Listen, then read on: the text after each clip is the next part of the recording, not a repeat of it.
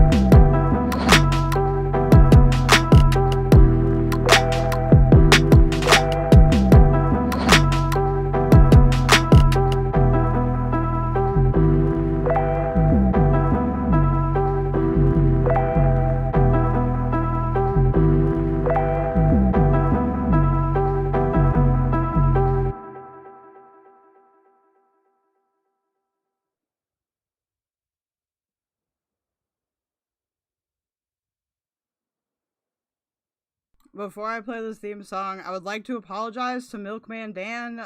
It's apparently his tag is very close to my live stream tag, and I've accidentally tagged him like the past 3 streams instead of going at live stream. I am sorry, Dan, for clogging your inbox. DJ AddyPupils. I know what's going on, chat on stream, it's Litty, 0050, chat gang come with me, we gon' light up the city, feel the God energy within me, checking models, ayo we Diffys, we got savvy, no Peter Griffey's, for we get litty, we sexy, we Diffys, ayo we Diffys, sexy and Diffys, ayo we Diffys, we sexy and Diffys, ayo we Diffys, we sexy and Diffys. I know what's going on, chat. Ayo we Diffys, we sexy and Diffys. I know what's going on, chat on stream, it's Litty, 0050, chat gang come with me, we gon' light up the city, feel the God energy within me, checking models, ayo we Diffys, we got savvy, no Peter Griffey's, for we get litty, we sexy, we Diffys, ayo we Diffys, sexy and Diffys, ayo we Diffys, we sexy and Diffys, ayo we Diffys, we sexy and Diffys. I know what's going on, chat. Ayo we Diffys, we sexy and Diffys.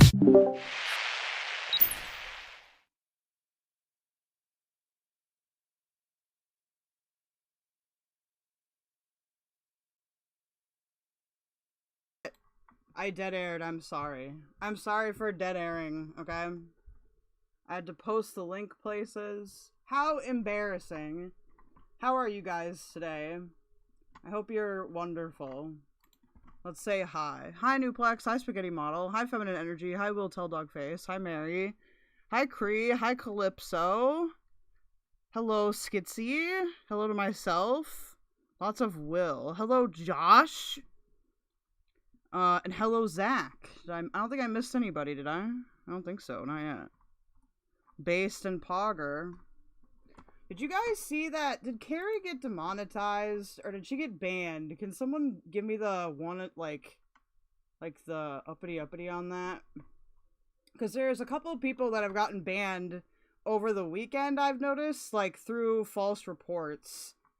So, Calypso would know that? I don't know if she wants to comment on that or not. Because I feel like somebody is being nefarious. And I don't like that. I don't like censorship generally, unless you're like a literal Hitler clone, okay? Cooking Mexican food while lurking, based, alright? For the announcements today, we have the usual: like, subscribe, share, follow, donate, and buy my mug! Buy it today. It'll help make you less depressed, alright? It has special healing properties. You cannot sue me for this, because I'm not a doctor. Let's see. We have no commissions, we have no polls. YouTube community page I have been using, finally, consistently. I don't have a goal up, and I probably won't put one up. I feel like I need better goal ideas. Maybe y'all can help with that. And remember, we practice ABCs here. Always be clipping. And get the likes up. False strikes and channel terminated, yes? Oh my god. Really? What did they get her on? No, it's all good, Calypso. I'm just, like, shocked that they would even do that. Like, I'm shocked that YouTube would do that, because her content has nothing even borderline TOS in it. Wow. Those guys are really getting desperate, hey? Sad, pathetic, beta behavior. So sad. Alright, okay. Now that we're in the Kwiggler suit, we're gonna watch this David Pakman video. I previewed like half of it. It was a little bit boring, but it seems people were requesting it, so we'll watch it. I think it's about Chorus. I think that's what this is about. I'm unsure, though, alright? She'll speak more on it soon. Okay, because if you guys want to, and I can maybe make a tweet about it, is a lot of times if you @ YouTube support on Twitter and get lots of likes and retweets, they will respond to your things sooner. I just had to do that yesterday because I guess Erudite's channel got false strikes as well. And while I love making fun of Erudite, I don't support censoring her. Potato, it's okay. I just think that you are not... How do I put this right? I don't think you suck. It's that I don't really understand, like, your I don't want to say strategy either. I'll think of something. I don't think you suck, though. Just because I can be very critical doesn't mean I hate people, alright? You want to hear my opinion on you? Let me think of this a little bit more, because I want to be able to, like, phrase it in a way that actually makes sense, and isn't just, like, me going off the cuff or whatever. Let's watch David Pakman while my brain chugs along, because my ADHD medicine. Alright. Oh god, you're so loud, David. Why, I can't believe you've done this. Hold on. I've been going back and forth about whether to even do this story, and I was about not to do the story, but I do find that this is a really important thing. It has to do with the existential threat faced. This has nothing to do with the video, but I just want to point out that David Pakman's set looks identical to, like, the room I did therapy in for a long time when I lived back in Minnesota. Seeing Democrats. And I am seeing the writing on the wall that Democrats still don't get it. So I'm going to tell you this story. It's a personal story. Do with it what you will. And I know that I may be potentially burning some bridges by talking about this. Uh-oh. Oh, I paused. One of the things that we learned during the 2024 election was that the Democratic Party doesn't really seem to get new media and independent media. And they continue to do the kind of stale thing of the Sunday shows that very few people watch and buttoned up interviews trying to be as least... Is this true, chat? I don't know. I feel like some Democratic lawmakers, like the Squad, for example, were super in touch with new media. It was more of like, you know, like the Blue Dog Democrats, like ancient dinosaurs, like that had been elected to Congress 8 million times, and like, you know, they're like 8,000 years old. Hey, Nova Hex. Oh, not this, not me. Oh, you want me to hear my opinion on this? Okay. As controversial as possible, occasionally dropping in a swear word or whatever to try to be a little more provocative and relatable, and it's all pretty disingenuous. But in December of 2024, I was invited to the White House. Of course, Kamala Harris had lost the election by then, and I met with senior Biden communications officials, and the president even came in to meet with us as well. And the topic really was the failures of 2024 by Democrats to understand independent media, to work with independent media podcasts, foment an environment in which it's actually useful and sort of like creates a community where audiences get to know elected officials and blah, blah, blah. And I had high hopes that the corner was being turned. And in fact, in 2025, as you all know, we've had more Democratic elected officials on the show. This includes governors. This includes members of the House. This includes members of the Senate. One of the unfortunate things for Democrats, and I've been totally upfront with everybody about this, is that even when they appear on our shows, most of them really don't connect in a genuine way. They talk about fighting back with strongly worded letters and meeting voters where they are, and there's very little sense that they are up for the Why don't I know who Adam Mockler is? Mary, can you explain? Fight and understand how to work in this new media environment. There are exceptions. I mean, most recently we had Gavin Newsom on.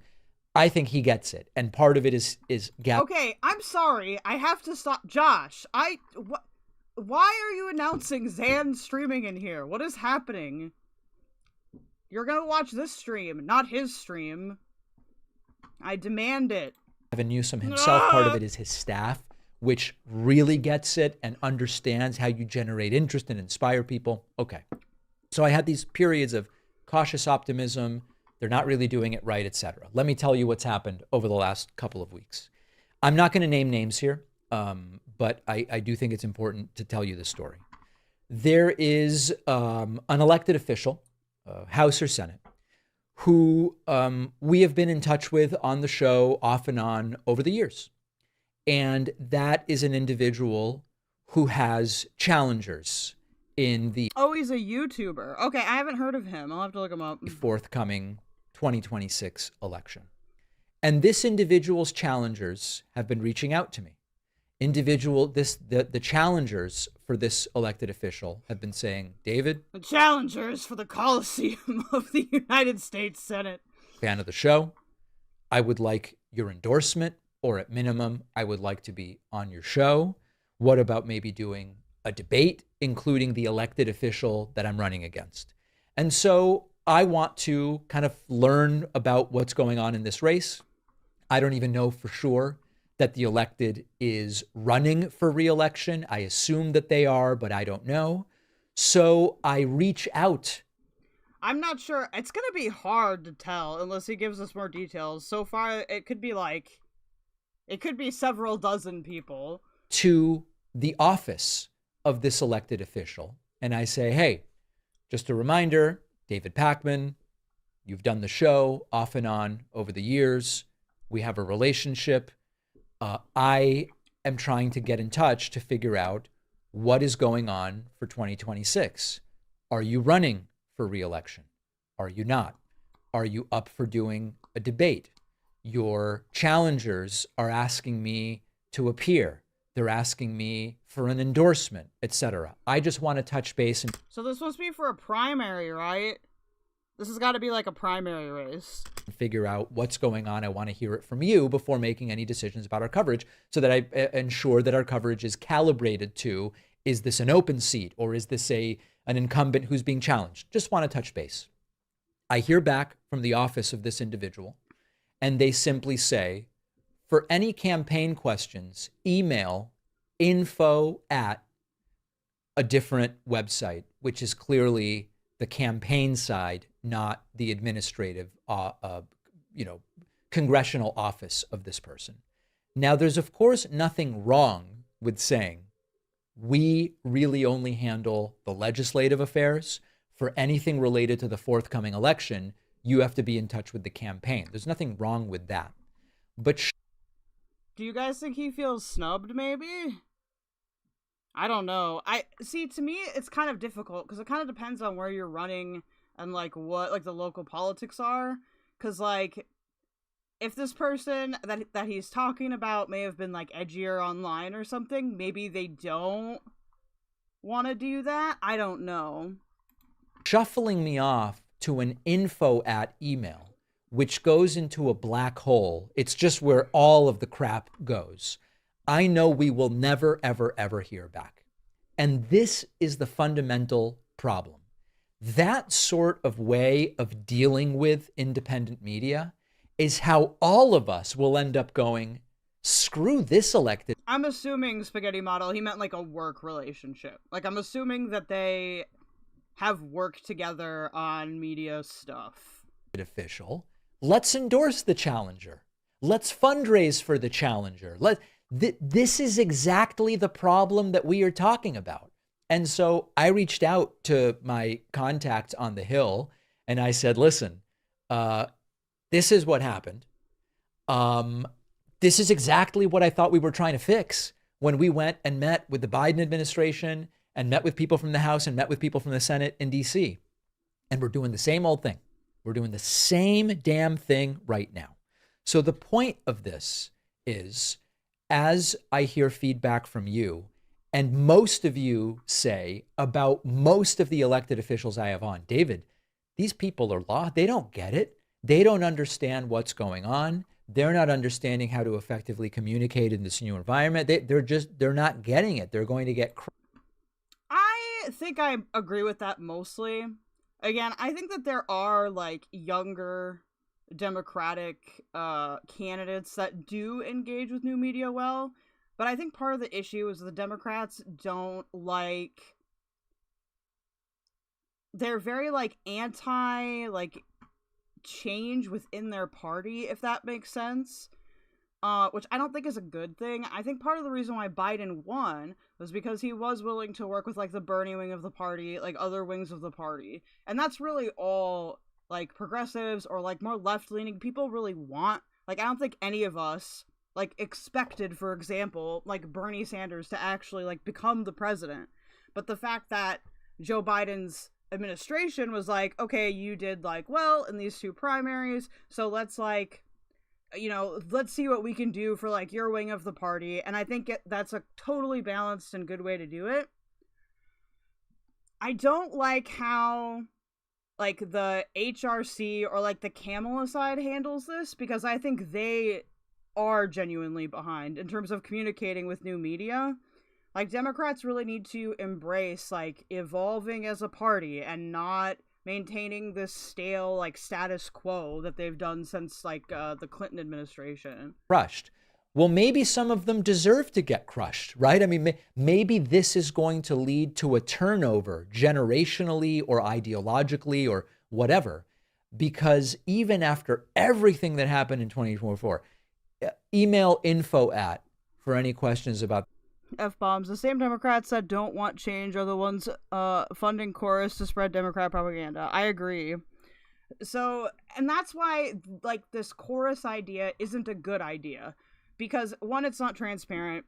2, it's going to continue to create this, like, dinosaur, you know, already extinct model the Democrats have continued trying, and it's just not working.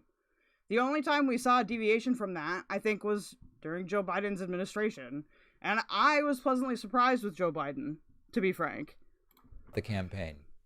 All right.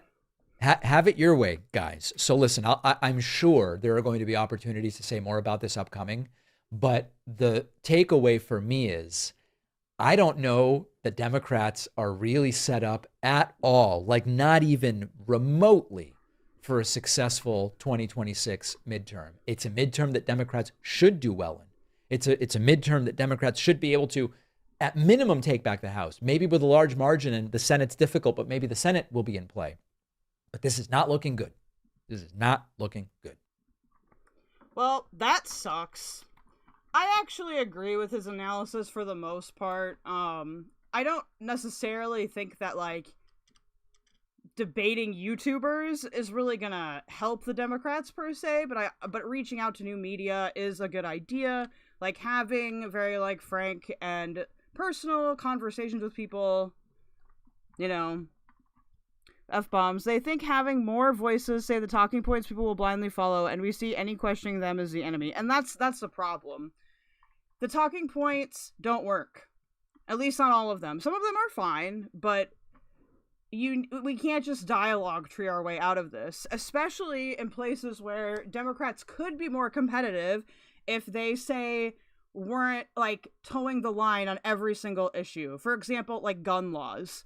I am personally, like, generally pro-gun, but I obviously think there should be gun control and restrictions so that people that are violent or, like, have, you know, had violent criminal behavior in the past, like, don't get a hold of guns.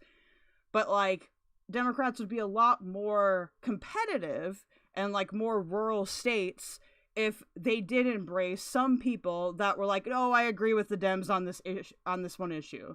Because Bernie had that. Mary says, if the DNC would have let Bernie win the nomination years ago, this would be a different world. I think that that's true for 2016. I don't know if it's true for 2020.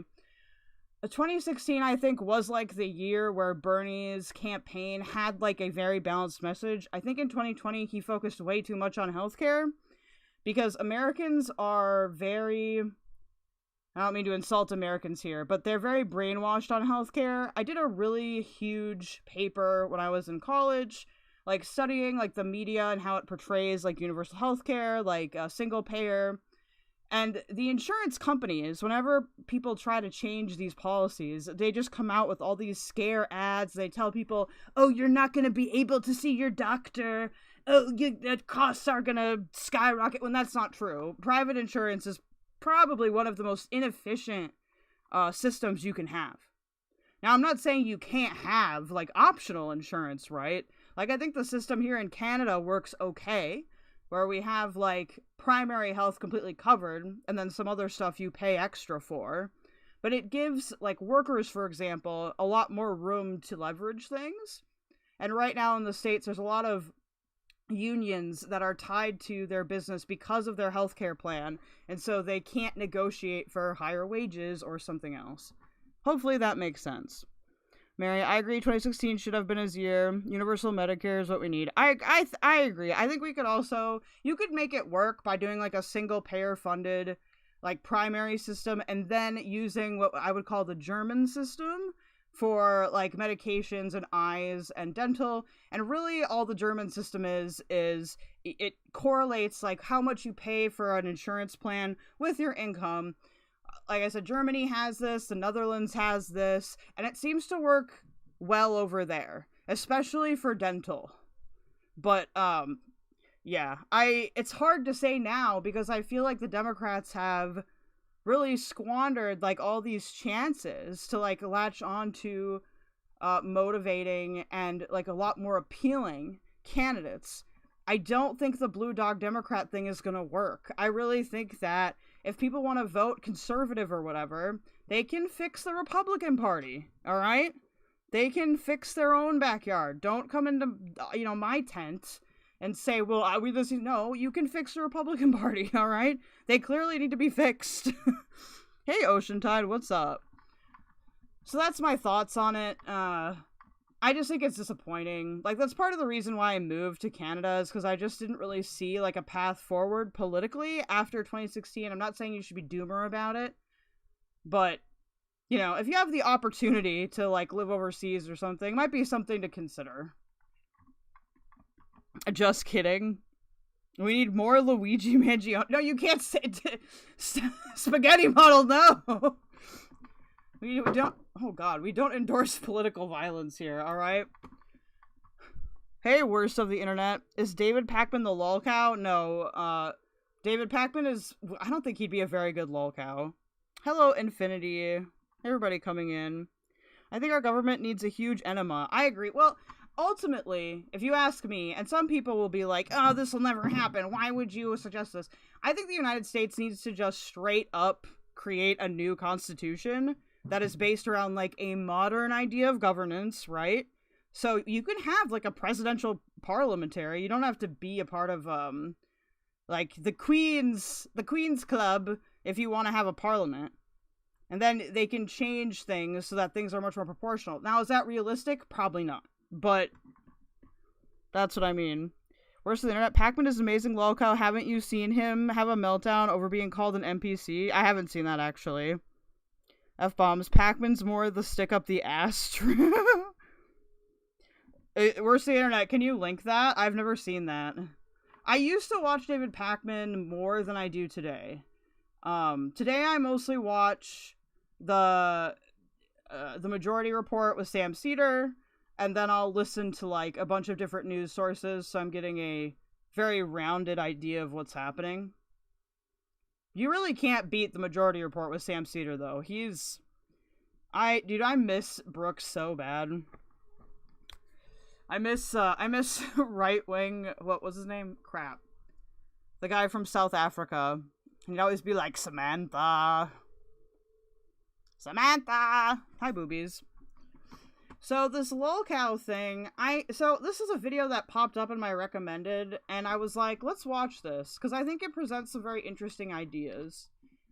And, I think it might showcase some of the things that a lolcow that Worst of the Internet was talking about with Carly. Now, this guy is going to apply that in a much wider direction. I don't know if that makes sense. But I think it's worth listening to and reacting to, because we should remember that it's good to listen to critics. Oh, let's watch this first, though. Oh my god. Oh no. Next question today. Hey, David, this is from Carrie. What do you think of this new right-wing insult meme, NPC? NPC. This actually came up at Politicon during my fake news debate. So here's just like an experiment I want to do first just to see about this. Do you have any idea what NPC means, Pat? Oh God, no, I don't. And I've done limited research Who is this guy? I like his hair. into it, trying to understand what the term means. But I know it's the latest alt-right trope. That's about it. That's all I got. So let me explain it to you, and then I'll tell you what I think about it. NPC stands for non-playable character, okay? If you play video games... I don't know if this was an appropriate backdrop for... It just is gonna make it a lot funnier. How, once again, video... I'm sure it's not that, Carrie. Yours, no! Game culture is trying to install terminology into society. I don't know, but they are. I also don't really understand Gamergate, so this goes hand in hand.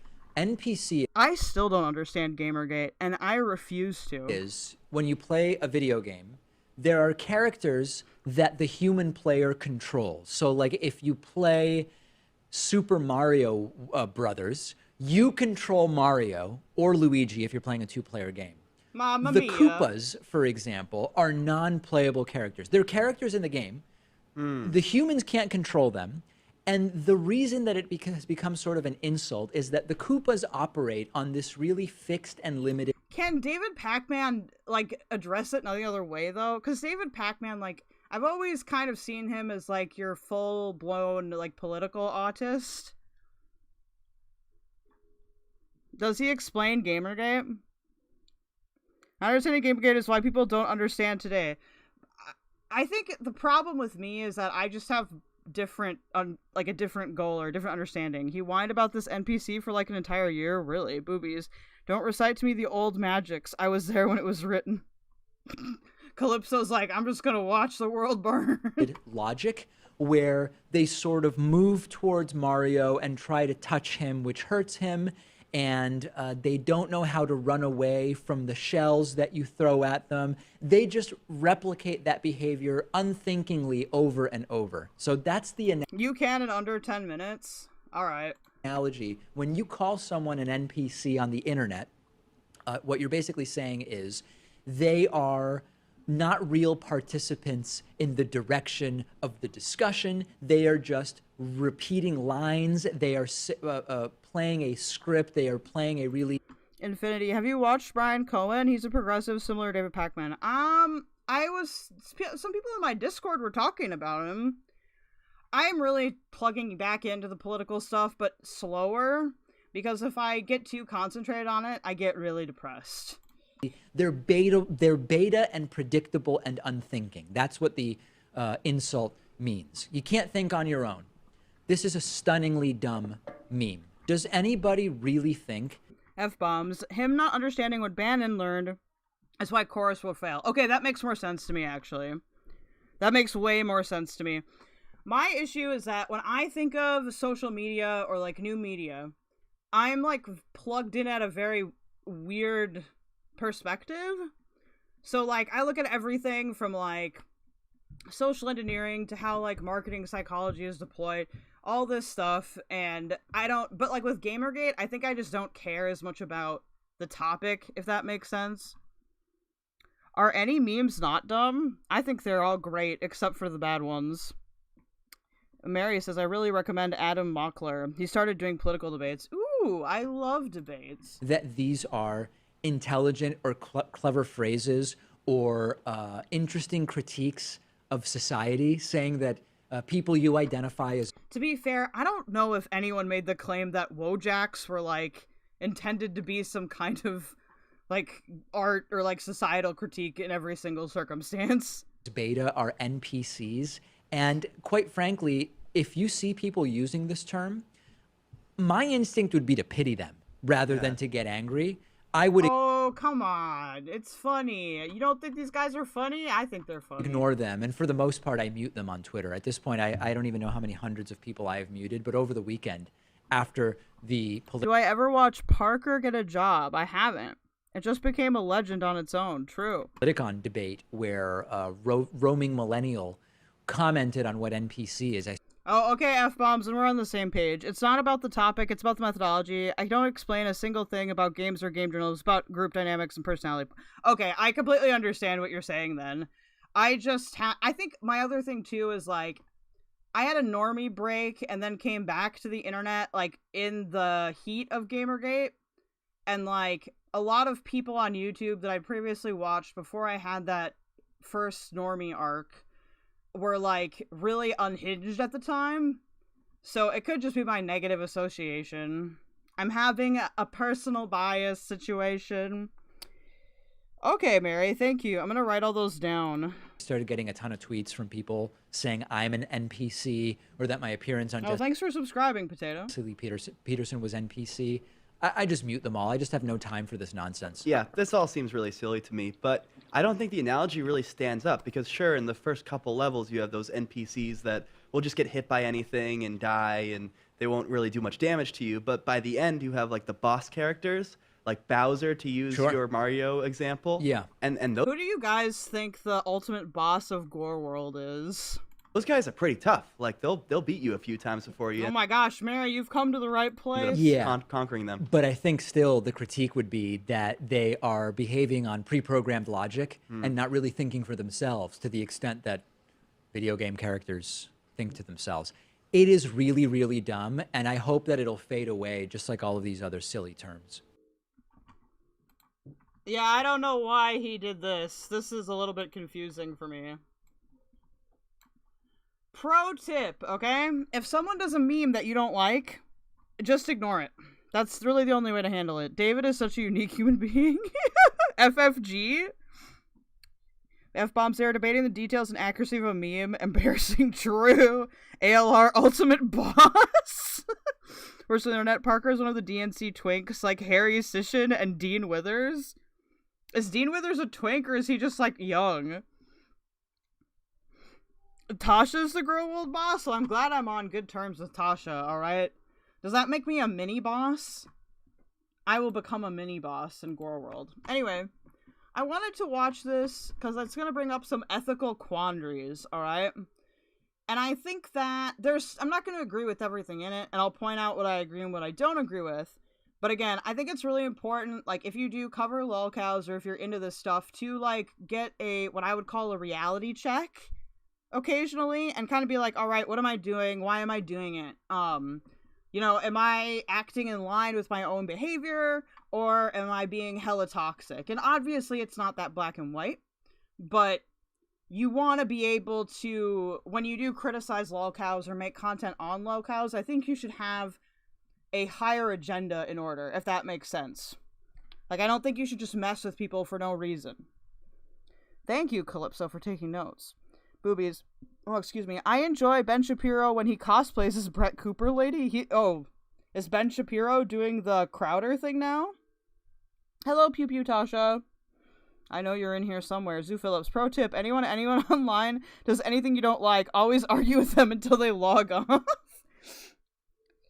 Oh, sorry, Mary. I don't know about gay guy culture, alright? It's true. I've failed. Anyway, I haven't seen this channel before. This is from a guy called Muckhole. This video did really good. It has 121k views for a 2.49k subscriber channel. So, let's learn, children, before we spend time dunking on QLR. A lolcow, combining LOL or laugh out loud with cow, is internet slang for someone who can be milked for laughs at their own expense. In practice, it refers to an individual made into an online laughing stock, often without fully realizing it. These are people who attract audiences because onlookers find their behavior unintentionally funny or cringeworthy, not out of genuine fandom. Crucially, the lolcow usually isn't in on the joke. They may even think the attention means they're admired, confusing mockery for genuine support. Unfortunately, there's a disturbing trend behind this phenomenon. A significant number of these lolcow figures are vulnerable individuals, people with intellectual and/or developmental disabilities or other mental illnesses. Over and over, the internet discovers an eccentric or troubled troubled personality and a pile. How accurate would you say that is? I think it's actually pretty accurate. Like, most of the time, when I look into most lolcows, unless they're specifically horror cows, I can find, like, sympathetic things in there. Keldoge, like, most lolcows are not even lolcows anymore. They are just mental disabled people being taken advantage of. Everything around World of T-Shirts is gross. Okay, very good. So he's gonna actually talk about World of T-Shirts in this video. Funny that is who the video showed as soon as I said it, yes. Fun ensues. Trolls and so-called fans will encourage the person to engage in outrageous, self-destructive antics, all for entertainment. In a lot of cases, onlookers even egg them into harm's way, prompting them to self-harm, indulge addictions, or wreak havoc in public, simply because an audience finds someone else's pain, misery, and struggle entertaining. Misleading praise and relentless dares create a vicious cycle for these individuals. The lolcow chases approval they think is real, while the audience pushes them further over the edge for laughs. So why do people participate in this? The appeal is morbidly simple. Misery loves company. So Newplex says, yeah, there's like a group of anonymous people with direct access who control the cows. And I don't like that. I don't think you can't not communicate with a lolcow. I think you can. I would argue that there are some people that are, like, temporarily lolcowed, and if you communicate with them in the right way and give them, like, good advice, and they're able to be aware about that, they will unlolcow themselves. I don't know if he mentions that or not. Troll communities feed off the negative drama and thrive off the struggles of others, finding a perverse sense of satisfaction in watching someone's life derail. It's addictive content, a real-life train wreck you can't look away from. And platforms like TikTok, YouTube, and dedicated forums make it easy to gawk at. But unlike typical stars that go viral who might actually be uplifted by fans, lolcow audiences do the exact. I watched an S-Jam live only once, and the way he is trolled is disturbing. I don't think I've ever seen any of his content. Opposite. They actively pressure the person into more impulsive or erratic behavior. Today's cheers turn into tomorrow's mockery as communities oscillate between fake support and outright harassment, keeping the lolcow perpetually off balance. What's especially troubling is how a whole economy has formed around milking lolcows. Views and clicks translate to money, and a network of content creators has sprung up to supply the demand for lolcow drama. Entire forums like the notorious Kiwi Farms and countless subredditors. Now, I have to be transparent here. Obviously, I've gotten views and clicks from covering lolcows, right? I try to do it in the best way possible, but, nobody's perfect. I do, however, very much avoid doing something he's going to talk about here, which is where I don't go on Kiwi Farms and just, like, copy a thread and make it into a video. I'll look at information on there and I'll assess it, but the vast majority of the time, I'm taking things from a bunch of different places, and I don't even think Kiwi Farms appreciates that when people just make, like, threads into videos, basically, since that's stealing the OP's work. Their Discord groups are devoted to tracking lolcow antics. Kiwi Farms in particular became infamous. It started as a site to catalog the life of one early lolcow, more on him later, and now deems itself as a community, discussing eccentric people who voluntarily make fools of themselves. Absolute bullshit. In reality, many of their targets don't volunteer for the abuse they get. They're often people. Zoo Phillips, I have a close friend who swears he is laughing with Josh, not at him, and we've gotten into screaming arguments about it, so I think he actually thinks Josh is a normal person, for lack of a better term. Interesting. I mean, like, I have really positive relations with, like, Keffel's community. Some people would call her a lolcow. I personally wouldn't, but it's up for debate, I guess. Mary, I still don't fully understand what Kiwi Farms is, and I'm good with that. He'll actually explain in this video. People lacking the social awareness to realize how they appear, or they're lacking the coping skills to handle life in general, much less thousands of people actively messing with them. What started as a small phenomenon on lucrative forums or Reddit posts or Discords, on YouTube, commentary channels have turned lolcow content into Is World of T-Shirts named Josh? the lucrative genre. Creators like Turkey Tom, Smokey McSee, and Kiwi Oh, Turkish Tom taking a stray there. Tapes routinely produce local documentaries or reaction videos that highlight the most humiliating moments of these individuals' lives. They morally grandstand about their subjects' flaws, painting lolcows as horrible people whose antics deserve exposure, but their comments mirror high school bullies targeting the special needs kid for a laugh. There's even Okay, thank you. a grotesque sense of spectacle. Like Kiwi Tapes and his associate Smokey McSee both post videos regularly documenting these people and host a degenerate live stream where they sit around and make fun of lolcows. These YouTubers often collaborate and share info. The tone of this content is self-congratulatory. These creators act like intrepid investigators or vigilantes exposing the misdeeds of the lolcow. But in all actuality, they're just getting paid to harass a complete stranger. Dude, I feel like the name Josh has taken a lot of it's taken a lot of hits this year, okay? We had Bo Blacks. Online, just because that person is different or unattractive to them. It's bullying for profit, thinly cloaked as internet journalism or justice. To be fair though, not every so-called lolcow is mentally disabled or innocent. There are some exceptions where relatively mainstream but disliked figures get this label. For example, certain controversial gaming streamers or vloggers with no diagnosed disabilities have been dubbed lolcows after repeated public meltdowns. The dark side Phils or wings of redemptions of the internet are mocked largely for Now, if you ask me, I don't even get Darkside. Darkside Phil is boring as fuck. I know that he's like had meltdowns and is like a fucking asshole, but he is so boring, bro. Sherlock Ho, I'd like to hear the argument as to why Keffels is not a lolcow at some point. I would argue that she has some lolcow characteristics, but like she got off the internet and like disengaged. I don't think that's very lolcow behavior. Their behavior and attitude, not a cognitive impairment. But those cases only prove the rule. When a person isn't particularly vulnerable, I agree, they are weird, because DSP is so boring. Like, I literally can't cover him because he's so boring. Wings, I can see it more, but with DSP, it's like, I just boring.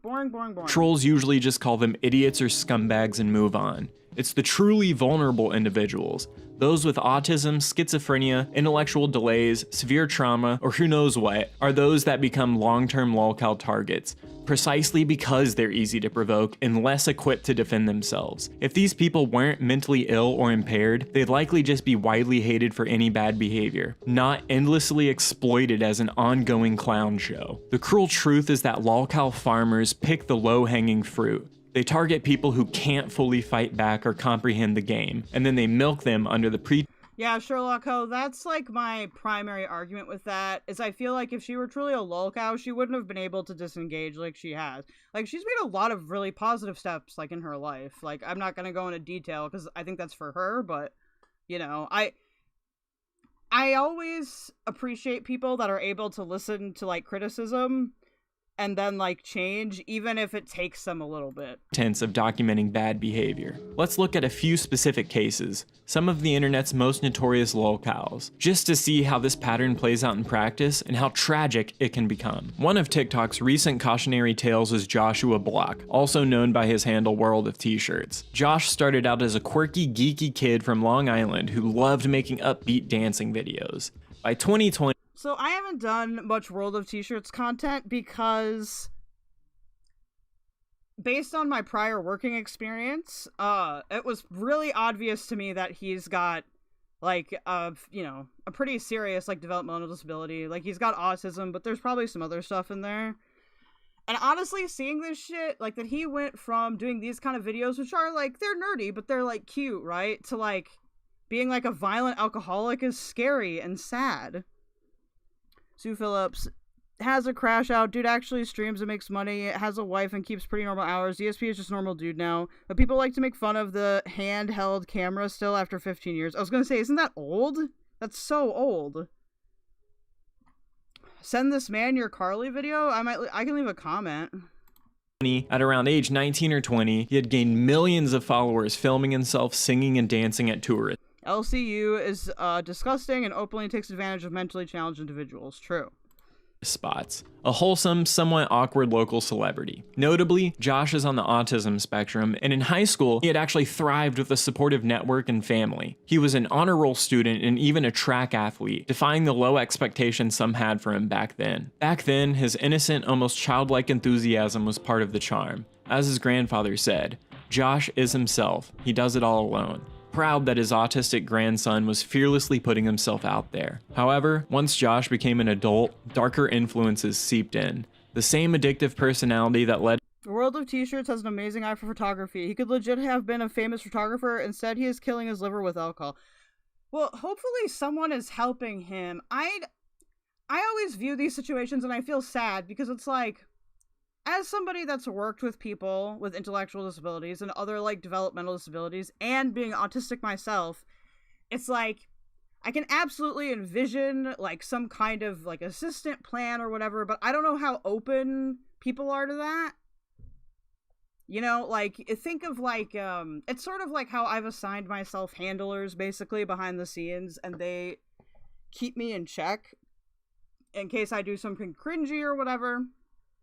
But, I would want to know how open some of these people are, like World of T-Shirts, to, like, having that kind of assistance, like, even on a professional level, because there's lots of people with that experience that I think would find an interesting career path in maybe improving the, like, the atmosphere of the internet, if that makes sense.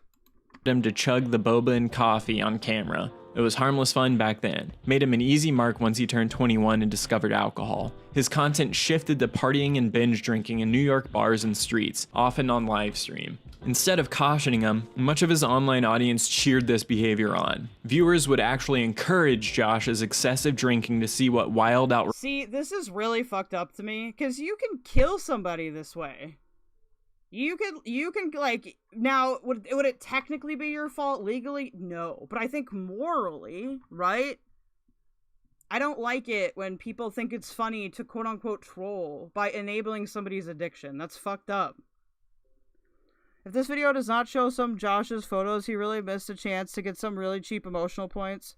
He was like award-winning in high school, and it's what even gave him access to social media.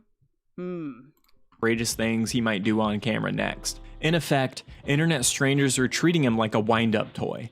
The drunker Josh got, the more extreme and entertaining his behavior came to them, so they kept pushing it. Josh had no one positive looking out for his well-being. His mother had died of cancer when he was in his teens, and his father, who also struggled with addiction, was out of the picture. He lived with his grandparents, but once he was roaming Manhattan making videos, the internet became his main social circle. Yep, cough, Jessica Messica, cough, oh no. Sensing this vulnerability like some sort of sick vultures, The Jessica Messica tea is boiling. some opportunists deemed Josh as handlers, even leeched onto him in real life. A middle-aged man named Michael Quinn began hanging out with Josh during his bar crawls, ostensibly as a friend, but in reality, Quinn was exploiting Joshua's alcoholism for clout If it was this guy, he wasn't doing a good job, he was exploiting him. and money. Quinn would appear in Joshua's live streams and videos, buying rounds of drinks or facilitating stunts, all the while growing his own online following from the spectacle. Quinn financially benefited by promoting himself and even directly using Josh's meltdowns as content. Let's just say many of Josh's genuine fans have accused Quinn of not having his best interests at heart, to put it mildly. Whole forums began to spring up to discuss and monitor his every move. There's a subreddit with thousands of members dedicated to just World of T-Shirts gossip. The commentators in those circles share each new incident. Joshua passing out on a subway, Josh vomiting in public, Josh getting into a drunken shouting match, and so on and so forth. Rather than expressing any concern, many find it hilarious, basically just egging him to chug more. A lot of trolls even take it offline, approaching him in person to solely provoke a reaction on video. The classic, "Put the fries in the bag, Josh." Yeah, real funny, dude. It must be said that Josh's behavior deteriorated sharply under his toxic spotlight. By 2023, nearly every TikTok he posted showed him bleary-eyed in his signature sea captain's hat, openly. Cree says, I think a lot of trolls who support the online addicts want to see the finally disgusting voyeurism, and that's true. That's very true. chugging vodka, beer, wine, whatever alcohol he could get his hands on. He started blacking out regularly. He'd wake up on trains not knowing where he was. In one video, he's so inebriated he urinates on himself while he's passed out. Just fodder for endless mockery on Reddit. He went viral for some other troubling incidents too. In a now infamous clip, Josh stomps on a live fish that someone had bizarrely gifted him as a... Okay, but like, it's a fish. I don't really get the outrage over this. I'm not saying that we should like be mean to fish, but like, it's a fish. It's a fish, man. Prank, laughing while doing it too. The public outrage was immediate. He faced a massive backlash for animal cruelty. Josh apologized, saying, "Okay, Am I fucked up for thinking that? It's just a fish? Sorry about the fish, it was wrong." But that apology was mostly ignored or disregarded, with some suspecting that he only apologized to try to get unbanned. In other cases, he's been caught on video ranting and using racial slurs, behavior that should have serious consequences. But online spectators oddly treat these incidents like part of the show. Is he a bad guy, or is he like being enabled and like learning from bad behavior? Because I have seen this with people, especially if they have an intellectual disorder. Like, they will copy behavior fairly easily without really understanding what they're doing, you know? Like, so it's like, I have a hard time really, like, if someone asks me, like, oh, do you think that, you know, like, Christian, for example, is, like, evil? I don't, actually. I obviously don't approve of Christian's behavior. I think that Christian should be accountable for their behavior, right? But, like, I also think that they got mega fucked up by people online, and that shouldn't just be discounted. Like, they are learning from their environment, and if you're providing an environment like that for somebody, even if you think it's just haha funny, like, you're facilitating that kind of shit, whether you like it or not. And this is coming from somebody that, you know, used to, like, troll Christian on Encyclopedia Dramatica back in the day. Like, there's a reason why there's a lot of old V users that have a lot of issues with Kiwi farms. And Jenna Marbles just had the wrong fishbowl. Jenna Marbles quitting was fucking horrible. That was actually terrible. Autistic individuals mimic their peers, true. There's a ton of lore on World of T-shirts. I guess I would want to hear the argument for why he's a bad guy. Well, Christian really just needs a personal nurse to look out for their well-being. Okay, Christian should have been in a group home after high school. Not like, you know, I don't think Christian would need, like, literally 24/7 care, but, like, he clearly needed to be, or, excuse me, they clearly needed to be, like, protected when they weren't. You know? Like, I've always felt regret about how I interacted with Christian when I was, like, a teenager. Like, it's been kind of, like, one of the things in my life that I have regretted the most. More clips to catalog under the Lolcow lore. What's often missed in these conversations is how this behavior was shaped. It's by the audience and by the vacuum of any real support. This is someone who once had structure and supervision under his grandparents in school, but once becoming an adult and entering the public eye, was swept into an exploitative feedback loop of reinforcement. Without a strong social network to... I agree, Calypso. World T-shirt seems professional support too, yes. Maybe I should create an agency at some point for that. I don't know if that's possible, but I see the need a lot. And I think there are other people with disabilities where, like, this job would be very good for them in terms of, like pay and things like that. You don't know who Christian is, Ocean Tide? Oof, well, I think he'll explain here. I guess I should add ASD individuals often mimic but don't understand the social limits, so are very susceptible to taking things too far, yes. Well, wait, you interacted with Christian when you were a teenager? I didn't even know who he was until 2021. Growing up, I was pretty miserable. I got really addicted to online bullying really early. And then I got in trouble, so I was grounded from the internet for a while. But, like, there was a point where, like, I was engaging with people like that. And, like, I'm glad that my parents, or my mom really got me, like, therapy and stuff, because I don't know what would have happened without that. You want to make a temporary building for all the disabled YouTubers? Not a temporary building, but, like, I would love to be able to figure out how to get these people professional support, since, like, I have a lot of experience in that. I don't know if you could do it through, like, a talent agency that's, like, where like the primary like talent that you're looking for is like people with disabilities. I don't know if that makes sense. I understand the more extreme end of the spectrum because of personal experience. Yeah, same. Guide or protect them, his maladaptive behaviors were consistently rewarded with attention and novelty. If Josh hadn't become internet famous, he likely would have slipped through the cracks of society, quietly struggling with addiction, mental health, and grief and obscurity. Instead, he became a sideshow attraction, spiraling for the amusement of millions. His grandparents will eventually pass away. Now, Onision is someone I don't regret bullying a lot. I used to, like, spam hate comments on his videos. I make an analogy, IDK of treating them differently as a solution. It's not even differently. It's just, like, making sure that they have somebody there that can, like, support them at a professional level so they can make better decisions. Obviously, it's going to depend on the individual because some people don't ever want to ask for help, right? But I'm sure there are people who would accept it. Shani was the first to really get my attention. I'm autistic and ADHD, if I wasn't clear too. Everyone has that here. But yeah, I don't know. Maybe it's a thing that's not possible, but I've always just thought, like, maybe there could be a structure for that. If they haven't already. And if the internet continues treating him like a cautionary tale instead of a person, there's gonna be no one left to catch him when he falls. Nobody online should be holding Josh accountable for the behavior that they helped manufacture. By early this year, the situation had hit a new low. During a chaotic trip to Japan, bankrolled by donations from his so-called fans, Josh... But Voiceless, I had a very similar introduction with that. I also interacted a little bit with Terry, if you guys are familiar with Temple OS. But, like, that was never bullying. I just thought he was fascinating, and I could call his phone and say weird shit, you know?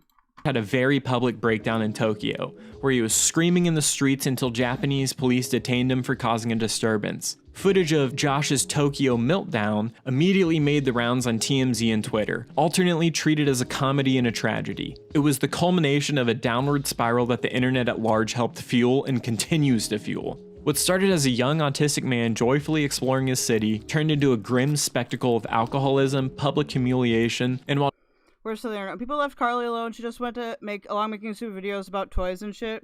I think Carly has support though. Like, she seems to have contact with like a social worker and stuff like that. The only reason she was raging was because people were provoking her to. Mary, I have never heard of Lolcows until earlier last year when I was unwittingly pulled into Gorlworld. This still seems intense at times. Yeah. Gorlworld, I think, is actually one of the lighter spaces I've entered. I feel like I can communicate with people pretty well here. It's not as autistic as, like, the debate bro community.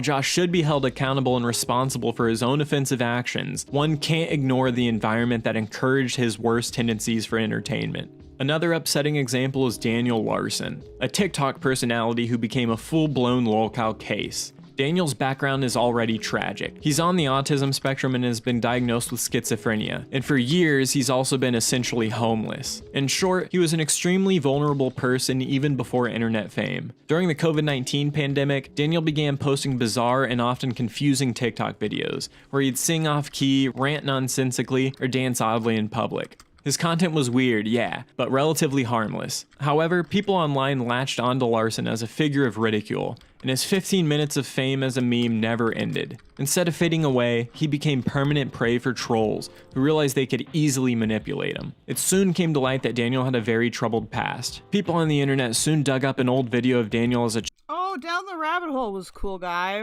I don't think he's made... Really? That would be cool if he did interview me. I'd be stoked. Will says, damn, I feel like Down the Rabbit Hole needs to interview you. You sound like you got a lot of insider knowledge on a lot of the people he's covered.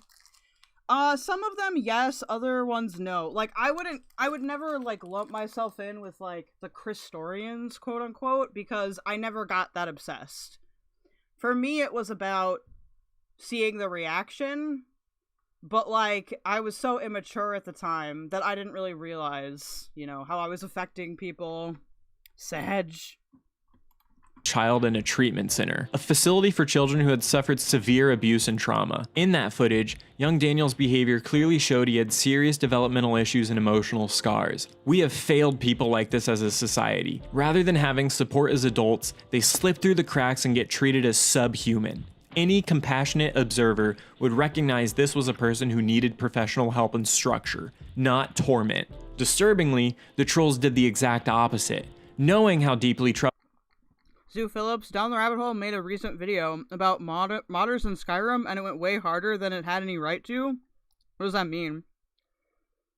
Voiceless, cows and horror cows are in all groups everywhere. I mean, that's true.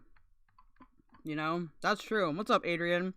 He did a video on Skyrim too. Okay. I mean, I'm not really into Skyrim, but... troubled he was, they saw it as an opportunity.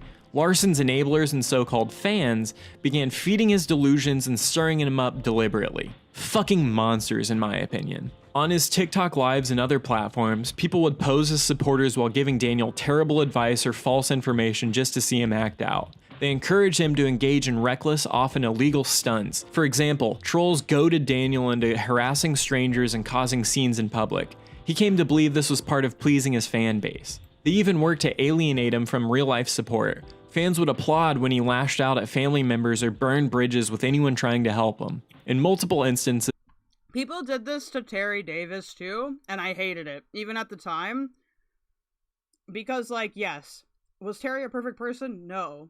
Did he need to get, like, provoked to get kicked out of his parents' house? I don't think so. You know? And he actually died. Also, his video on boat murdered is absolutely peak.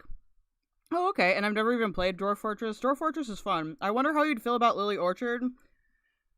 So, Lily Orchard is in, like, a group of people where I would call obviously and very knowingly predatory. Like, I'm not saying that they have perfect lives or whatever, but I think there is a difference between, like, more predatory, like, horror cows than, say, like, Chris Chan, if that makes sense.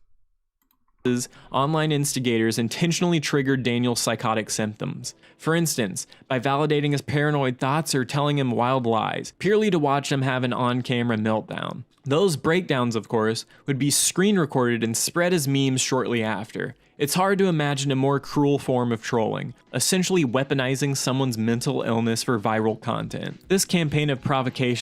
Yeah, Isabel Janke, although she disappeared. I've been trying to find her, because I think she's a psychopath, but I don't know. She's a fucking rich kid, so... eventually pushed Daniel across a legal line. Egged on by some malicious fans, Daniel started to believe grandiose and delusional stories, including that he had some high-stakes mission to become a president and that he was being threatened by government entities. In mid-2023, he began posting threats that he was going to do violent things. Apparently under... Yeah, I wonder why, alright? Well, okay, the rumors going around at the time was that her parents were glowies. Which, if you don't know what glowies are, they're like feds. And, I don't know. I think that might be true, but it's so hard to confirm. The belief that it was necessary or that he was being instructed somehow. He posted videos ranting about plans to bomb the White House and other government buildings and threatening an FBI agent. Utterly alarming stuff. It's unclear if he truly understood what he was saying, though. Schizophrenia plus the troll influence is a dangerous mix, but the threats were taken seriously by authorities. In May 2024, federal agents arrested Daniel Larson, and he was charged with multiple counts related to her dad is confirmed part of the FBI? Threatening to use explosives. A judge ordered that he remain in custody pending trial, explicitly noting that Larson's mental health issues and homelessness made the situation especially volatile. The judge recognized that Daniel had no stable life and was acting out largely due to mental illness. Daniel was clearly both a victim of his circumstances and a danger because of how far things had escalated. It's important to stress that Larson is not blameless in this whole scenario. Making violent threats is a crime, and he's gotta face those consequences. But it is also painfully clear that online agitators poured gasoline on that fire. We can clearly see that his audience deliberately played into his delusions and egged him on until it went way over the edge. People who knew full well that he was schizophrenic and autistic kept winding him up for their amusement, like it was a long-term reality show, some fucked up version of The Truman Show. Some even justified it by pointing out that Daniel had exhibited inappropriate or disturbing behavior. But to whatever extent Daniel had problematic tendencies, the response of turning his life into a 24/7 circus only made everything worse. Even if he was a danger, turning him into an internet punching bag did nothing to protect anyone. It just turned serious red flags into laughing matters. No matter how reprehensible a person is, onslaughts of relentless trolling are not justice, it's just harassment, and they take away the seriousness of any actual allegations against these people by making it fodder for jokes. The Daniel Larson saga is a prime example of the mental health crisis. He probably told her to get the fuck out. I mean, yeah, that's kind of what happens in wealthy families. If you do something that's socially embarrassing, your parents will usually like send you to rehab or like ground you for 800 years. We currently have in America. Rather than receiving the care he desperately needed, he was left to spiral on the internet until it got to a point where nobody was laughing anymore. Alrighty, no discussion of Lolcows would be complete without Christine Weston Chandler, better known on the internet as Chris Chan. So if y'all don't know about Chris Chan, he's gonna give a little summary here. Christine is perhaps the most infamous lolcow in internet history, an individual so heavily trolled and documented that some have called her one of the most documented people in existence. Her story is so long. I will say though, I don't know how I feel about the Daniel Larson take, because Daniel Larson has been predatory, but at the same time, I guess we don't know the source for that. So for me, Daniel Larson is a tough one. Long and tragic, but a brief overview shows just how far this lolcow phenomenon has gone. Christine, who is autistic and also identifies as a transgender woman, first became known to the internet forums in the late 2000s due to her eccentric homemade comics about Sonichu. So I discovered this through the original posts on V, okay, if you all remember that. How long have lolcows existed? I mean, technically forever. I think the term was like coined more around the millennials, so like 2000. Isn't Daniel Larson also a PDF? Yes. I can't talk about Chris Chan last night. Did it cause issues? Oh, what happened? Pikachu and Sonic mashed up. She was originally a small-time creator posting cringy content, but unfortunately, sites like 4chan and Encyclopedia Dramatica picked up on her as an object of ridicule. This was essentially the birth of the term lolcow. In 2009, a forum called the CWC Wiki was launched specifically to catalog every little detail of Christine's online life. Users on the wiki obsessively— I have not seen anything on the wheelchair Rapunzel lately. Lolcows are the town drunks of social media. Yeah, that's all right. That's, I think, a good comparison. archived every drawing, video, blog post, tweet, or purchase. For Christian, I think now they do. Christian does have genuine fans, but yeah. That Chris Chan ever made. And hello, young black economist. Covering lolcows is ethical, especially because they're literally always racist. Fuck a bigot. I mean, true. But if they're, like, intellectually disabled or whatever, I don't know how, like, to me, that is kind of unethical. It just depends on the person. It wasn't just passive archiving either. These trolls actively interfered in her life. According to reports, members of that forum hacked into her accounts, leaked personal emails and documents, and even stalked her in real life to snap candid photos and recordings. All of this was done to provide more milk to the lolcow community hungry for the Chris Chan content. By 2015, the CWC Wiki had evolved into what we now know as the Kiwi Farms. Kiwi Farms broadened its scope to target any lolcow, not just Christine, but she remains a central figure on the site. For over a decade, Christine was subjected to relentless trolling. Pranksters posed as online sweethearts to earn her trust and embarrass her. Catfishers tricked her into doing Now, the catfishing people, freaks, okay? Like, even if you hate Chris Chan and think that they're, like, the most predatory person on earth, I still think that people that did the catfishing shit, weird freaks. Why would you do that? Well, I just recently learned Daniel Larson lives in the Denver area, and now I'm quietly terrified I'm gonna run into him somewhere, like he's a Colorado Sasquatch or something. I mean, he's really into Scientology right now, so I don't know. Maybe you could approach him and, like, bow to him, pretend you're a Scientologist. Nah, if they're mentally disabled but also racist, I will make fun. I mean, I'm not saying don't criticize people for being racist, to be fair. Cree, I used to have crackhead and alcoholic neighbors when I lived in town. Now I have the neighbors' buttload of cats or lolcows to watch. True. I don't know what to say. If people can't forgive mentally ill people for having mentally ill opinions, then we will never solve any problems ever. So, autistic individuals mimic their peers, so they were taught to be racist. Like, in some cases, like Terry Davis, I would argue that they have lost so much of what reality actually is that I don't think you can actually, like, take his political opinion seriously. Like, did he say some racist shit? Yes. But, like, he was also deeply schizophrenic. And, like, didn't have... it didn't seem like medication helped him a ton. So it's like, I don't think you can really argue the intentionality there. Or at least I feel the intentionality is very vague. Christian, I think, has been more homophobic probably than racist. I know that they've said racist things. Creating things on camera, and bullies constantly fed her false information to watch her react. Christine, due to her autism and other mental health challenges, often couldn't discern genuine friends from trolls, which only made it more tragic when they would later publish her private conversations or make mockery of her heartfelt confessions. This all reached a horrifying climax in 2021. In August of that year, an audio recording leaked online in which Christine seemingly admitted to committing incest. Specifically, she talked about a sexual encounter with her own elderly mother who suffers from dementia. The moment it hit the forum, it exploded across the internet. Within days, Christine Chandler was arrested and charged with a felony. The news made international headlines with many people asking, how did things get to this point? While ultimately, Wow, that doesn't feel like it was that long ago. I really am getting old. Christine is responsible for her actions. Good morning, Saint Ratty.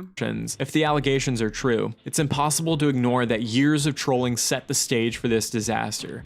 Trolls had conditioned her to trust random internet people and do what they said. Actually, also, the Zoo Phillips, come on. We don't need to do that. leaked incest audio came about because a troll encouraged Christine to talk about what she'd done in a call, likely hoping to generate the most shocking content possible, with little regard to any consequences. Kiwi Farms users then disseminated that call widely, under the thin justification that they were exposing a crime, but one can't help but see the voyeuristic glee in how it was handled. As Business Insider noted, Kiwi Farms originated from Christine's saga and still devotes enormous threads to cataloging her life. In other words, it's a community about discussing eccentric people who voluntarily make fools of themselves. The Christine Chan case shows how naive that description actually is, though. She didn't volunteer to have every private moment of her life leaked and dissected by thousands of strangers. She was targeted precisely because she was an easy target, a mentally vulnerable person. I will note that I think that the community as a whole was a lot younger when people found out about Christian. Like, from what I remember, I was mostly talking to other teenagers at the time. There were some creepy adults in there, too. And I think that that's what fed a lot of it, but I feel like as people matured, they should have just dropped it. You know, because I would argue that people enabled Christian into doing some really awful shit. You know, like with like the catfishing and shit like that, hey? And it's like, Christian is literally like, I would say probably level 2, like on the ASD scale, and those people still have like significant impairments.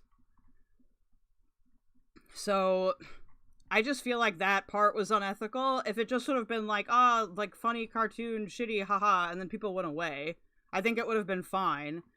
But the fact that people didn't stop and still haven't stopped, weird. Person whose worst moments could be milked for endless laughs. It's worth noting that Christine's life has been utterly ruined by this cycle. She spent over a year in jail awaiting trial, was shunned by most of her former acquaintances, and to this day remains a figure of infamy. The trolls often rationalize their obsession as a kind of dark comedy legend. Christine was treated as a caricature, not a human being with real emotions or pain. But behind the sensational headlines is someone with autism who desperately needed help and intervention years prior.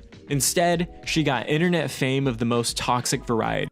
Voiceless, I actually agree with that. I think that Christian does have some self-awareness, but like, based on what I've seen, the enabling, I think, has made it way worse, you know? Like, I think it's to the degree where I don't think you can really separate the two anymore. So then it becomes like, you know, what would have happened if people would have just moved on, you know?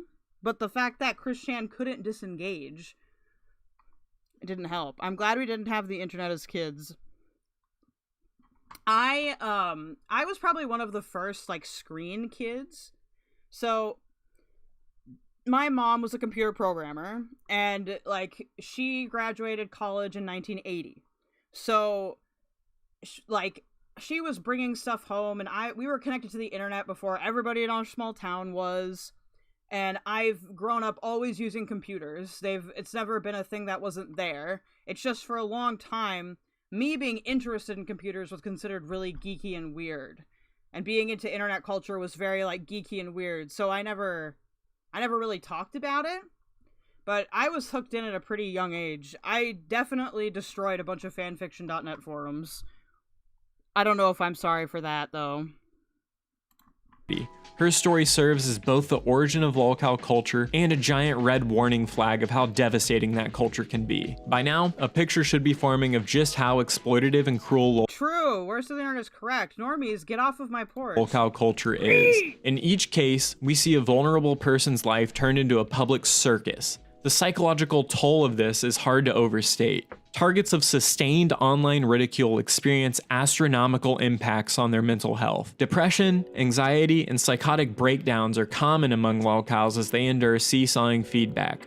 One minute, a flood of praise from fake fans, and the next minute, a wave of hate and mockery. Some of these individuals already had mental health challenges to begin with: autism, schizophrenia, past trauma, to name a few. And the constant harassment makes it exponentially worse. It's a vicious cycle. The more they're bullied, the more they act out or deteriorate, which then provides more content for the bullies to laugh at. It's a bit like watching someone I don't want you guys to be ableist or racist, okay? Y'all can do that in Discord. slowly lose their grip on reality while a crowd cheers for more. For the troll community, Get along, kids. Don't make me put you in the naughty chair, alright? and content creators, there's a disturbing lack of empathy, and I hate using that term because of our friend iDubbbz, but many justify their actions with a sense of moral correctness or righteousness. They claim they're holding the lolcow accountable for bad behavior, or just that it's all in good fun because the person is so weird that they deserve documentation. We see it when YouTubers make a big showing of cataloging a lolcow's every sin, as if making a supercut of someone's worst moments is a public service. Some trolls point out correctly that lolcows have done genuinely bad things, but does that mean it's open season to hound them 24/7? There are so many people that think harassment is just fine if they believe that the person they're harassing is bad. It's a warped moral calculus.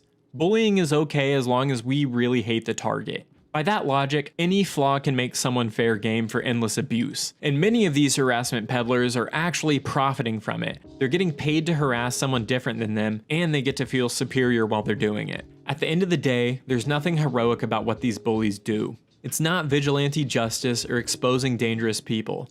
More often, it's just kicking someone who's already down.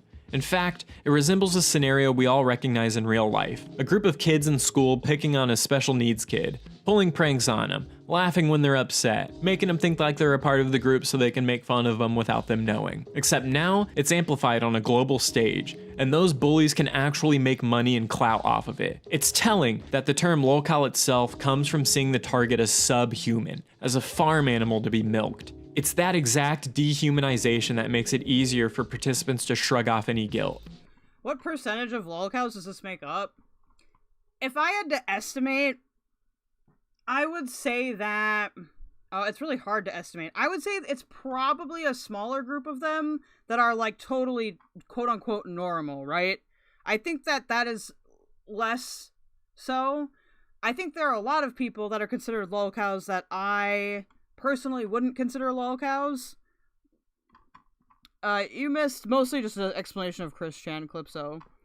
So, like, it's hard to put an exact number on it, but I do think that it's probably leaning towards less, or, like, people that would be, like, on an Amber Lynn level, or like, some other person that's, like, I don't know, not, like, in the disabled category. Imagine you're walking around your city and you see a homeless person having a mental breakdown on the street. Most decent people would feel empathy, maybe call someone to help, or at least realize that this is someone in crisis and move along. Now imagine a crowd gathering around that homeless person and pointing and laughing. Keemstar is a lolcow? I mean, maybe. Also, I'm gonna let this play. I'm just gonna go to the bathroom quick, but I'm still watching chat, okay?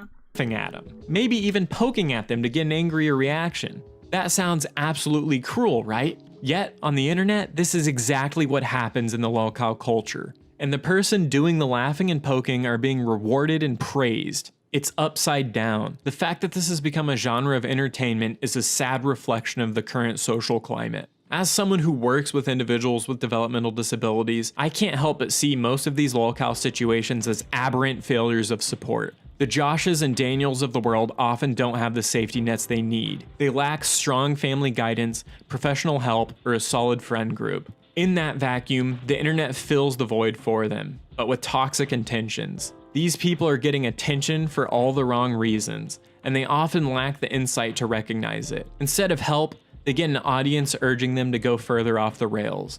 We also have to acknowledge a harsh truth. The internet never forgets. Once someone has been labeled a lolcow, their worst moments are endlessly archived and replayed. Years-old mistakes or meltdowns can resurface again and again whenever a YouTuber needs content. It creates a narrative that the person is nothing but the worst moments. People are not allowed to grow or change in the eyes of the lolcow watching community, seemingly insisting that we can't become better versions of ourselves. It's a very cynical outlook that denies basic human redemption or complexity, and for the lolcow subject, it means any effort they make to rehabilitate or move on is often sabotaged or disbelieved by those who prefer to keep milking them. In the end, we gotta ask ourselves as consumers of online media, what are we really doing here? Laughing at some goofy viral video is one thing. We've all chuckled at someone's fail compilation or a cringe TikTok here and there. But actively following a vulnerable person's life, encouraging their worst impulses, and ridiculing them daily crosses a serious line. It stops being entertainment and becomes exploitation. Many of the YouTubers and commentators involved might not see themselves as bullies either. Some might genuinely be young and just can't fully grasp the harm they're doing. Kinda like... Oh, Turkish Tom taking more strays, I see. Hey, the growling arachnid. It's going good. How are you? Okay, so now is honestly, I'm gonna be real. Now is absolutely like has some kind of serious mental health thing. Like, if she doesn't straight up have like some kind of psychosis thing, I would be shocked. Shani is the perfect lolcow, though. If I had to come up with, like, a master list, it might be kind of difficult. You'd have to ask me, like, person by person. Kids making fun of a disabled person because they just don't. What's up, sewer slide stationary Calypso? People who aren't mentally disabled don't get a pass for bad behavior just because Shani can magically manifest 30 diseases and lose her kids. Exactly. Don't know any better. But ignorance isn't a great excuse. Plenty of others do know. Did you, YBE, have you seen, like, some of Now's recent content? Definitely something going on there. Not saying you can't hold people accountable. Just try to be proportional. Kel, what happened in the Discord between Emery and QQ because Emery is butthurt over it? I don't know. Emery banned me from his Discord because I said that he couldn't be in my Discord if he was gonna boost a dox. What is the subject matter?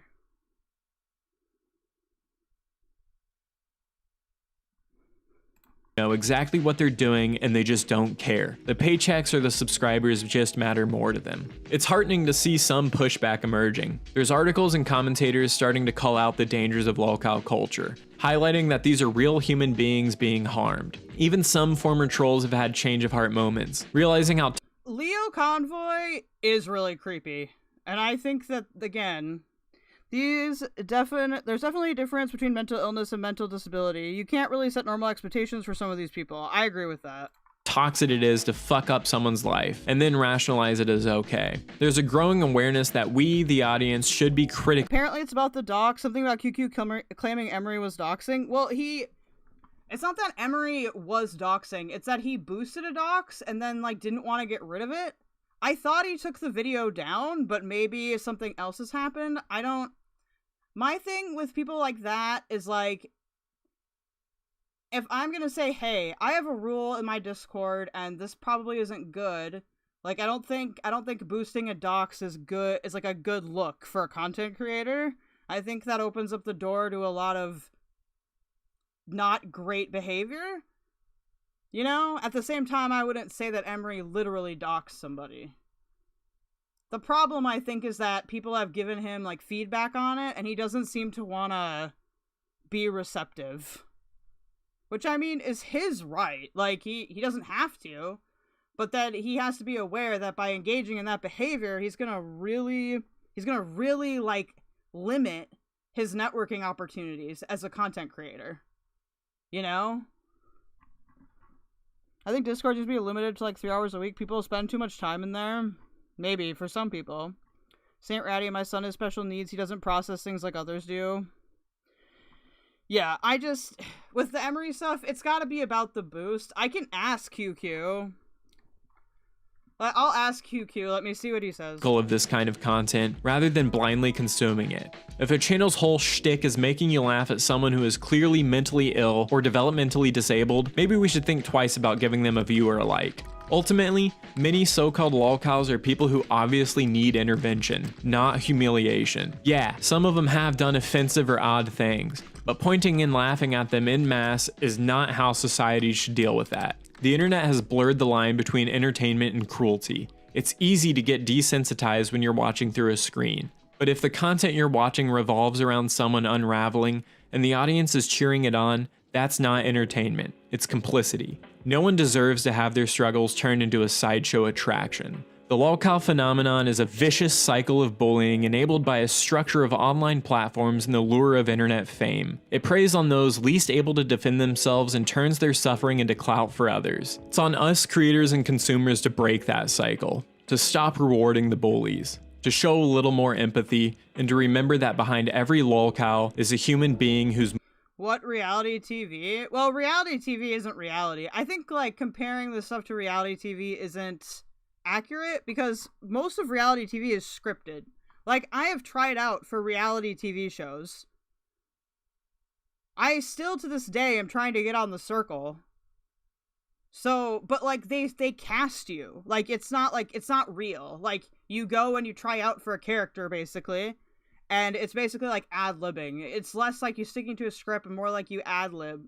But like on The Circle, I've applied several times. If you don't know what The Circle is, it's like a social media game that's on Netflix. You go and you stay in an apartment and all you have is access to this like social media game. And then if you win certain challenges, like you get stuff. And I think the winner gets like a bunch of money. I mostly wanted to go on it because, one, I think I'd be really good at the game, and two, like, it just seemed really fun.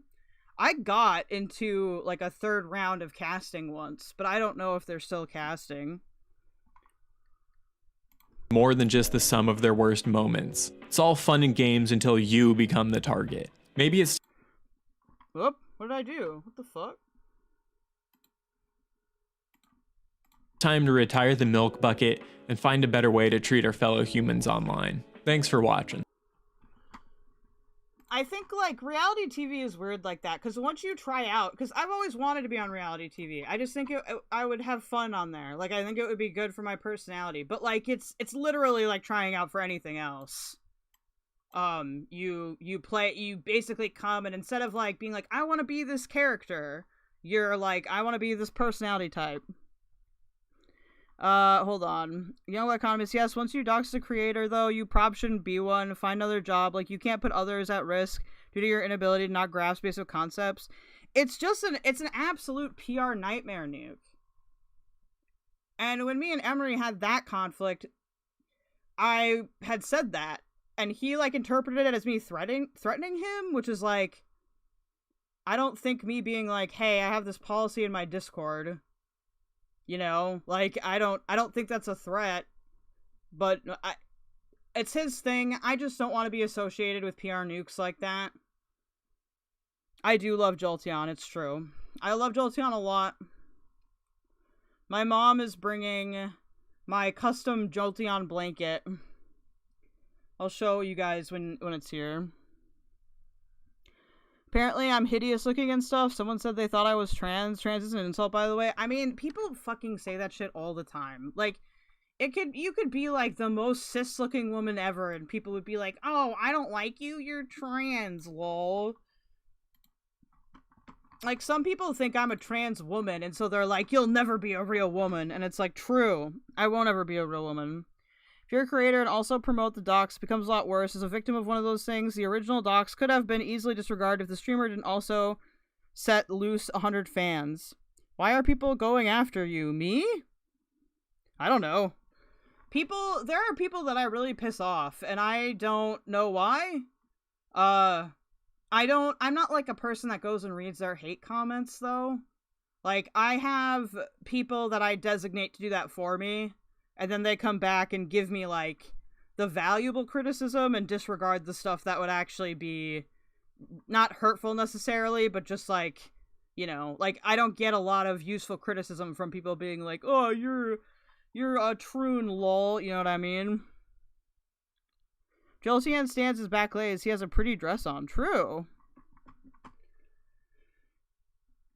Like, the white pages exist, sure, but if someone as clear is telling 100 people to try to swat you, it's a lot different than just one person finding where you live and, like, accidentally showing it or whatnot.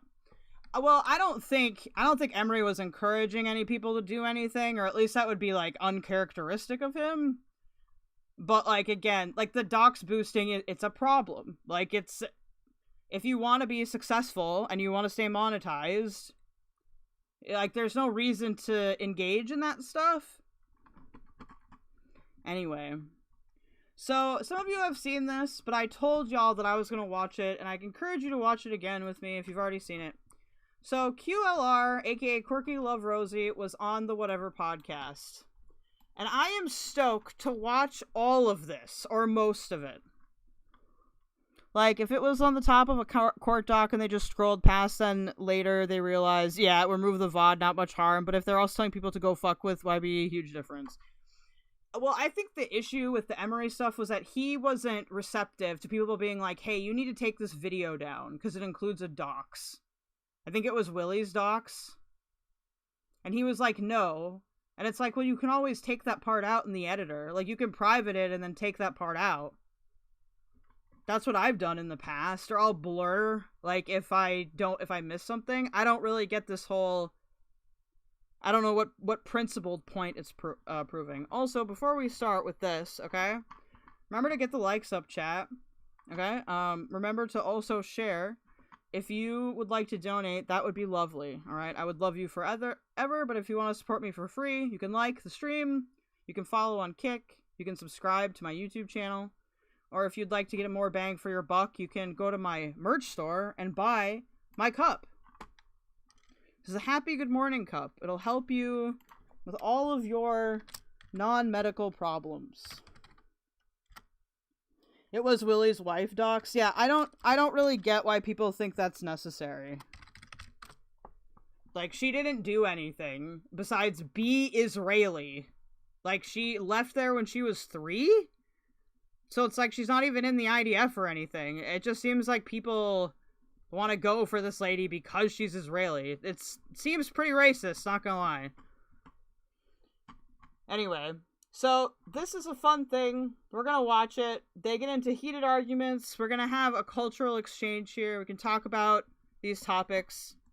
I'll probably play a game in the middle. So let's have some fun. So Quirky Loves Rosie went on the Whatever podcast. Was on the Whatever podcast, excuse me. This is from a year ago. And she's going to talk about being a plus-size model and just be really cringe.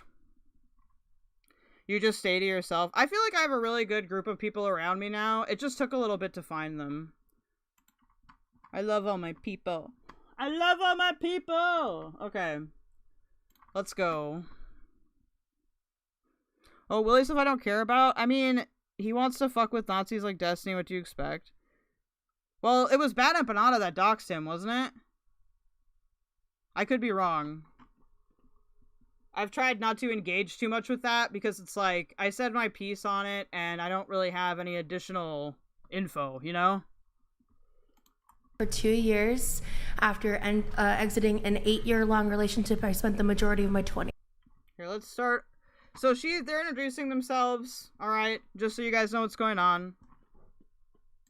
We're gonna comment, we're gonna notice things, alright? We're gonna put it on 1.25 though. in. And so I've just been choosing my own healing over relationships, and I've been almost 2 years free of dating apps. 2 years free of dating apps. And your most recent relationship was the 8-year one, is that correct? And that ended, did you say how long ago? So 2 years, 3 years? We ended a couple times, but it ended. Oh, it ended about June 2021, I believe. Okay. Yeah, I think so. What? That's two and a half years ago. Roughly, yeah.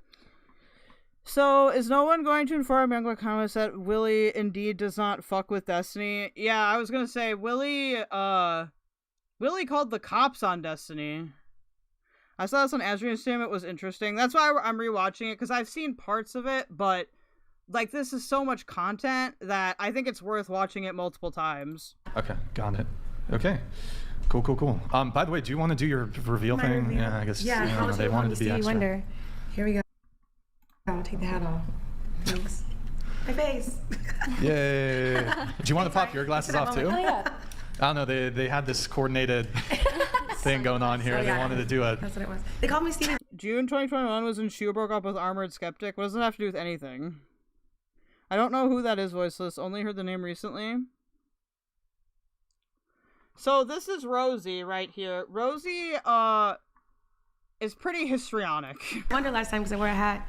I was like, I'll wear my Glasses last sunglasses time. in solidarity. It's So I revealed sunglasses myself. solidarity. There you go. Yes. Farha, why don't you take off yours while they're... No, it's okay. I mean, I'm fine with people criticizing Willie. I just, like, I don't think it needs to go to doxing, you know? Like, I feel, especially if it's his wife. Like, what did his wife do besides, like, exist? It's not like his wife is out here defending Destiny, you know what I mean? They're not corrected, right? They're just like They're very real. There's no lens, right? So I'm single. I've been single for about a year and a half. just fucking. I'm single. You curved that answer. Or curved that question. Okay, also, this guy in the middle, this guy is a fucking dickbag. Alright, I hate this guy even more than Rosie, okay? This guy, huge dickbag. Just fucking. I'm single. You curved that answer. I mean, y'all gotta, like, a lot of these people that I'll even go to bat for sometimes, like, they've said some shit to me or about people that I care about, you know? But I'm just very principled on that. That question. I'm single and fabstinent. My longest relationship was 3 years, and I've been single for a year and a half. Single and fabstinent. Abstinent, like fabulously abstinent, yeah. Okay, good times. I am also single. I've been single for about 4 years now. My longest relationship was probably off and on like 6-7 years. Okay. All right. Oh, I'm single. It's not in my Discord. I've eliminated all of that. I've, like, the bots are trained to eliminate address-looking things. been single for a year and a half, and my longest relationship was 2 years. So you said single for a year and a half, longest relationship 2 years? Mm-hmm. Okay. I am not single. I am in a relationship. My current one is my longest relationship. It's been about a year and 3 months. Okay. I'm single as in not married. I actively date. Longest relationship was 3 years. Wait, didn't you have like a main chick last time you were on? Is that still involved with her? Or? Yep. Oh, okay. All right. Yep. All right. Ride or die. Ride or die. Mason, what about you? Currently single. Longest relationship, a year. Yeah. Any lady friends sliding into the DMs after your last appearance? A few, you know. Just a couple. And want to educate, I suppose, the panel and the people that are watching who aren't familiar with you. Tell us a little details about your situation. Little details about my situation. Yeah, so I'm a virgin. I'm sure that's what Brian's trying to get out here. Yeah, it's for religious reasons. Well, I mean, as a Christian, it's something I'm convicted of. Okay, that's gay. I'm sorry. I mean, the Bible speaks on it all the time. The So Bible that's speaks the on stance I it. take on that, and I take it seriously. And more so that you're waiting till marriage. Yes, I'm also waiting till marriage. Yeah, that's more so what I was. Exactly. There you go. Yeah, okay. Cool. Andrew, what about you? I've been married for a long time. Okay, long time. Long time. So whatever podcast is it's like a dating show. These are like red pill guys, which is why this is a really interesting interview, because we're gonna get a lot of different topics that we can talk about here. Sherlock Ho, I have goosebumps of cringe expanding their territory on my arms. Gotcha. All right, cool. So, where do we begin? First, I just wanted to say this panel is a little somewhat impromptu. We had 3 other people that were scheduled to be on, but they canceled a couple hours before the show, so unfortunately. I got a statement from Gabby too, by the way. She's got a text if you want me to read it for you. There's a statement? Yeah. Ooh. It's not against you. It's just like her current dating situation. And yeah. What do you mean? What? I thought it was an apology statement. I might accept. I might accept an apology statement, but not certainly not a here are my DMs are open statement. She had to work. She got booked on a paid gig. Oh, what? Yeah. That's fucking bullshit.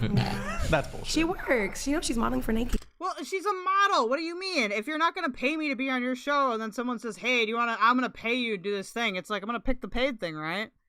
You know.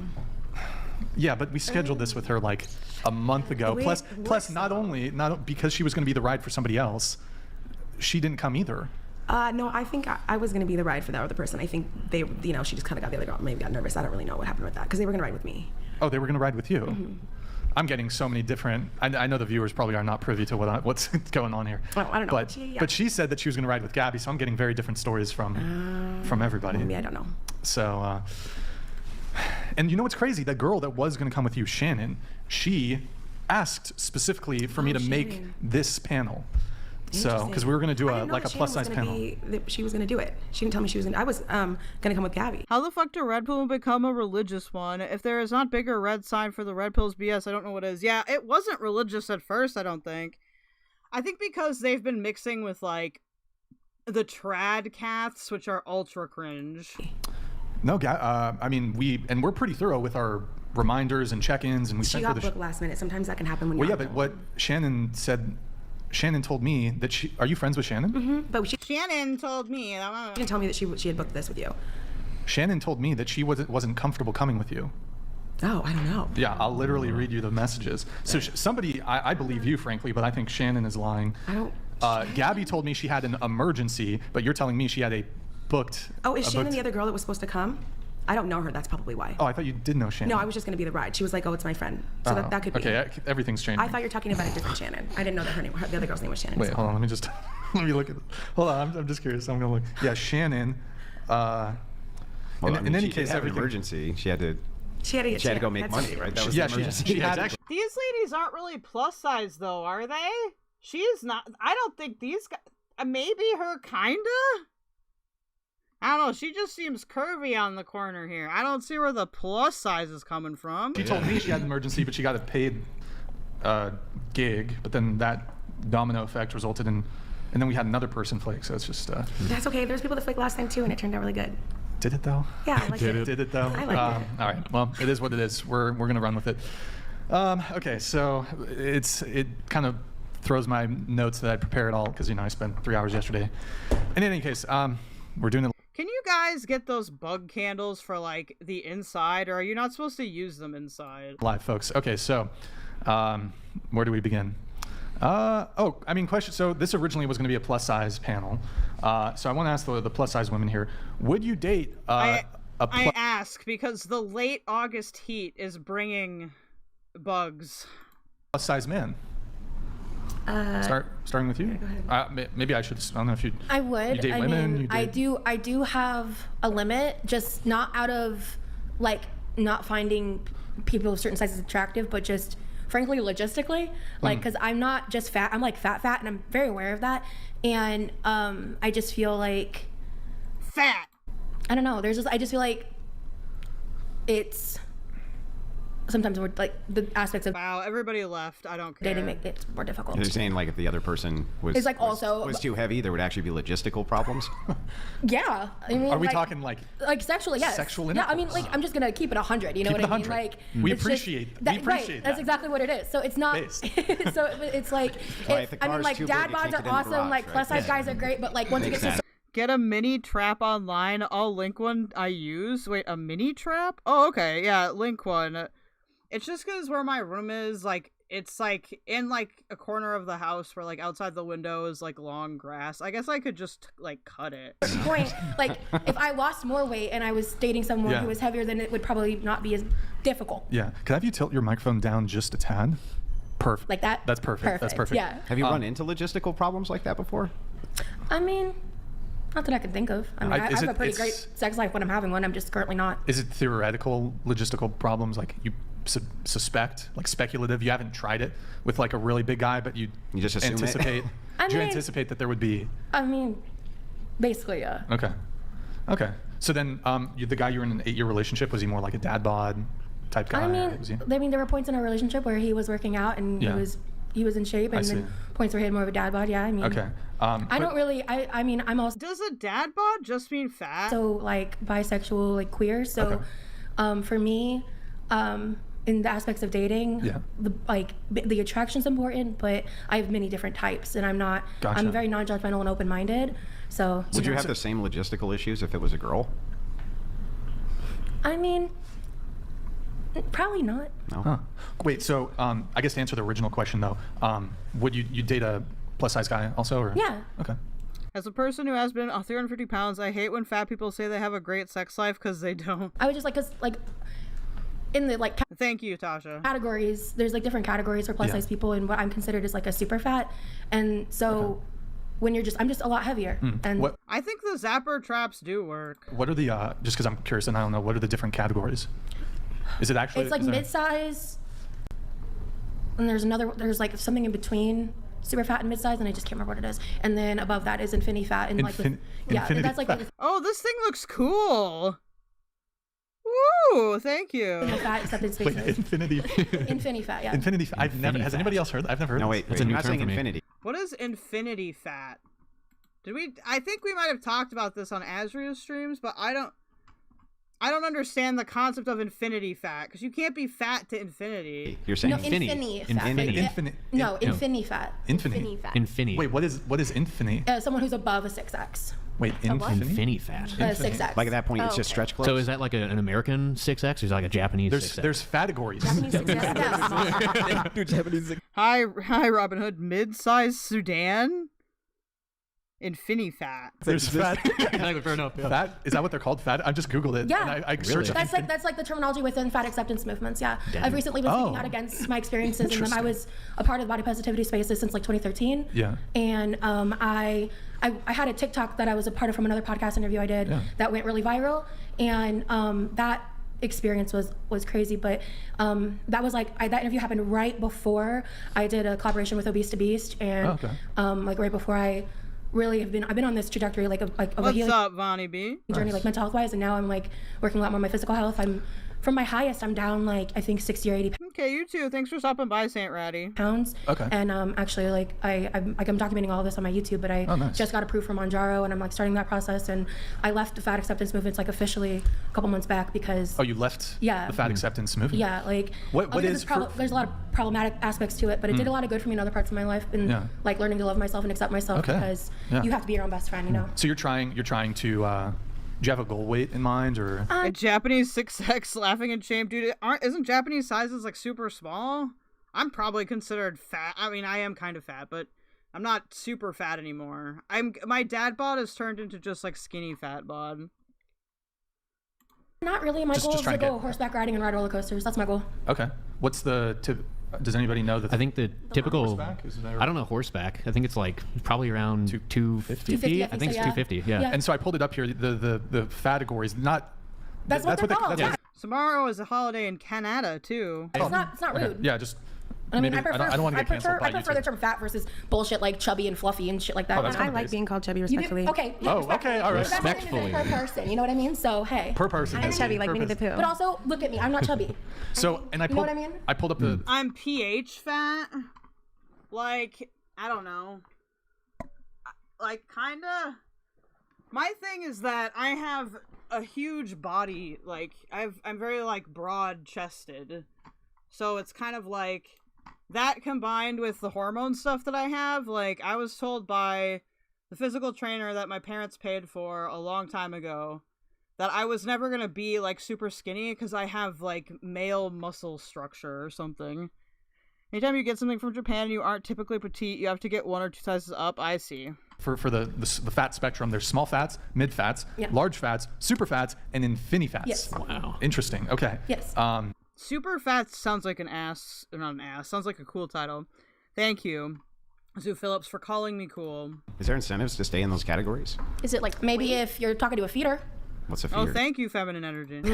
Some people will try to pay you to eat. They think it's hot and they try to get you to eat and they like give you money for it. Yeah, I'm an XOF model. Oh. I left. What does that mean? I used to be on OnlyFans, and I used to be in those spaces online. I thought about Farha collab in the works? Yeah, let's do it.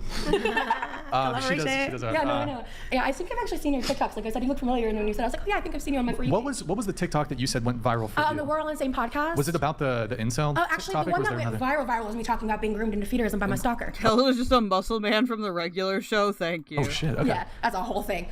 But and the big misconception on the internet is that that's what I blame my weight gain on, which it wasn't. I joined when I was already where they pretty much want you to be. We had another clip from you. I can lift like 600 pounds on a hip sled. Like I have like huge, I'll see if I can do this without totally embarrassing myself. I have huge calves, okay? They're huge. They're insanely huge. You pulled up, but we don't have the one about the feeder thing. Okay. So if you want, how long is that TikTok? It should be only a minute. It's a minute? Yeah, do you want to just tell us basically what you say in the TikTok? Oh man, it's been a while since I've watched it, but I basically just talked about, I just basically explained what feederism is. And actually, more specifically death feederism, which was like the hyperfixation of my stalker. Whenever I hear the term death feederism, I do giggle, okay? I do giggle to myself because it is funny.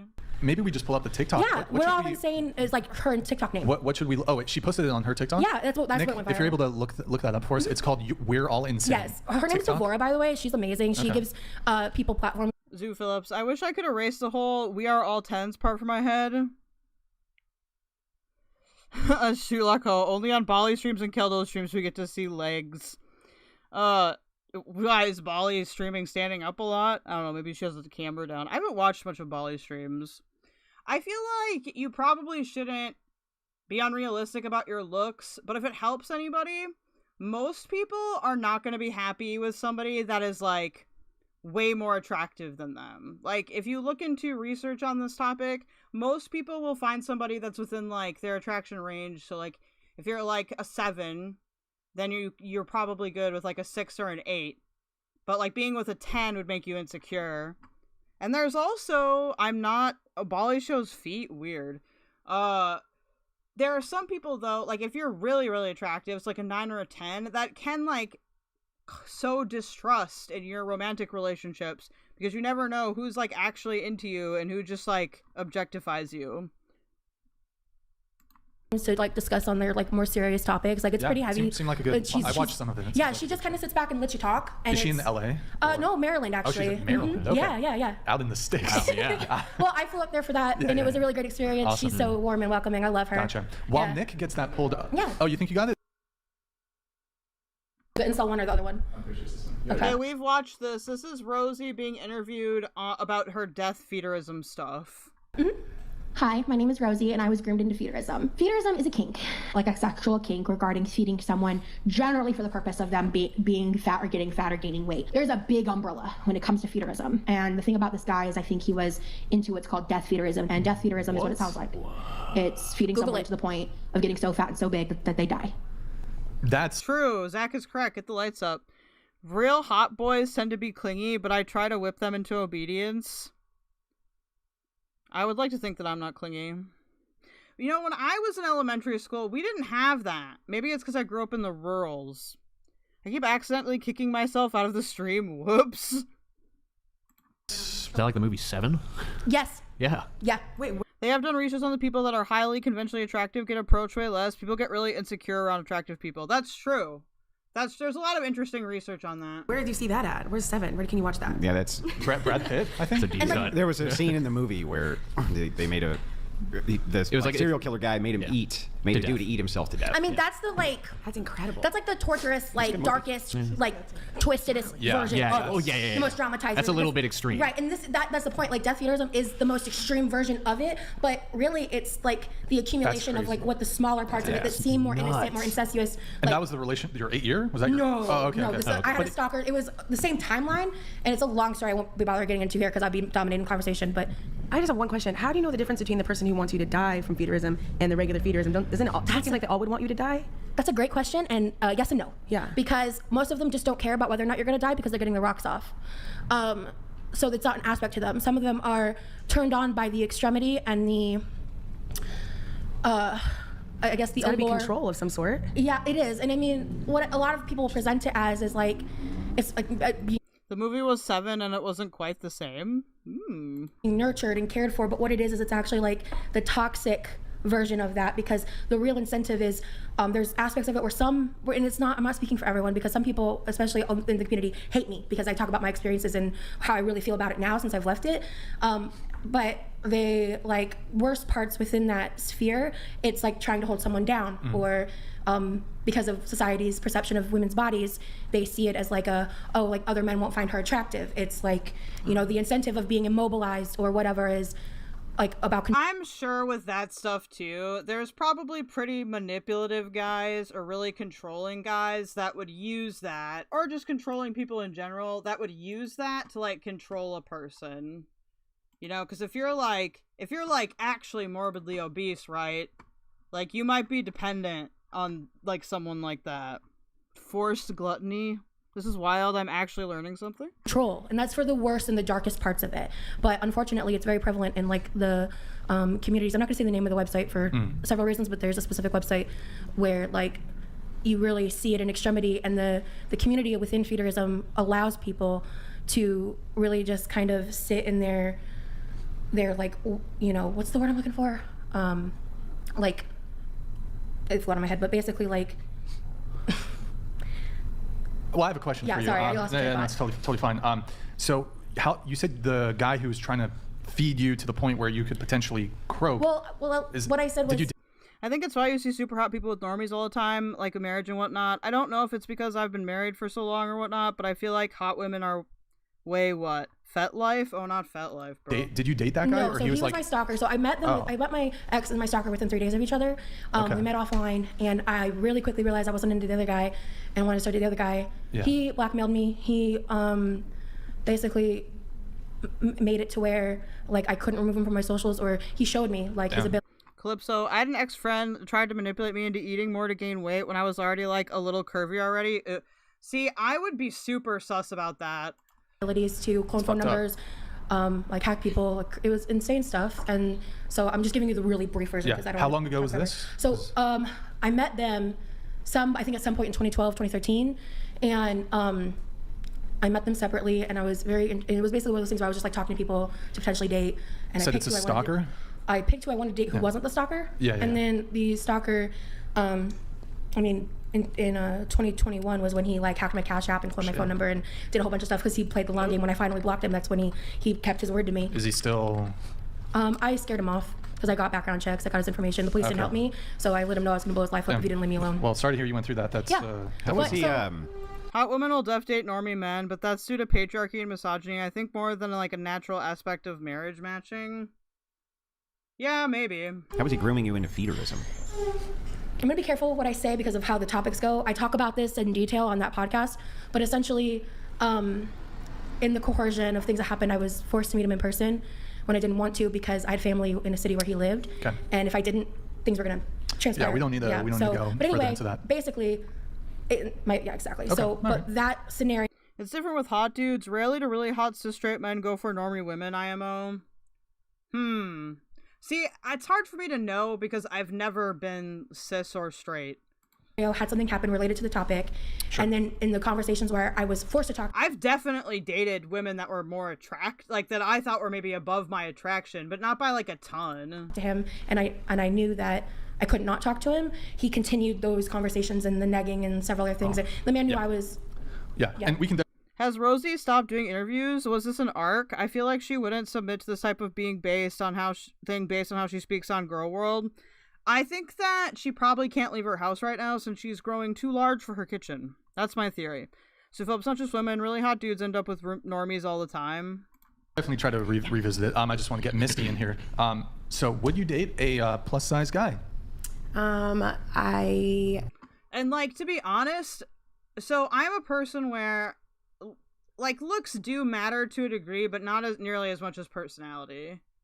Like, I feel like in relationships, I am a very, I don't know, I feel like I provide a lot of other things that aren't necessarily looks based, but I don't think I'm ugly either. I think I'm a solid 7. I have once. Okay. Are you attracted to plus size guys? I'm attracted to intelligent guys who have active lifestyles, who will treat me like a princess. Doesn't really answer the question, though. Yeah, because I don't really believe that it's going to be like, you know, like Well, I do you could say remember no, and then someone could Okay. like change my mind, and so then I was wrong. Well, do you remember, like, for example, last episode we had, I forgot her name. What was her name? The girl that was sitting there. Do you recall? I'm not the name girl, but she was really sweet. Yeah, sweet girl. But she said, But she she doesn't. was also plus size, and she's like, not attracted to overweight plus size guys.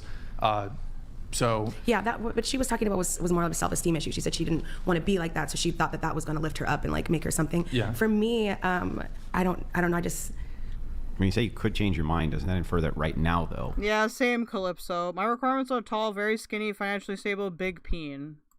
You wouldn't. It would depend on I mean, that makes sense, Tasha. the person. It really would. It would depend on the person. The dates that I've gone on recently haven't been.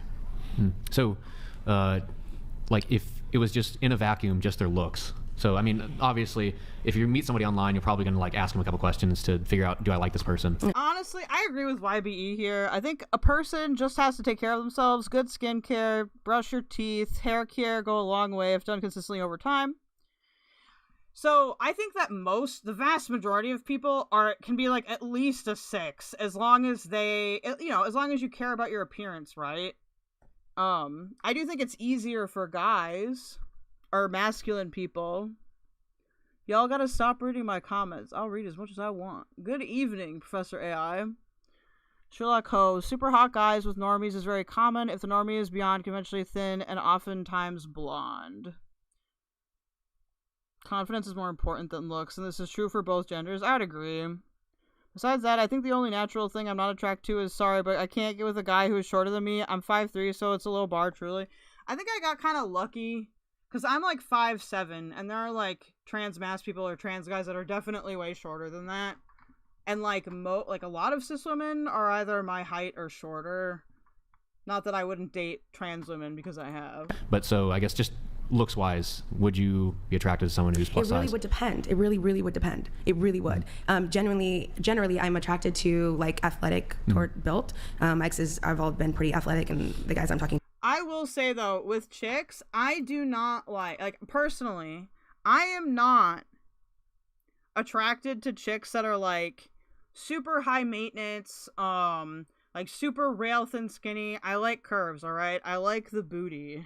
15-hour athletic. So, but that's also because I was an athlete growing up, and so I was always very active. I was also chubby then, but so that's just part of my lifestyle. So I think that's probably what I'm around, like what I see at the gym. Or So I guess it would have to be like, so I just tell me if this is a fair assumption. So you probably say that you're not inherently attracted to plus size guys, but you would be attracted to the other things that they would be able to offer. So like say it would depend though. It really would depend. Because there's plus size men that are really, really attractive. Well, can I take a stab at this maybe? Voiceless is of the goth daddy or goth mommy clan.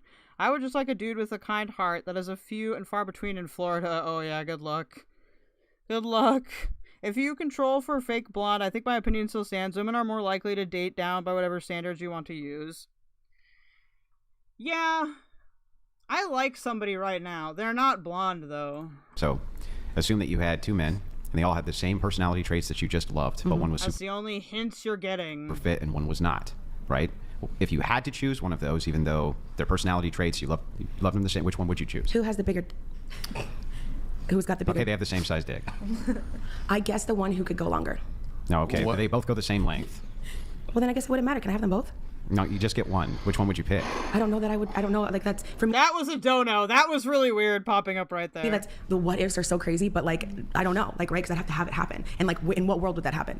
Well, I mean, it doesn't need to map onto But reality. you're asking me a what if, and so my what if is like I couldn't It's just tell testing you. the preference, right? Yeah. So, but I couldn't tell you. Like I would really, it would have to happen for me to be like, yes, for sure. Because life, and I'm a strict believer in like universe and everything happens for a reason, has so many times shown me the exact opposite of something I thought that I'm not going to claim to be like, oh no, not this. Huh? Hi, Tyler, too. So I mean, and to be fair, I mean, I've also changed men's mind about they don't want to date a plus girl, and they're like, but I'm into you. So I don't know. You love those looks, Brian. I don't know what you're talking about. Okay, so the answer sounds like a no.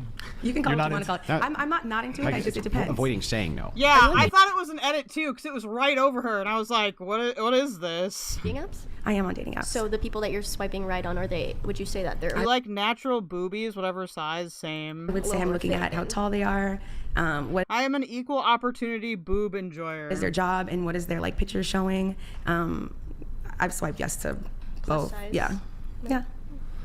Especially if they look like, if they say things that are gonna make me like feel good, like, you know, I'm a nice guy. I don't know what they would say, but something that would make me be like, oh, he seems cool. What's up, Spencer? It's going good. How are you? She got a paid gig. She got a paid gig. He's so upset by that. Yes, if you don't pay your guests, they're going to go to the paid gig. Accept this, host. I love any gender a person goes by. Oh, that's cool.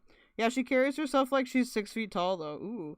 Zach, true. Zach is also a man of culture. Gig, and she knows it hours before the show. Sorry, I'm just still caught up on that. Inspector Gadget over here.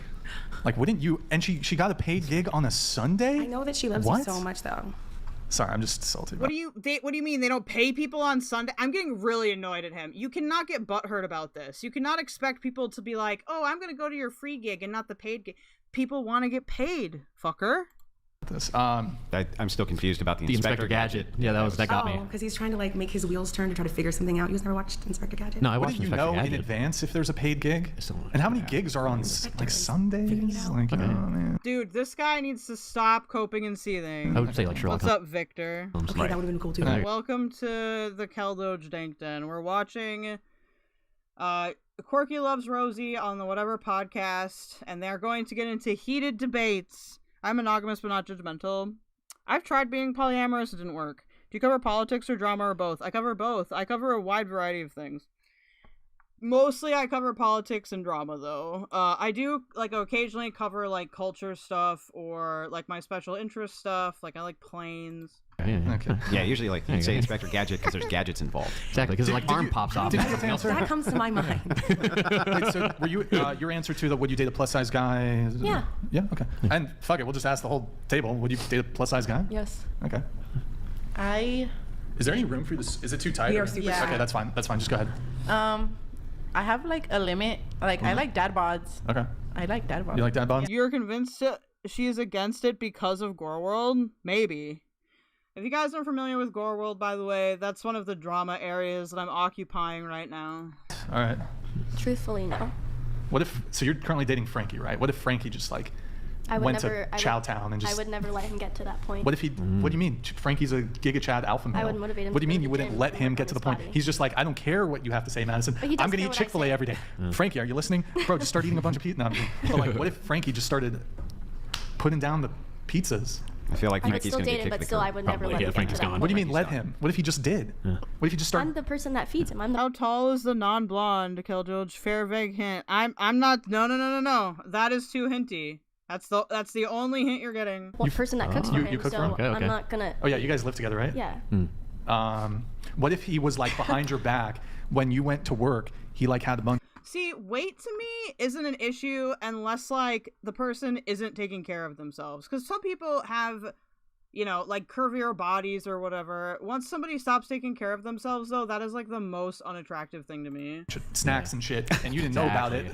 He does eat a lot. He just has an issue with gaining a lot of weight, so it's not even like I have to I can worry put him about on it. my diet. There you go. Yeah. Which I'm getting You guys a little would get chubby. along very well. I'm getting a little chubby, but okay, all right. So, but if he got, let's say just he happened to, you know, He had like some storage unit somewhere, and during the day he would just run to the storage unit and Okay, chow that's down. fair. Yeah, maybe. I would think about it.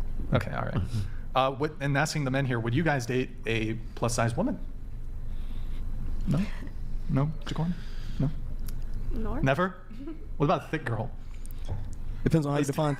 I think that being like thick a little bit is hot. You know, like I said, I like, you know that song, I Like Big Butts? I have a very similar mentality, okay? Thick is very different from plus size. Yeah, it depends on how you define thick. I mean, I like a good waist to hip ratio. I like a little bit of, I like thick thighs, I guess you could say. I need a little bit of recoil, but not. Recoil? Yeah, I need a little bit of recoil. Okay. I need a little bit of recoil back shots. Got to look crazy. But in terms of like the midsection, like arm flap, things like that, I'm not attracted to that. So. Okay. Mason, what about you? Yeah. Yeah, I probably wouldn't. I mean, like, What if she was like a Christian Cushion for pushing, true Grizzler. virgin though? Well, That's what the girl was last time. She was a virgin, remember? Yeah. And she was Christian. So, So this would have been perfect. a match made in heaven. Yeah, facts. No, so like I don't know the way I kind of look at it. So, I mean, gluttony in the Bible is defined as a sin, and it's not gluttony just in the sense of eating. I do think Lizzo is hot. Eating a ton of food. It's like also partaking in other things too much. So, but it can pertain to food. So in that sense, it would be like, so you have the sin of gluttony, but then you take it all the way to its final stage, which is being overweight. So I would say it's a heart issue, but also it is like an illness or disease. So like there are mental things that play into being overweight that have to be taken into account. It's not just as simple as eat less and exercise more. I mean, it is as simple as that, but it's not as simple as that. Because if you did those things, you would lose weight. Like, you can be overweight and fat or whatever and still be healthy and take care of yourself. Some people just don't. They're just not, like, naturally. They've got, like, slower metabolisms or whatever, like, as you get older, you know? Weight, but at the same time, you have to take into account the psychological. Who are these dumb men? Says Untitled Creatures. They're dumb red pill people. I hate them all, especially this guy. This guy I hate especially. So I understand that, but then so I see it as like a sin issue. I also have a pretty active lifestyle. I want someone to be able to do stuff with me. Someone who takes care of their body. That's a high priority for them because it's a high priority for me. It's also just what I find attractive. So it's just all of those things kind of put together. So if they had like some sort of illness that predisposes them to be obese, so they're not sinning, they're not being gluttonous, maybe they consume less calories than you, would you take that into account, or are you still just not attracted to it? So, okay, it's impossible to be in a caloric deficit and gain weight. So if they're eating in a caloric deficit, it is a physical impossibility to gain weight. So is that true? I'm pretty sure you could just have a super low metabolism. That's just true. Well, so caloric deficit means that you are eating less than your body is using. So you in order to be in a caloric deficit, you have to be using more than you're consuming. It's like it's like saying that if I put less gas in my car than it needs to actually make a trip. The problem with that though is it doesn't like calculate in like what you need to like go like keep going every day, if that makes sense. Like, yeah, if you're a gym bro, you know, but not everybody has time to go to the gym for like an hour every single day. All these people are dumb, but Kelge is correct, and Andrew Wilson is the worst person by far. Thank you, Zoo. That it could make that trip. That's impossible. Right, so maybe they're not. So the red pill, how do I sum this up? The red pill is like an extra misogynistic version of, fuck, what do you call those guys? I'm forgetting. Hold on. Wikipedia can help us. Red pill definition. I suck at defining things. I have a serious issue, okay, with defining concepts. Used to refer to a process by which a person's perspective is dramatically transformed. Oh, that's a different one. We need red pill dating, not...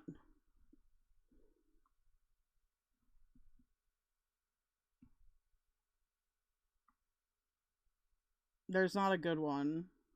Okay, I just thought of it. It's like a way more misogynistic version of pickup experts or whatever.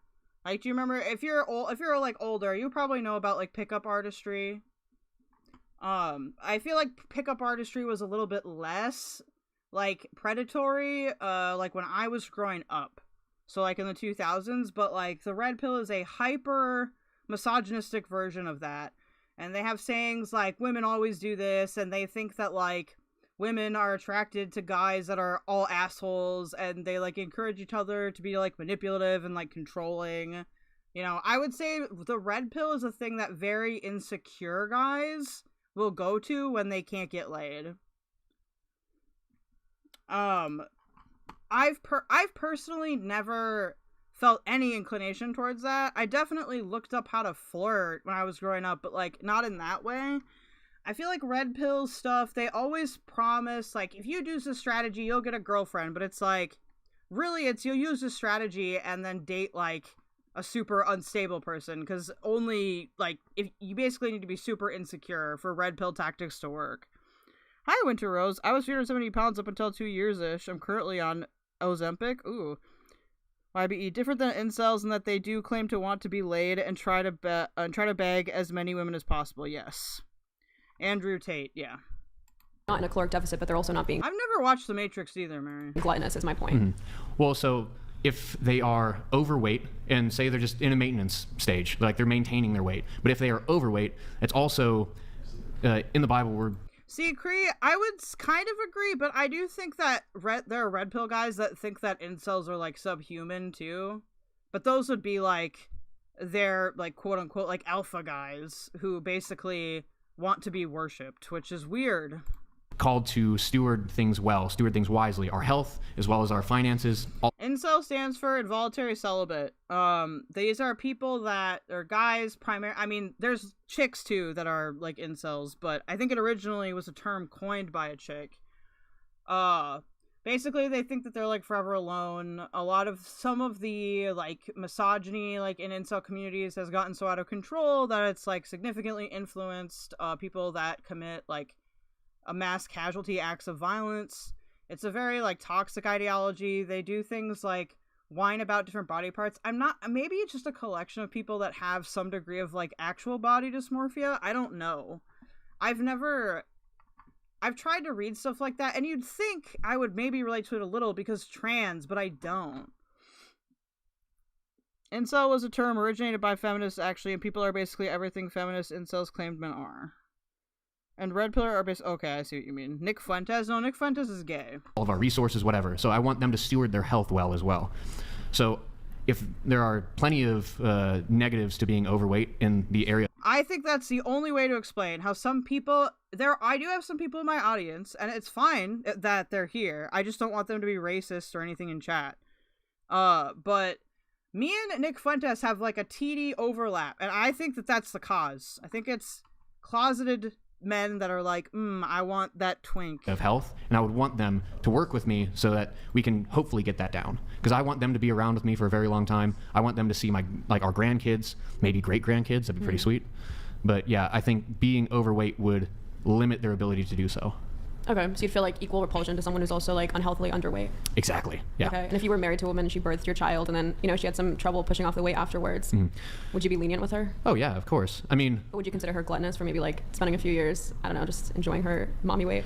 Well, so I don't know. Well, if she's, I would want her to probably maintain her active lifestyle. So like, there's a lot of research that's been done into people or women who have as their no, he's gonna scientifically inform us about women, guys. How accurate will it be? Wow, you'd let Fuentes shit up your chat? What? I did not say that. What are you talking about? I said if people in his audience want to also follow me and subscribe to me and support me, that's fine. They just can't shit up the chat. That is literally what I said. Pregnant studies into, is it safe for them to exercise while pregnant? I know in the powerlifting world, so squat. What is a TD overlap?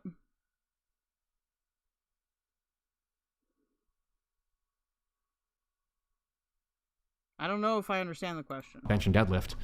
It is perfectly safe. I may have said something incorrectly and not realized it. To maintain your habits in the gym, as long as there's like no discomfort. Like if it's painful, okay, maybe we'll like change the exercise selection.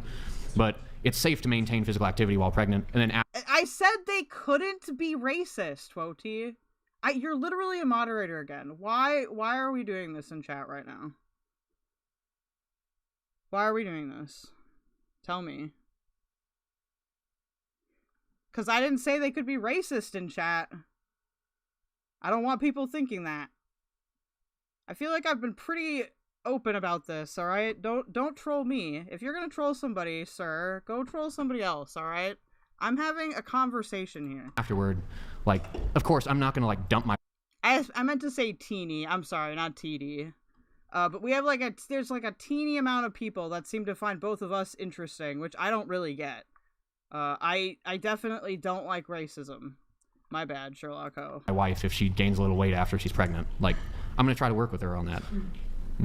Because I love her more than just like her physical appearance. And I appreciate you saying the aspect about the... You know what? I'm not dignifying that with a response. It being mental and not just down to caloric, because like that's the mechanics of it, but the entire encompassing issue, especially, I mean, like for me specifically, it is far more complicated than just eating less because I mean I have multiple eating disorders, I have multiple chronic illnesses and invisible disability. I mean I'm considered disabled with the diagnoses that I have, and that's not my weight. Outside of my weight, I'm disabled. Yeah. And whale_whale donated $200. My sprinkler goes like this. That's really funny. What a great like situation. I highly encourage you to make me insane by donating this over and over, okay? Thank you. Thank you. That's good. $200. Make it longer next time. Just to say Make that. it do a beat so we can rap to it. Whale, whale, whale. All right, we have Brady Beard here. Brian, I don't even know what to say. LOL, you've really outdone yourself with this panel. From Maddie to the left. It's nice to see you all.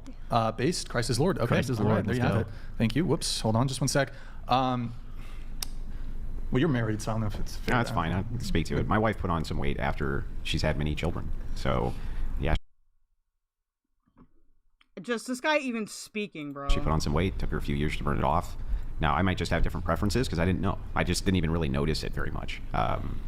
That's just me personally, right? But it could be that frog in the boiler effect where just because it happened gradually over time, I just didn't really pay much attention to it. But then she... Well, like I said, like the trad stuff, I feel like, and like the... I don't know, like chicks that are like that to me just seem like desperate.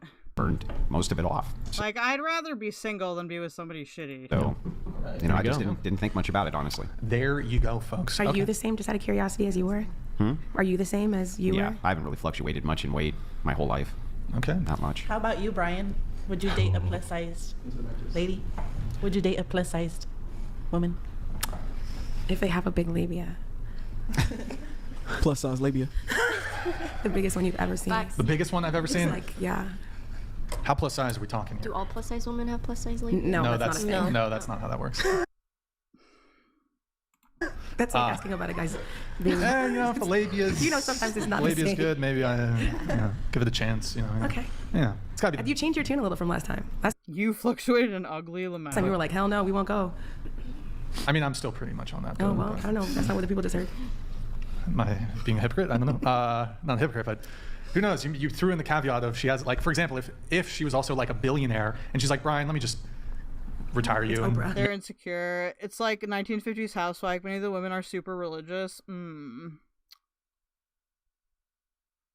Andrew Tate is a horrible person. Do not defend Andrew Tate here. He's literally a human trafficker. Marry you without a prenup.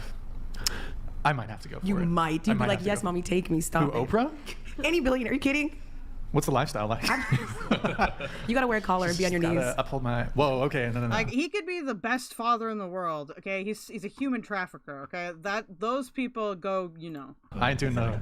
You're not gonna do that? That's For a the thing you billionaire? won't do for your billionaire? For a billionaire? Yeah. No. He's got pride. I can't, like, be a... What's that called? A sub or whatever? I don't know. I couldn't be a sub. Maybe you're just... I don't know. For that... Thank you. Holy fuck! Oh, no, chat. There's a KFC in Yemen! Baby back, baby back, baby back, baby back, baby back, baby back, baby back, baby back ribs. So who is the wrong men, women, or both? Both, obviously. Thank you for the super chat. Adrian Parchman for $4.99. Would you guys do it? Would you, like, let's say you run into a billionaire woman who will retire you. So let's say you're a bricklayer making, I don't know, $70,000 a year. I don't know, maybe more, maybe less. And you don't have to do that back-breaking work anymore. But she wants to 3 times a week walk you around a collar around the house. That's gonna be a yes for me. I don't think so. I don't think so. Dude, this guy, I guarantee you, maybe not this guy, but all of these guys definitely suck in bed. Okay. What did you say you were into last time? What if it's shorter Asian? You said short, chubby Asian ladies. You said you kind of like. I could see. With a big labia. I think she's gonna walk you like a little dog. chubby. I can do a little chubby, but like I don't know if I could date. No hate or anything. Just my personal preference. I don't think I could date like a plus size. Oh, Andrew Wilson. My bad. I went to Andrew Tate immediately and got triggered. I'm sorry. Plus size woman. A little belly fat. That's okay. A little chubby. Yeah. I can do it. No, I got triggered. I'm sorry.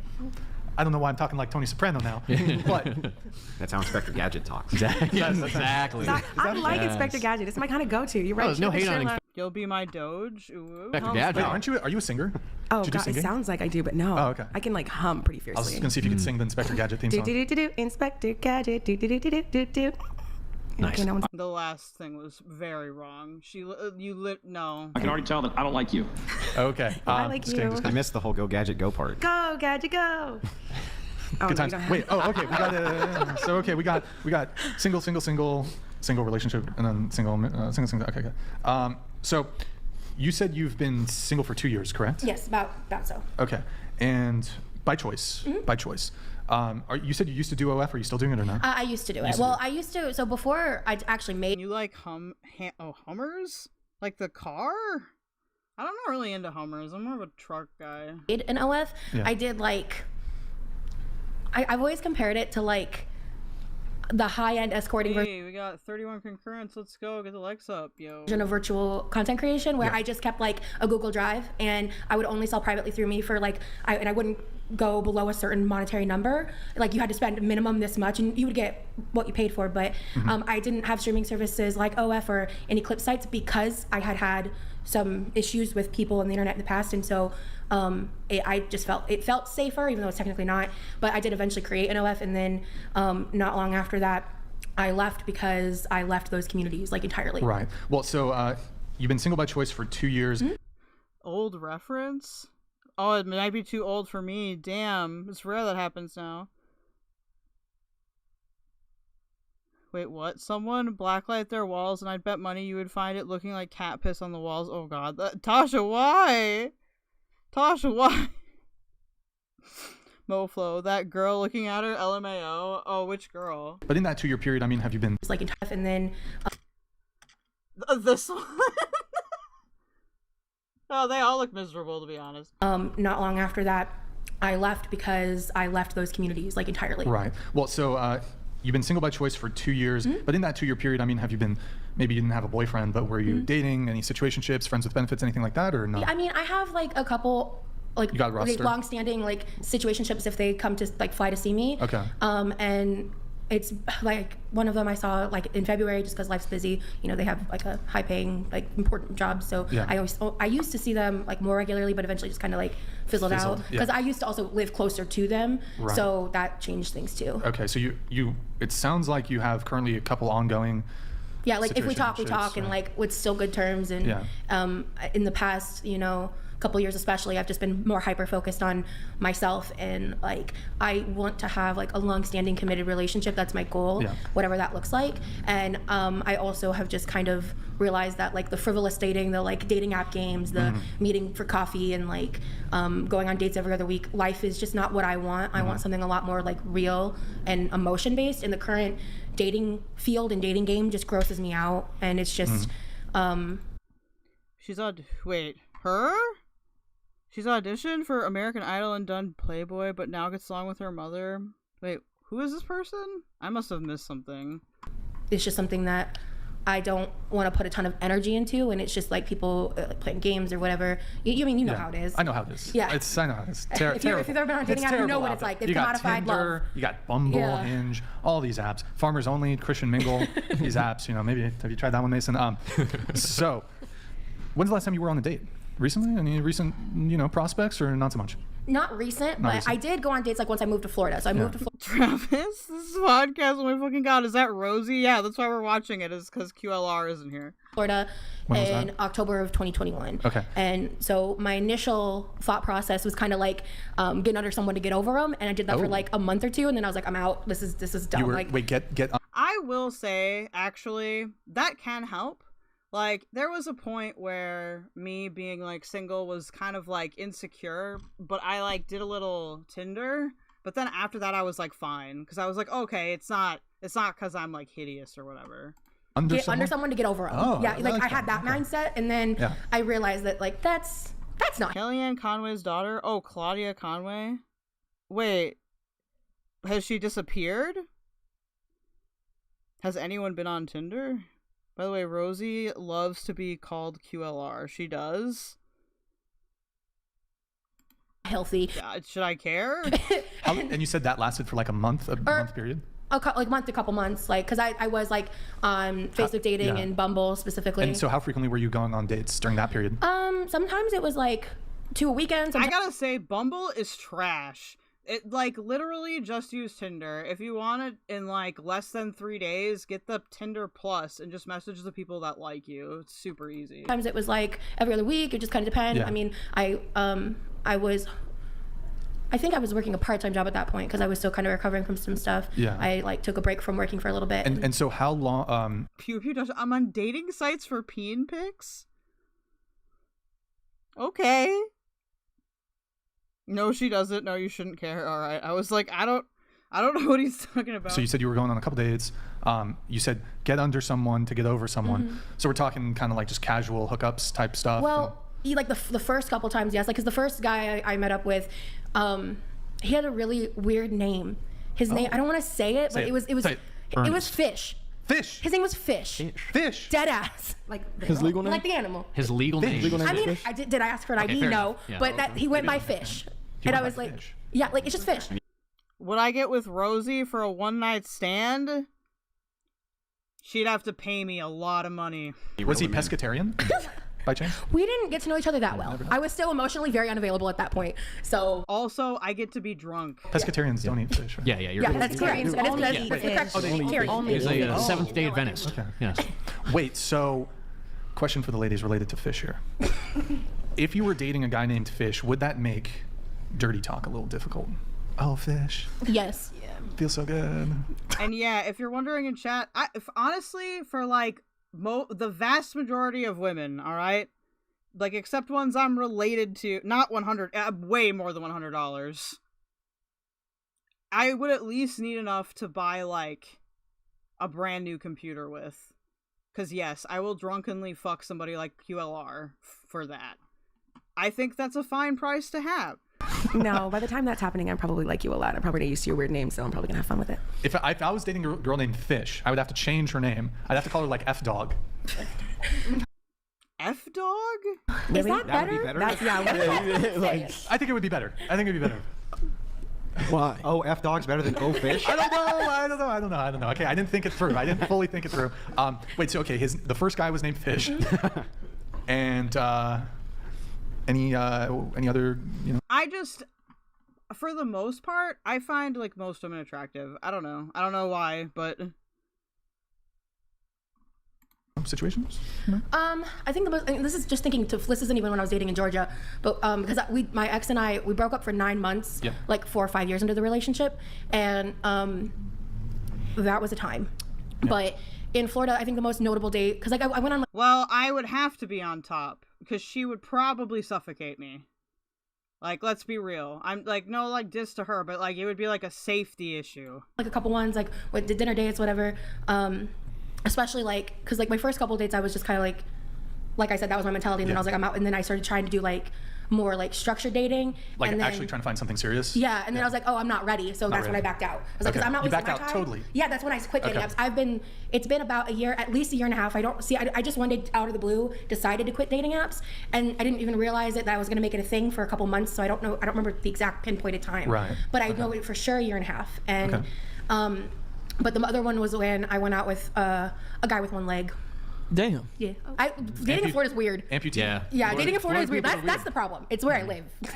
Yeah, Grizzler, I agree. Like, it's like, I don't know. I don't get why.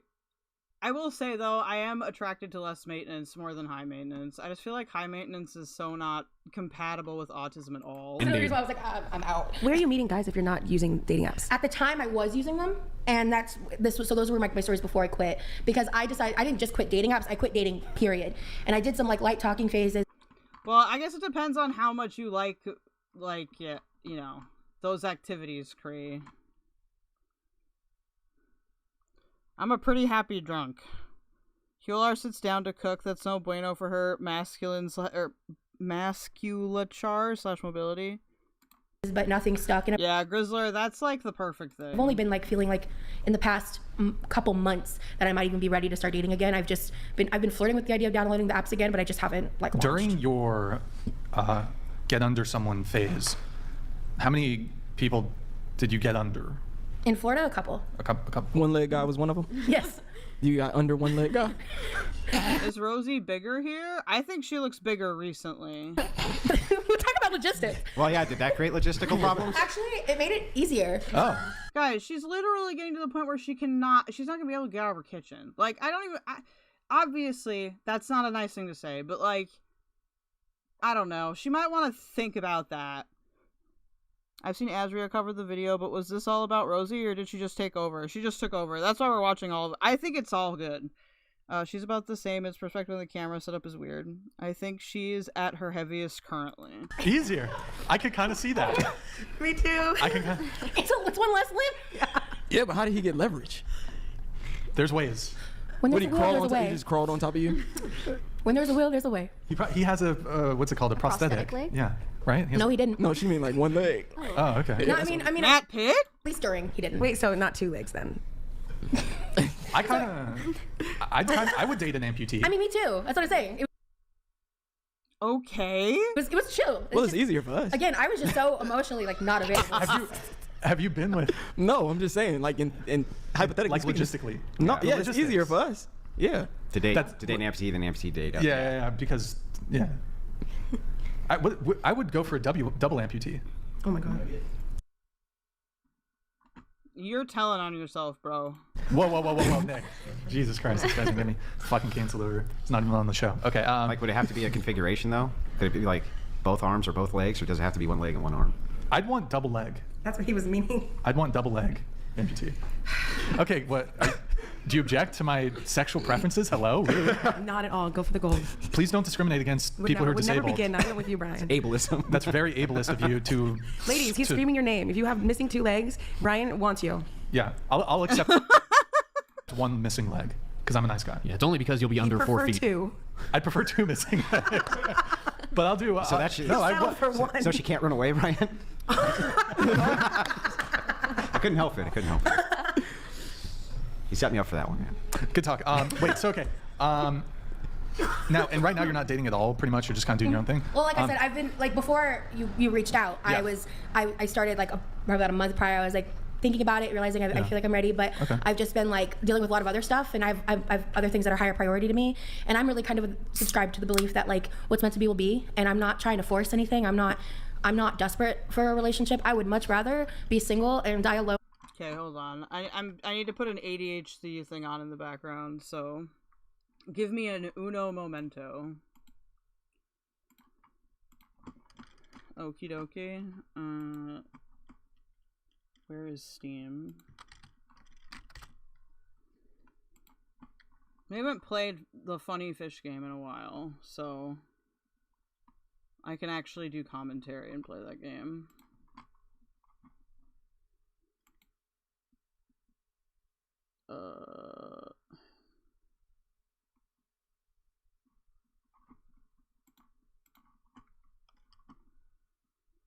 Where is it? Webfishing.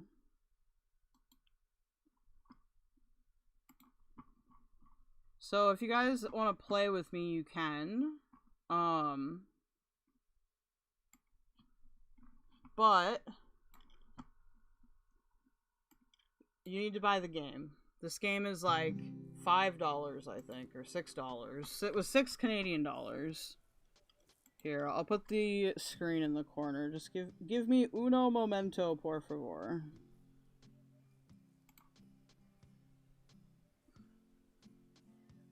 Okay.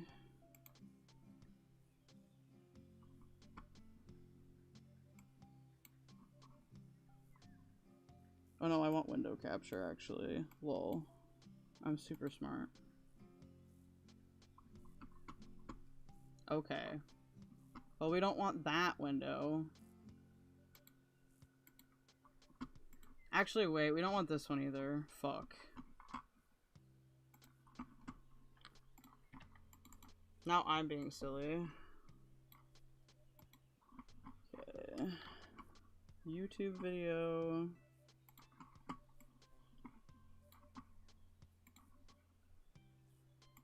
Than be in an unfulfilled, unhappy, or abusive relationship. And so for me, it's like the right person, the right connection will come if it's meant to be. And I feel like you've got Riz. So like, thank you. If you wanted to, do you think you could like pretty quickly like get a new guy? I know that if I didn't give a shit about the quality of the relationship, I could get a boyfriend in 5 seconds. In 5 seconds, yeah. I do. And people, if you want to think I'm delusional, no, I mean, not you, just people. People like, if people in general want to think I'm delusional, I know that they're wrong and they live in a very, like, binary understanding of love and attraction, and they're not willing to see things, like, outside of a different perspective. So people who are, like, committed to misunderstanding me or the plus love experience, I have no interest in debating the validity of my right to have love and Did you, relationships. after you've had some viral moments recently, did you get a lot of people DMing you like with a romantic interest, like they wanted to slid into the DMs? Not to sound cocky, but that's something that continually happens, and so I just don't take it seriously unless I think it's like, because I have standards, I have things that I want and things that are important to me, and like attraction is important, and also just other certain things. So I believe that both people should mutually be super excited to be together, and if that's not there, then I'm not interested. I see. And you mentioned you've got standards. Do you consider yourself picky? Yes and no.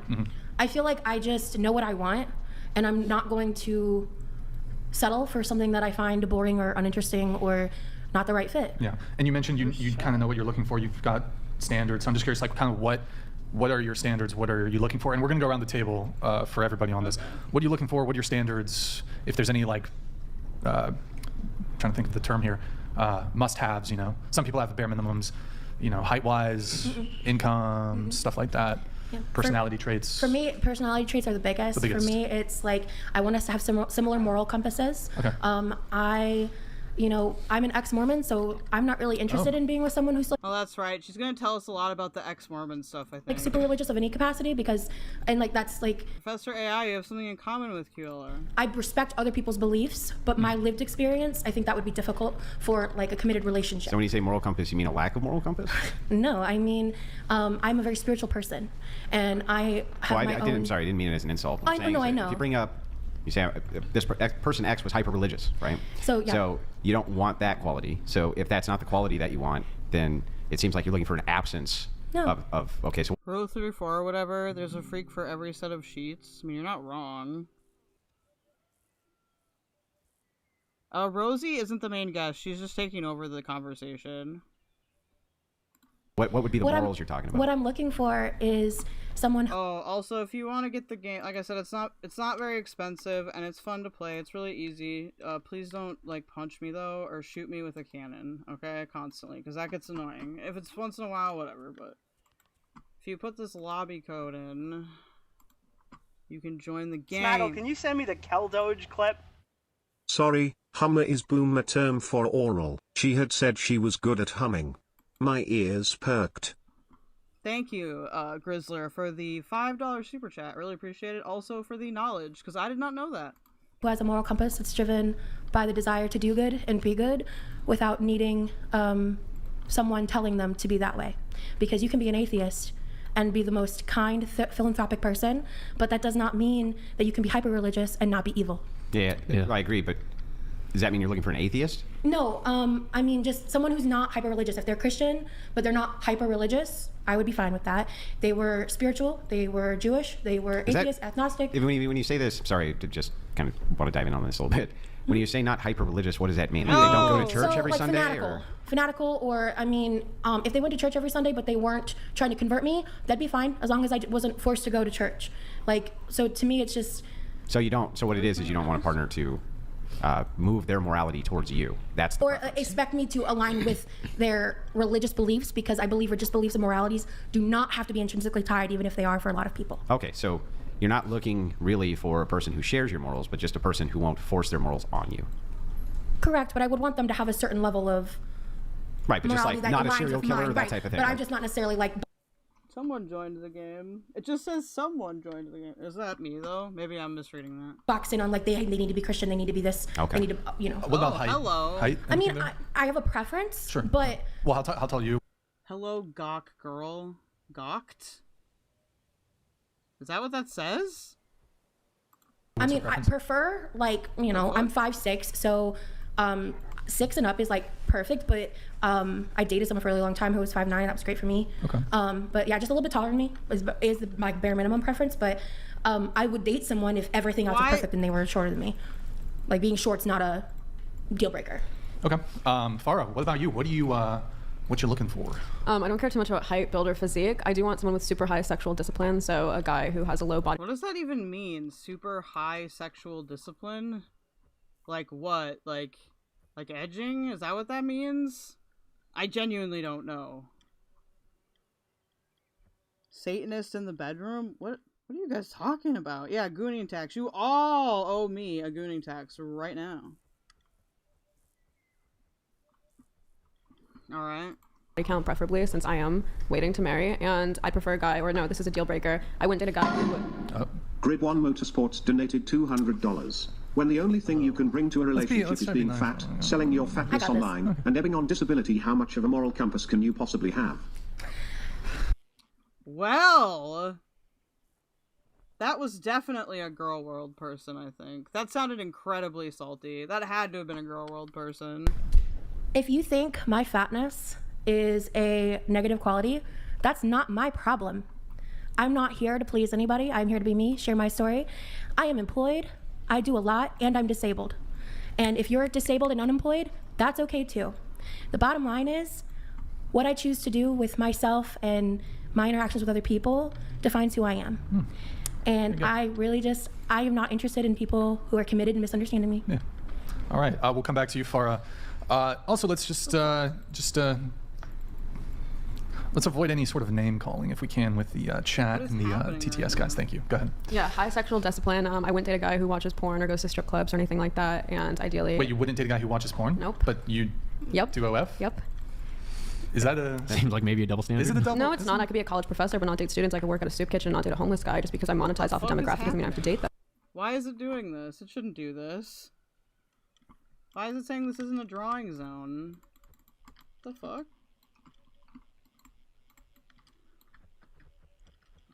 What the fuck, Webfishing? Like, actually. Well, let's get into this Let's a little, get into it. shall we? So let's start with, why do you prefer that they not watch porn? Because it affects pair bonding, it desensitizes you to your partner, it can lead to erectile dysfunction, all those things. If you were responsible for... Can it, though? Really?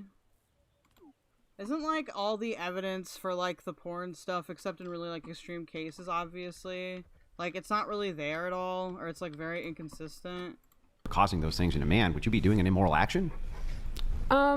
Potentially. And are you participating in doing those immoral actions to men? No, just because I think maybe you're less of a good romantic partner, that doesn't mean you're less of a moral person. No, that's not my question. Just because I don't think you would be a good husband for me doesn't mean I'm deeming you degenerate or a bad person. Back up. You just said that all of those are bad qualities. That you said that not objectively if bad. You were, for me personally, what I'm looking for. True. Go to therapy. Finish. You said that a person who was causing those problems in men would be doing something immoral. No, I didn't say that. So is it if a person's contributing to causing that in men, are they doing something immoral? So if I'm a lesbian and I only want to date women, don't ask me a question. Don't ask me a question. No, answer my question. No, don't ask me questions. I'm explaining to you. Okay, listen. Don't ask me Is this inconsistent? I'm going to ask you a question. If I'm a lesbian and I only want to date women, but I make OnlyFans content for men, is that inconsistent? Answer my question. I think she's trying to. No, she's asking me a question. No, he's evading my point. Asking a question is not answering my question. Then I'll answer your question. Your question has no bearing on this discussion. Then answer it. What was your question? Okay, one more time, since you tried everything to avoid it. If you contribute to those same problems that are against your preference in a mate, okay, those same issues, are you doing something immoral? Nope. No. Same way, like I just said, if I'm a lesbian who puts out pornographic content for men to consume, it's not inconsistent or wrong for me to only date women. I can have a preference for someone while monetizing off an entirely different demographic. Doesn't mean I'm doing something wrong. So, am I doing something wrong for indulging straight men if I only want to date women? I think you are. Absolute retard. Like, this is a like, what does that even mean? I think that you're creating a contribution towards the immorality, and you know it's immoral because I don't think it's immoral to be heterosexual, and I'd be indulging heterosexuality while personally being homosexual. Your preference alone is against it. Why is your preference against it? Isn't there an implication why would there? sexual? What do you mean against it? What are you talking about? This guy is not okay. The evidence is just for extremes like sex IRC or when you're old as fuck, I see. Orientation be against it. No, answer my question. Why is it? I think it's just an excuse for people who are shitty and also watch it, says Robin Hood. I was a lesbian and I want to date women, but I put out pornographic content that indulges heterosexual men. Is that inconsistent, or am I contributing to a problem? All of that, literally all of that would be immoral. I would say that that's still an immoral thing, whether or not you're being inconsistent there. I didn't make an inconsistency argument. I asked you about whether or not it's moral. You said if I don't want to date a certain pool that I'm contributing to, does that mean I'm creating a problem? Yeah, no, I'm just asking, is it immoral for you to contribute to that at all? No. It's not. It's not immoral. Why would it be immoral?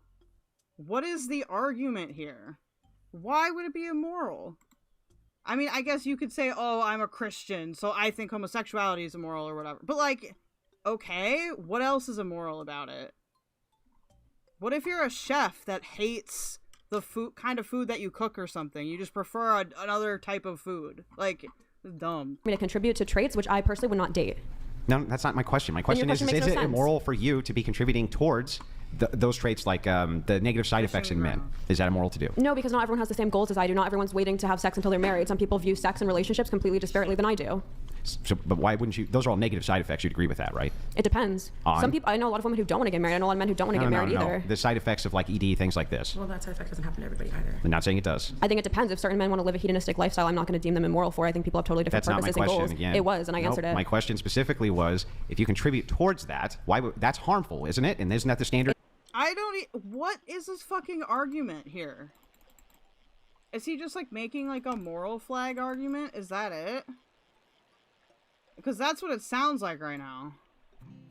It's not harmful if it's congruent to their goals. If their goal is to be a hedonist, then that's fine. But their goal's not to. Okay, but here's the problem. If their goal is to jack off to as many girls as possible before they die, they can go for it. Because if it's hedonism, right, you still have a harm principle. So even if a person is doing a thing and they say, I'm going to do this thing because I don't care about the harm, you are still supposed to care about the harm that you cause, right? No. No, you're not? Because they have a totally different moral rubric than I do. If their goal is to fuck as many girls as possible because they think that makes them more... This is the first time I've heard the word rubric in like 5 years. It's such a good word though, rubric. Wow, so much squid. If you work at a restaurant and don't want to eat their food, you aren't immoral. Yeah, that's a better way to explain it. Alpha or male? Who cares what their moral rubric is? You're the consequentialist.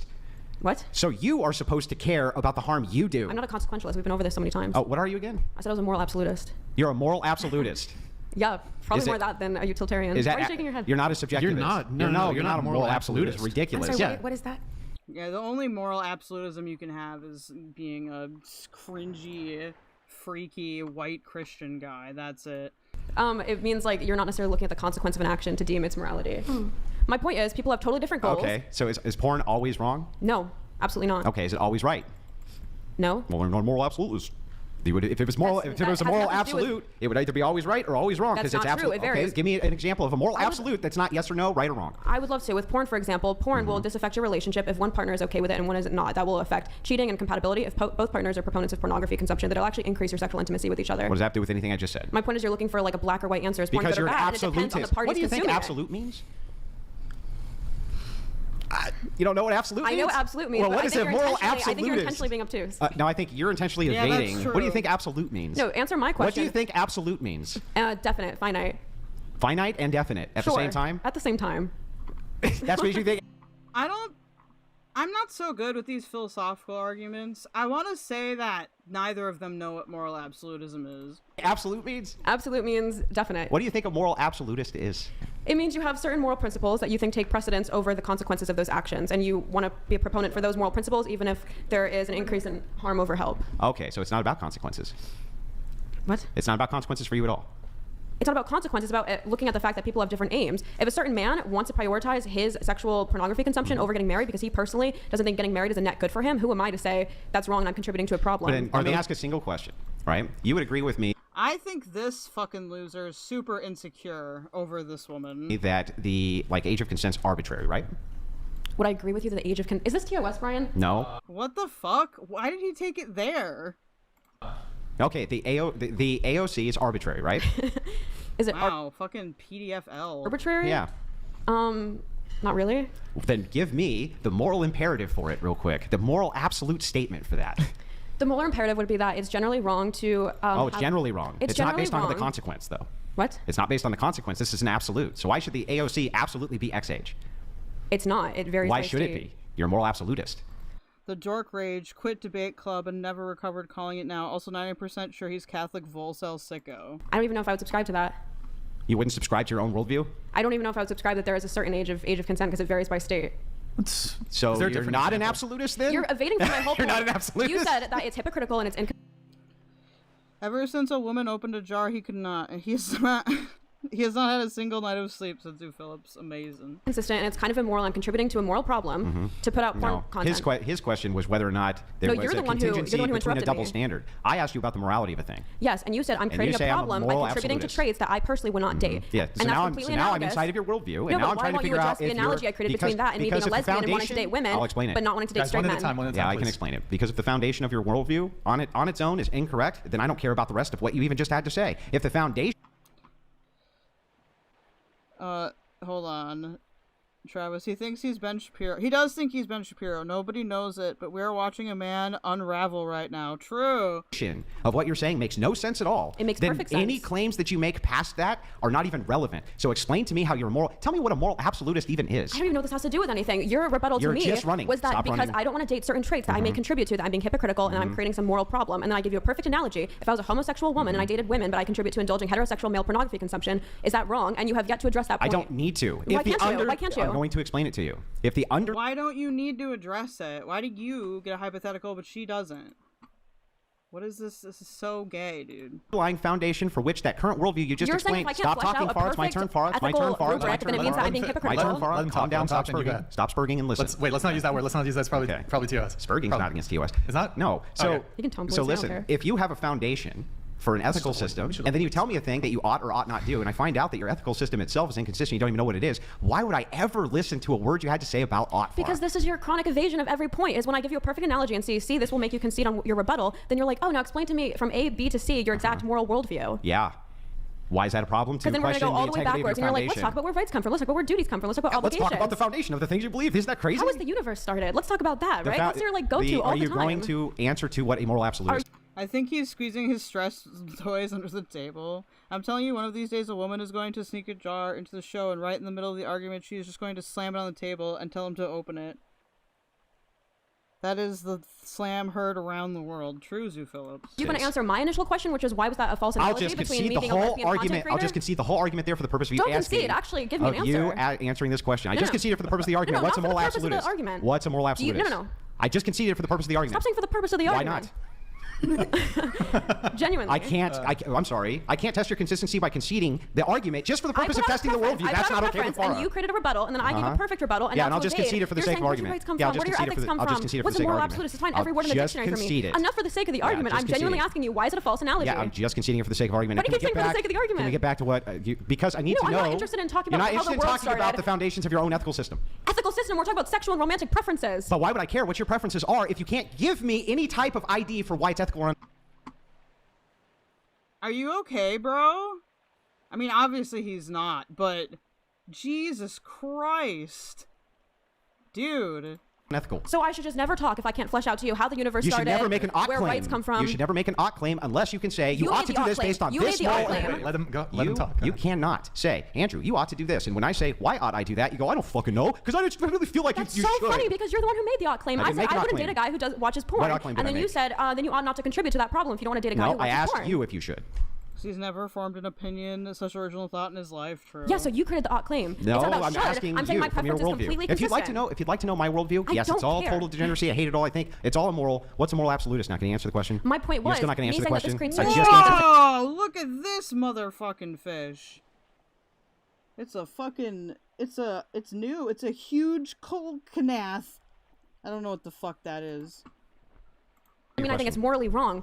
Okay. Answer the question. What's a moral absolutist? A moral absolutist is someone who has certain moral principles that they think take priority over the consequences of those actions, and they think those should be honored with precedence over a utilitarian worldview. So, why is it then that you're giving me an argument from the consequence?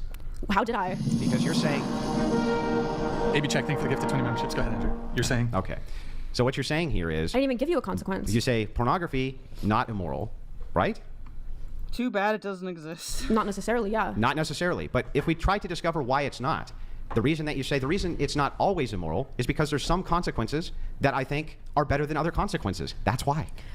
Even then, that has nothing to do with morality. It would for an absolutist. If I prefer a partner who's 6 foot over 5'10", and I'm preferring the consequence of their height, that doesn't mean I think 5'10" men are immoral. Unless or there's something morally wrong with being short. You wouldn't say I'm a moral absolutist. I believe that this X thing is absolutely always immoral, except in the case of the consequences. Why are we conflating romantic preferences with a moral rubric? Same way. So Stu Phillips. It's ironic that he makes fun of people for being neurodivergent when clearly he's autistic as fuck. True, Stu Phillips. Travis, is he asking for a moral framework on homosexuality? Lol, I guess. I said because it's not clean. No, it's not. Yeah, it is. Same way if I said I prefer tall guy over short guy, that's not me saying, oh, then, it's bad for me to contribute to something that decreases height in men. Yeah, but that would be a preference. In this particular occasion, I'm talking about a preference. How would you even do that? Like, what? Dude, this guy is pure brain rot. I hate him so much. Holy shit. I'm asking you about the morality of We were talking a a preference. Same way, again, if I could be indulging heterosexual men while being a lesbian. We can go back and forth. Okay, fine. So we'll just do, you think it's moral because your preferences, and I think it's moral because my preferences, but you're a moral absolutist. I didn't say moral. I literally said morality has no bearing. Sue Phillips, I can't talk about your sex life unless you ground your moral axiom. On my romantic preferences in this instance. You're the one bringing up morality for no reason. Just talking about Same way, again, I can like a guy who's a certain race or a certain height, and that doesn't mean I'm claiming all other men are immoral. Then Farha. If I prefer women as a women, am I calling men immoral? If all we're talking about is I like water and you like lemons, right? Then why, if we're making...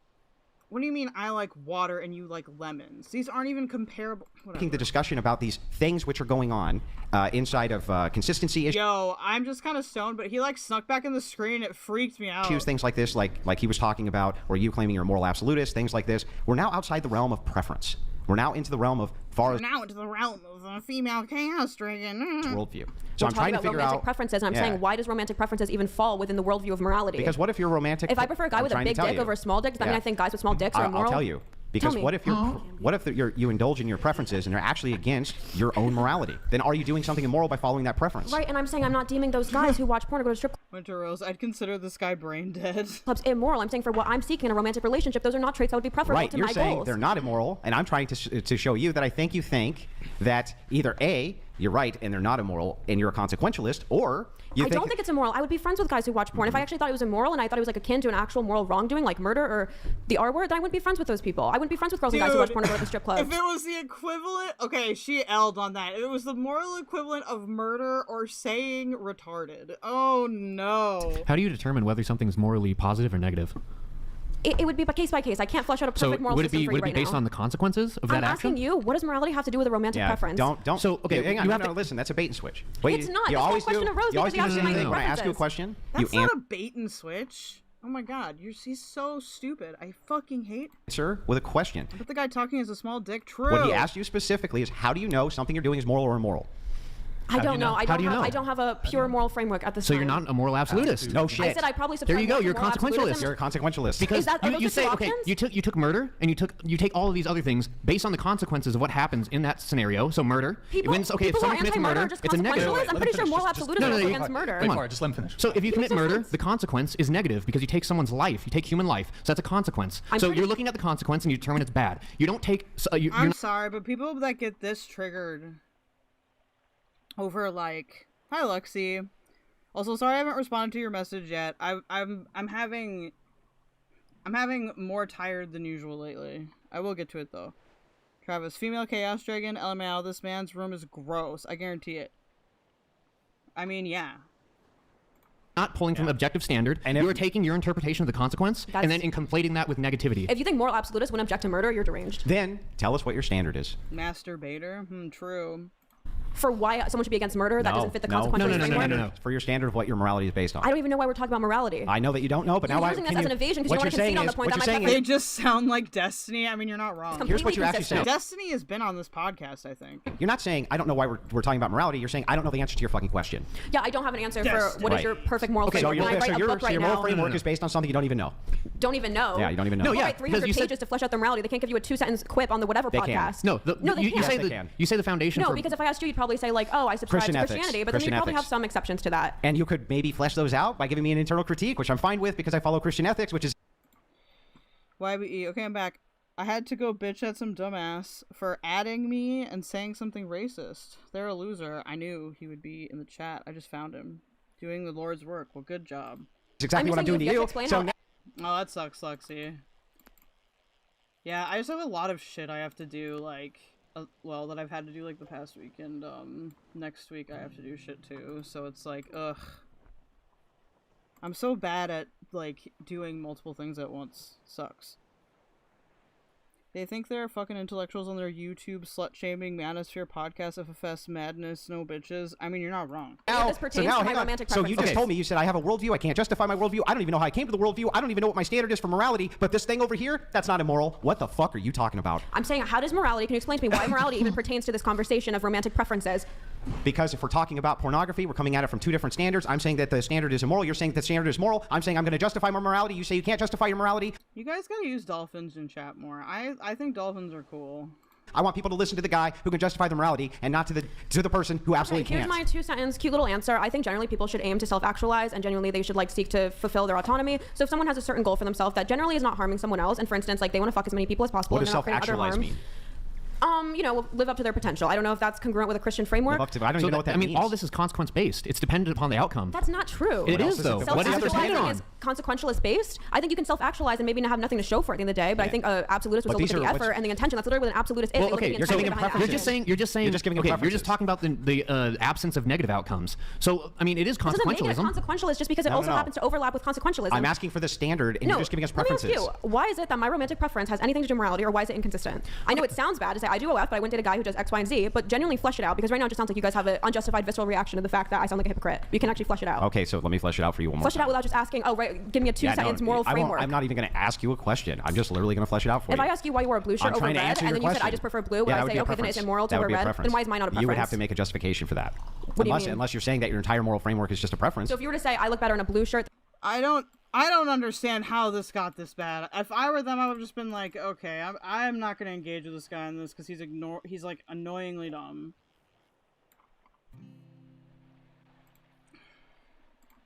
in a red shirt and I were to say, then you're selfishly motivated. Why are you only interested in what you like? Maybe you should survey the panel make a good and argument. find out like what we prefer. Looking at you're the one who's gonna have to stare at you for 4 hours. But when you say that's kind of a weird rebuttal to why you chose a blue shirt over a red shirt. Is that your argument? I'm showing you how ridiculous. No, my argument's not ridiculous. What it's you're completely saying, ridiculous. Then stop talking. Let me make my argument. What you're saying is just a sequence of preferences. You're saying, Andrew, why did your preference to do this thing, which you have a preference to do, that nobody considers immoral, including you and I, why did you do that thing? I say, well, because it's a preference. You go, oh, okay, makes sense. It's a preference. All you're giving us right this second for the entire standard, for your entire... I don't have the skin tone to pull off a red. I def look better in blue. Are you streaming today, Val? Morality is your preference. Not morality. I'm saying my romantic standards are more akin to why you chose a certain shirt over another. Almost done. You let these male guests blow vape, but if I talk for more than 2 seconds, then... No, you're not trash alone. Stephanie is still trash, and so is Gertie. But I changed my mind back because I can't have it, like, you know, someone paid to have that commissioned. Like, I should use it. No lie. You are based. Oh, it's so unfair. Disrespectfully, I didn't say it was unfair. I wish there was an orca emote too. And never stopped you guys for her ever. Well, because this is what the male audience. Okay. Oh, I'm sorry. You know what, Farha? I know I was just about to lay the entire groundwork for my epistemology, and you don't have any. But you go ahead. I'll chill out. Is that what you think I was having rebuttal to? I was saying the fact that he will always cut me off after 2 sentences, but let any male guest on this panel blow vape for like 3 minutes plus. Even if it's not related to the conversation, I can never do that. Nobody said it. You're working on the roof, damn. Fight with you. No. I equally. I make fair attempts to let everybody speak. You know, I'm a. I will pay someone to comb through this and create a chart of how much you interrupt. You go ahead. No, you go ahead. I was just talking about dating preferences. I'm so lost. But he knows that he can't let it slide. If I'm an OF girl and I say I went to watch, like date a guy who watches porn, so he has to now try to dunk on me ethically, even though it doesn't pertain to ethics. Let's continue on. So Andrew was making a point. How does it not? He got so angry. How does it not? How does it not pertain to? I'm chilling. How does it not pertain to ethics? If you tell me that you're doing something that's unethical, it's like this. I didn't say. Did I say unethical? I didn't word my initial answer. Did I say I wouldn't do it because watching porn is unethical? What your argument is. What your argument is. You go to me and you're like. I love how he's like, we're all cool. He's like obviously insanely mad. I know about Keiko. I know all about Keiko. I love Keiko. You're fascinated and terrified by orcas? I mean, they don't really go after humans in the wild, at least. Hey, Andrew, I'm about to go commit murder. And then I go, wait, you can't do that, and here's why. And you're like, I didn't want to have a conversation about my ethical standards. I just wanted to tell you that I was going to go commit murder. That's your argument right now, Farha. No, it's not. It's not. My argument is exactly akin to saying maybe I would wear a blue shirt over a red one. And I'm saying it's a preference. No, I'm saying from my standpoint, you doing OnlyFans is immoral. You agree that that's true? But that wasn't even the argument. If you want to discuss the morality of sex work, I'd love to get into that. Did you say you were on OnlyFans? Yes, but that wasn't your rebuttal to me. Your rebuttal. What emoji is that spaghetti model? Is that a shell? So now, that I'm contributing to something wrong while not preferring a partner. But the reason I wouldn't prefer those traits in a partner is not because I think it's immoral. What did I tell you you were contributing to? I think it's because it would create a partner that wouldn't be as pair bonded to me. That was the whole point. And what did I tell you? The point was of me saying, wait a second, you're contributing to X thing by being on OnlyFans, right? yes, I'm contributing to X thing. That doesn't make X thing immoral because I went date or so fuck now we X can get thing. into why X thing is immoral. Let's do it, but then concede that that doesn't mean I was calling X thing immoral. I literally told you for the purpose of the argument, I'll concede it. The argument. Like, why won't you let it move on? Because you didn't even trust you were wrong. You created a rebuttal to what I was saying and then completely switched and I'm the topic. still trying to get into the ethics of this thing. But we can get to the ethics of So sex are your work and ethics just a OnlyFans. preference? I would love to. Is it I just would a love preference? to. Is it just a preference? Is what a preference? Is the fact that Dude, they should make him pay to talk or something. you say that OnlyFans is moral, the fact that you say like They are just so big and fast and have interesting minds. Orca, yes, a shell. Oh, cool. apparently I guess prostitution is When did moral. we say moral? Stop, I didn't- stop, okay. Farha. I just let you talk, right? So are you saying that OnlyFans, you're making the claim, OnlyFans moral, right? I think comparing the R word to murder is completely okay. In conversation, comparing sex to murder, I think that that's ridiculous. No, I did not say that, and I know you know I didn't say that. I literally said we can discuss the morality of it. I was saying there's nothing immoral. Immoral? As a moral absolutist, is it immoral I'm sorry, or is moral? there no such thing as moral neutrality, such as you wearing a flannel versus him wearing a leather jacket versus him wearing a Yes, hoodie? you can say it's morally neutral. I'm fine with that too. I would say it's morally neutral. It's morally neutral. Well, it depends case by case. Is it absolutely morally neutral? No, that's why I said case by case. Are you absolutely sure? Same way I could probably find a way to say maybe you wearing these certain shirts aren't exactly morally neutral because maybe a child sewed that shirt, and then we could get into a case by case, but generally I can say it's morally neutral for you to have different shirts that Do Zoo Phillips for horniest shatter of the you're wearing. Is that fair? Sure, it's morally neutral for me to have Is it okay for me to ask you to justify the morality of your shirt? So hang on. So OnlyFans to you is just like me wearing a shirt. It's I morally said neutral. it's case by case. Same way exactly. I don't know. Maybe if you have Fuck. I don't know why I need to pause the video for that. 4-year-old make that shirt for you Agreed. today, then we can get Fair into enough. it. So we go into it's a case by case. So Yes, it inside depends of on the model, the consumer, the got it. relationship So status. inside of OnlyFans, how would you evaluate absent bad consequences? Here, we can go a little bit slower. It is going a little bit fast. Let's try this one. The things inside of OnlyFans that you would consider moral or immoral. Probably the ethics of sex work. So typical things like whether the model's being You think OnlyFans is immoral? Why? groomed into it, whether the consumer Consequence. Oh, I'm Next. I clicked a fucking. I clicked it. What the fuck? This game is breaking.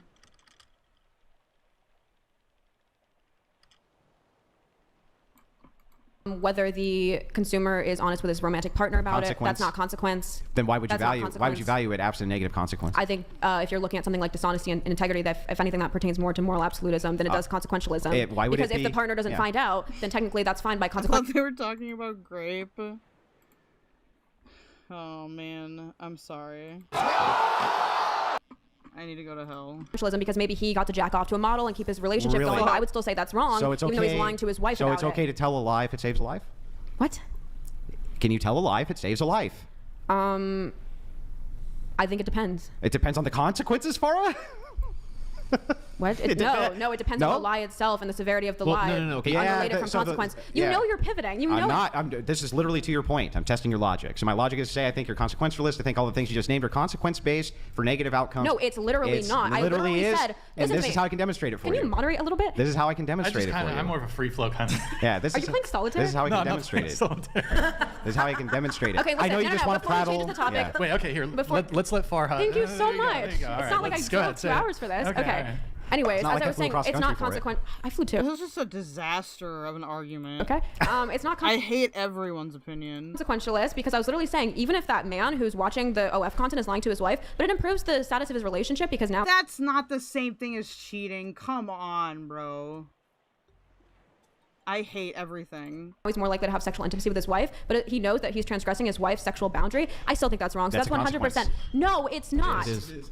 No, It is- it's not because it's a that's consequence increasing of the your pleasure in actions. his relationship. That's moral absolutism, literally, because I'm still saying that's a wrong But deed. if it was reversed, If it's reversed, then that completely changes the situation. Right now, because the consequence is reversed. The consequences change. Obtuse on purpose. I literally said, even no. if it's a net good in terms of pleasure, because maybe his wife is now enjoying him more. She's like, wow, my husband's so happy lately and jolly and cheery, and he's more happy lately. Maybe now he can actually last longer in bed. If he's transgressing her boundary, I still think it's wrong to lie Why? about being subscribed to an OF. Because I'm, prioritizing honesty, integrity, honoring your I mean, if you were lying about it, that wouldn't be cool either. I wouldn't consider it cheating, though. vows over a consequentialist Why? humanism. Yeah, why? Why? I Yeah. think that's the I think that's the dead end of moral absolutism is I'm valuing honesty and integrity. Yeah, why? Why? Because I think those are good traits. I have a question. So their preferences. So the entirety of Farha's worldview. What are you talking Listen, about? I'm going to explain. I wanna hear what she has to So this is really simple, really very simple. What you say is this: you say it bottoms out at moral absolute on. I will say, okay, if I'm in a relationship and a person wants to pay for an OnlyFans, I prefer that we both find the OnlyFans model attractive so we can get the most out of that subscription, okay? On truth and on this and on that, things which you. On justice, integrity, things honesty. that you prefer. That is the weirdest evasion I've ever heard in my life. Well, no. It's not the weirdest evasion, because ultimately what he's trying to get to is saying that you are the one who's determining whether it's moral or immoral. It's a preference. That doesn't make it consequentialist. It does No, in this it case doesn't. because all of the things in which you value seem to be based around the consequences. I literally said it's not. Even if it improves the relationship and makes it so that they don't get divorced and they have a happier marriage, I still think it's wrong to transgress someone's boundary. Fair enough. So then what we could say instead is this. Maybe you're right, and it's not that you always value the consequence. We would just say that the entirety of Farha's entire moral system comes from her preferences. How is that a preference? Because you said that moral absolutism bottoms out at truth and at these other values that you have, which you have a preference for. Which I think most people have a preference for. The legal system, the courts, most moral doctrines, most philosophers, most politicians. So the most people determine morality then? No, I didn't say most people. I said specifically the institutions which we've entrusted our justice and our legal. I can't. I just feel like so many things are getting mentioned here, and like so many things are being conflated that aren't, or that shouldn't be conflated. It's scary. Systems with has nothing to do with most people. If anything, that's probably less people. It's dependent upon the majority of people believing. I didn't say majority. I literally said I could be a minority, but we can like look at the syllogisms of why they've arrived at this conclusion of why this is a good thing. I just love that we've detoured so much because this proves my point that it's not inconsistent for me to do OnlyFans. Because you've had to detour like 30 times now. Why is it important that she determines the morality of men that she wouldn't consider dating? That's what I don't understand about the entire premise of this conversation. It matters Why is because it the audience her wants him responsibility to determine the morality of the men that she wouldn't consider dating, consuming the content that they would consume, regardless of how they got it? Is a consenting person creating the content? She runs her own business. She's ethically creating her own content. Why is it ethical? Because she's consenting to the creation of her content. Why is that ethical? Why is consent oh boy. Because that dude, welcome to Ultimate Retard Review. My God. Is less consumption happening of content that people are not consenting to making. Yeah, but you just are repeating it, right? The consent is what makes it ethical. The problem is, to me, what I'm trying to do is get to the foundation of why you think things are ethical or unethical. That's the point. Why do you think things are ethical or unethical? Why? Based on, I mean, that depends on the conversation. No. Why do you think things are good or bad? I mean, I don't do that off of any religious aspect. Usually I do that spiritual people so don't why? believe in good Why and do you bad. think? Usually we do positive and negative. Based on basically like the do no harm. So you think that things are bad if they're harmful? And harmful is subjective. That's your principle. Yes. Harmful is subjective. But for me, I make that determination based on my lived experience. Okay. So what you're trying to avoid then, this is the principle we're just trying to get at, which Farha evaded a million times, is that for you, you're just looking at things through the outlook of you don't Oh, no, wait. iOS 18 will have Orca? It's not out yet, though. want there to be harm caused. Correct. And there's and then of course with any decision in any business there are risks and like of harm factor. You know, you can be a CEO making $100,000 a year doing beyond unethical damage to the environment, to the society at large, to several factors, and not using sex to do so. So IDK, I think Rosie kind of cooks here. Doing that, there is no ethical consumption under capitalism, and there is no ethical... There's no ethical consumption under capitalism. Correct. There is no ethical consumption under capitalism. Because that would mean that capitalism always does harm, right? Not always. Well, then it can't be no. Then it can't be no. You can't say there can be no ethical consumption and then say... Well, okay, this is where she gets it wrong. Like, no ethical consumption doesn't literally mean that all, like, purchases or whatever are immoral or bad. It means that, like, there are inherent mechanisms within capitalism that are like exploitive, like exploiting workers, for example. So like you can't take that exploitation out of capitalism. It's not literally every single whatever is bad. But except for the times there can be. Well, they both exist. So there are things that can be ethical and things that can't be, but you cannot experience consumption without there being unethical, So the one nice thing about hating everyone is that you can just dunk on everyone. Aspects that are outside of our control as an individual. And those are immoral. Okay. Right? I mean, dependent, yeah. Dependent on what? If it causes harm, it's immoral, right? Yes, but okay. So then I lost track of what it was. Sorry. So then every single time somebody does something which is harmful, it's immoral. We've established that, and you said that there's no chance they can never be ethical consumption ever, not even one case inside of capitalism. That means capitalism's always harmful, right? See, well, you're trying to boil it down to white and black thinking. Yeah. And that's just not. Yeah, it is. The It's line, either yes the or path no. I'm trying to go down. Subjective also. Yeah. Wait, are we talking about Well, communism it can't be now? subjective. It can't be subjective if you say we all. Could, we can talk about no, but see, the not subjective when you sex say work is the all. commodification of sex. That is a part of capitalism. That was the point from which I was. Yeah, I think Rosie does cook here a little bit. I just don't like the not knowing what that means with the ethical consumption or capitalism, but it's fine. Deriving from. What was the point? What? Yeah. That sex work is the commodification of sex. Uh-huh. The commodification aspect is what I was aligning with capitalism and making that statement. So then sex work is immoral under capitalism.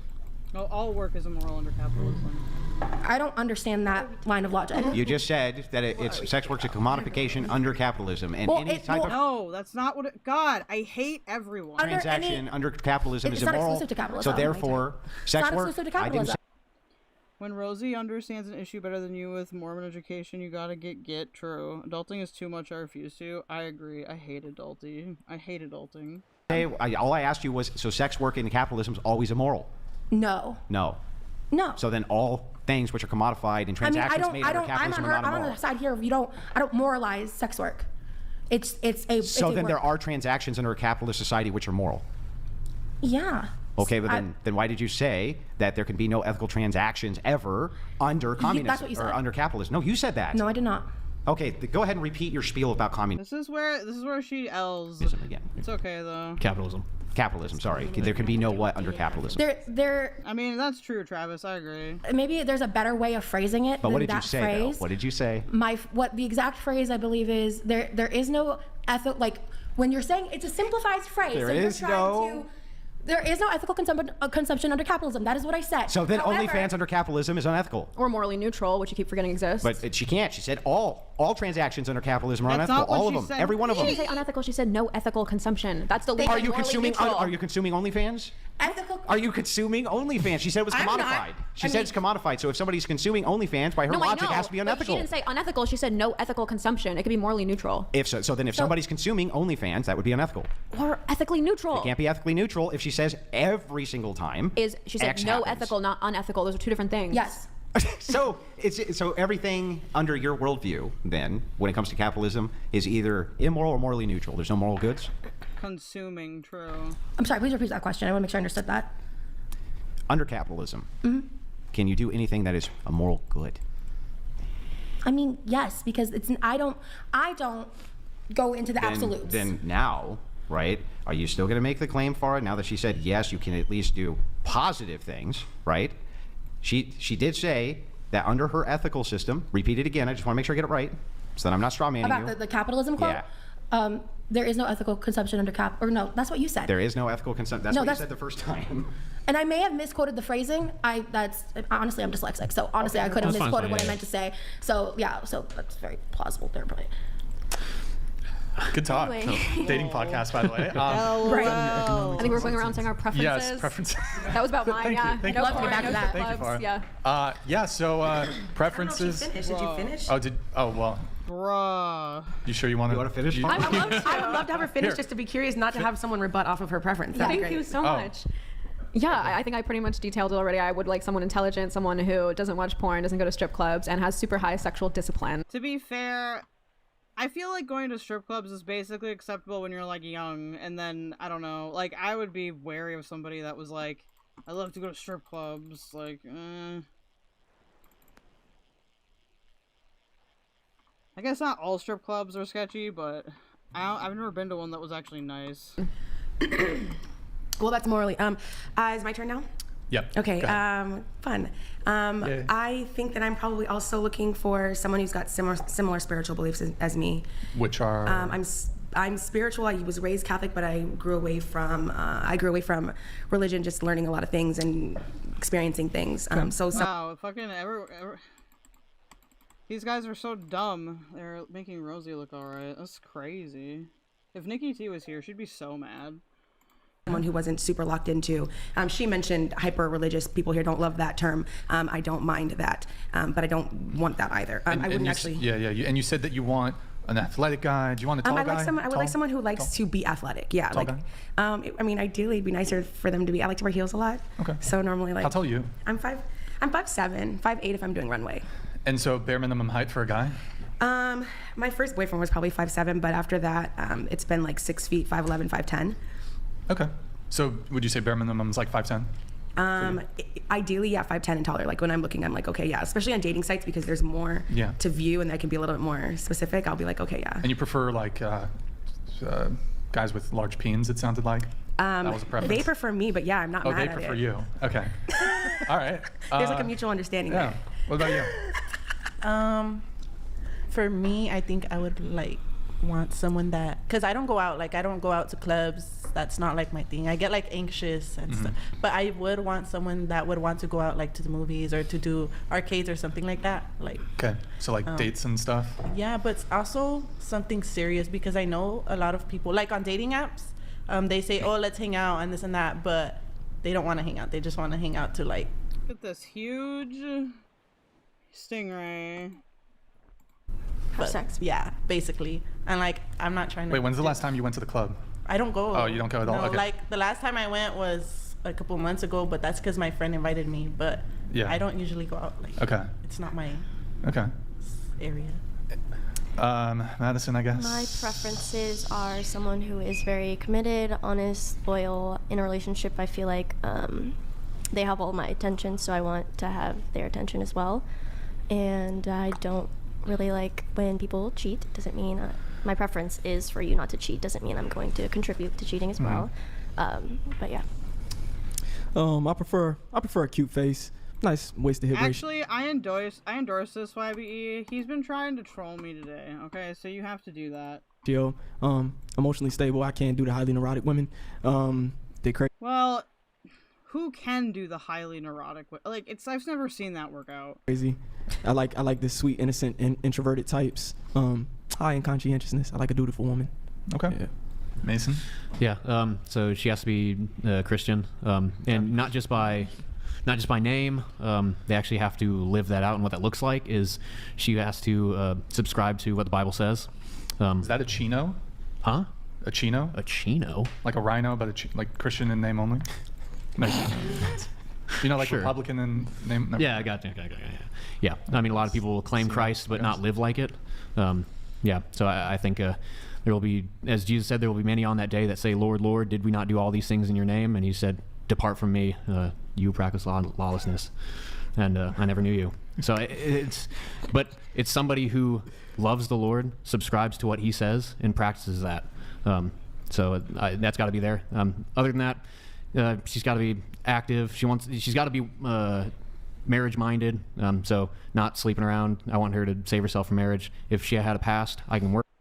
If go off kick highly neurotic women get men all the time. I mean, that's true. They do, especially if they're hot. But like, as someone that's made that mistake before, I don't recommend it. Okay. Work with that. Brian doesn't want me to lower my standards for that, but yeah, I am your eternal wingman, Mason. Exactly. There's some women who've previously attempted to convince you to date women who might not also be virgins. I endorse this trolling. All right, this is what happens when you come in here and be annoying. I'm just kidding. Eggy Toast was this is QLR on the Whatever podcast, and they're all incredibly stupid, so it's very fun to watch. Exactly. They might be prostitutes even. That was a stretch, I feel like. But Mason. Brian is my gatekeeper. I am. No, not prostitutes. Women out there, you want to get to Mason, you got to come through me. Yeah. Not like you don't have to like sleep. Yeah, that could come off a little weird. Just like, gross. Like, that seems counterproductive.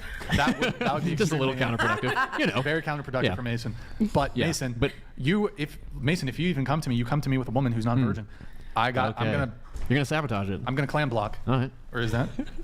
Cock block? Ew. I don't know what the term is. Oh boy. But yeah, I want her to be like, I want her to desire to be a mother. I want to have a large family, so she's got to have a similar desire to be a mother. Some things. He's got some good things. Yeah, I want her to support not support me financially. He said Christian. Yeah. Would you convert? I need someone with Would you convert? I need somebody that actually has a basis for their moral standard. Oh, okay. Yeah, sorry, Farha. Dude, they're also triggered by that. Just be a preference you make. Exactly. There's got to be some basis. But so I want someone to be able to build a home. Got to build a home. Yeah. If you can't build a home, what you really got? And If you can't build a home. intelligent. Can I Is it add going to be a a couple things? townhome or a two-story? What? I want to add a couple things. All you do is say big. Whoa. Who's not a virgin here? Well, unfortunately, the Ben Shapiro imitator, alright, has children. And I didn't get to say anything about intelligence or like if they can. You afford said a if they could put it family. down good or something. like yeah, led by you, but like there's other things to have. Yeah. Yeah. Yeah. Like a big brain. Big brain? Yeah, be That's intelligent. good. That's always good.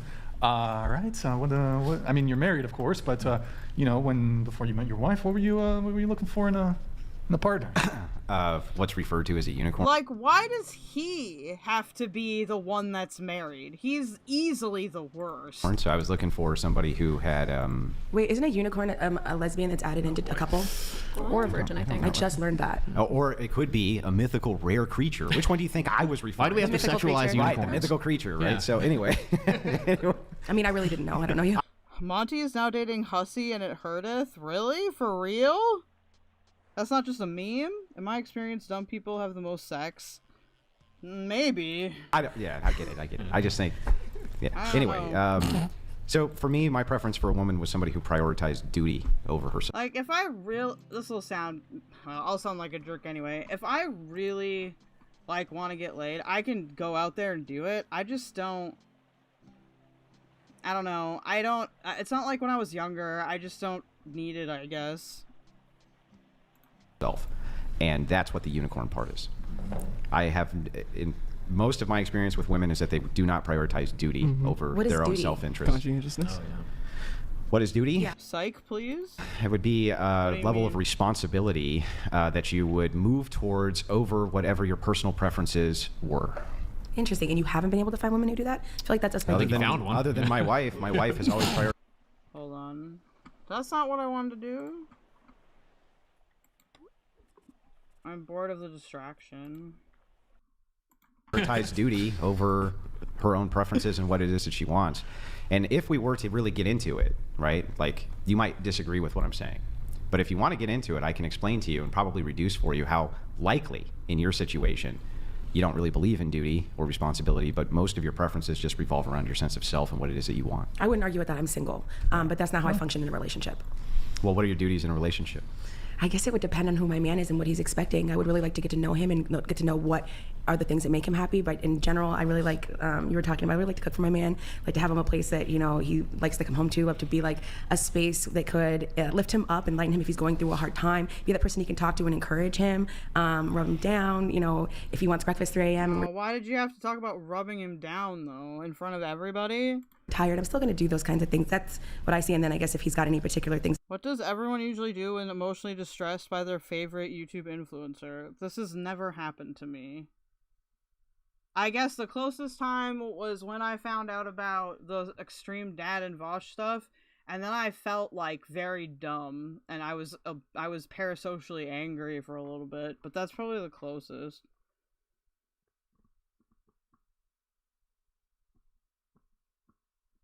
What?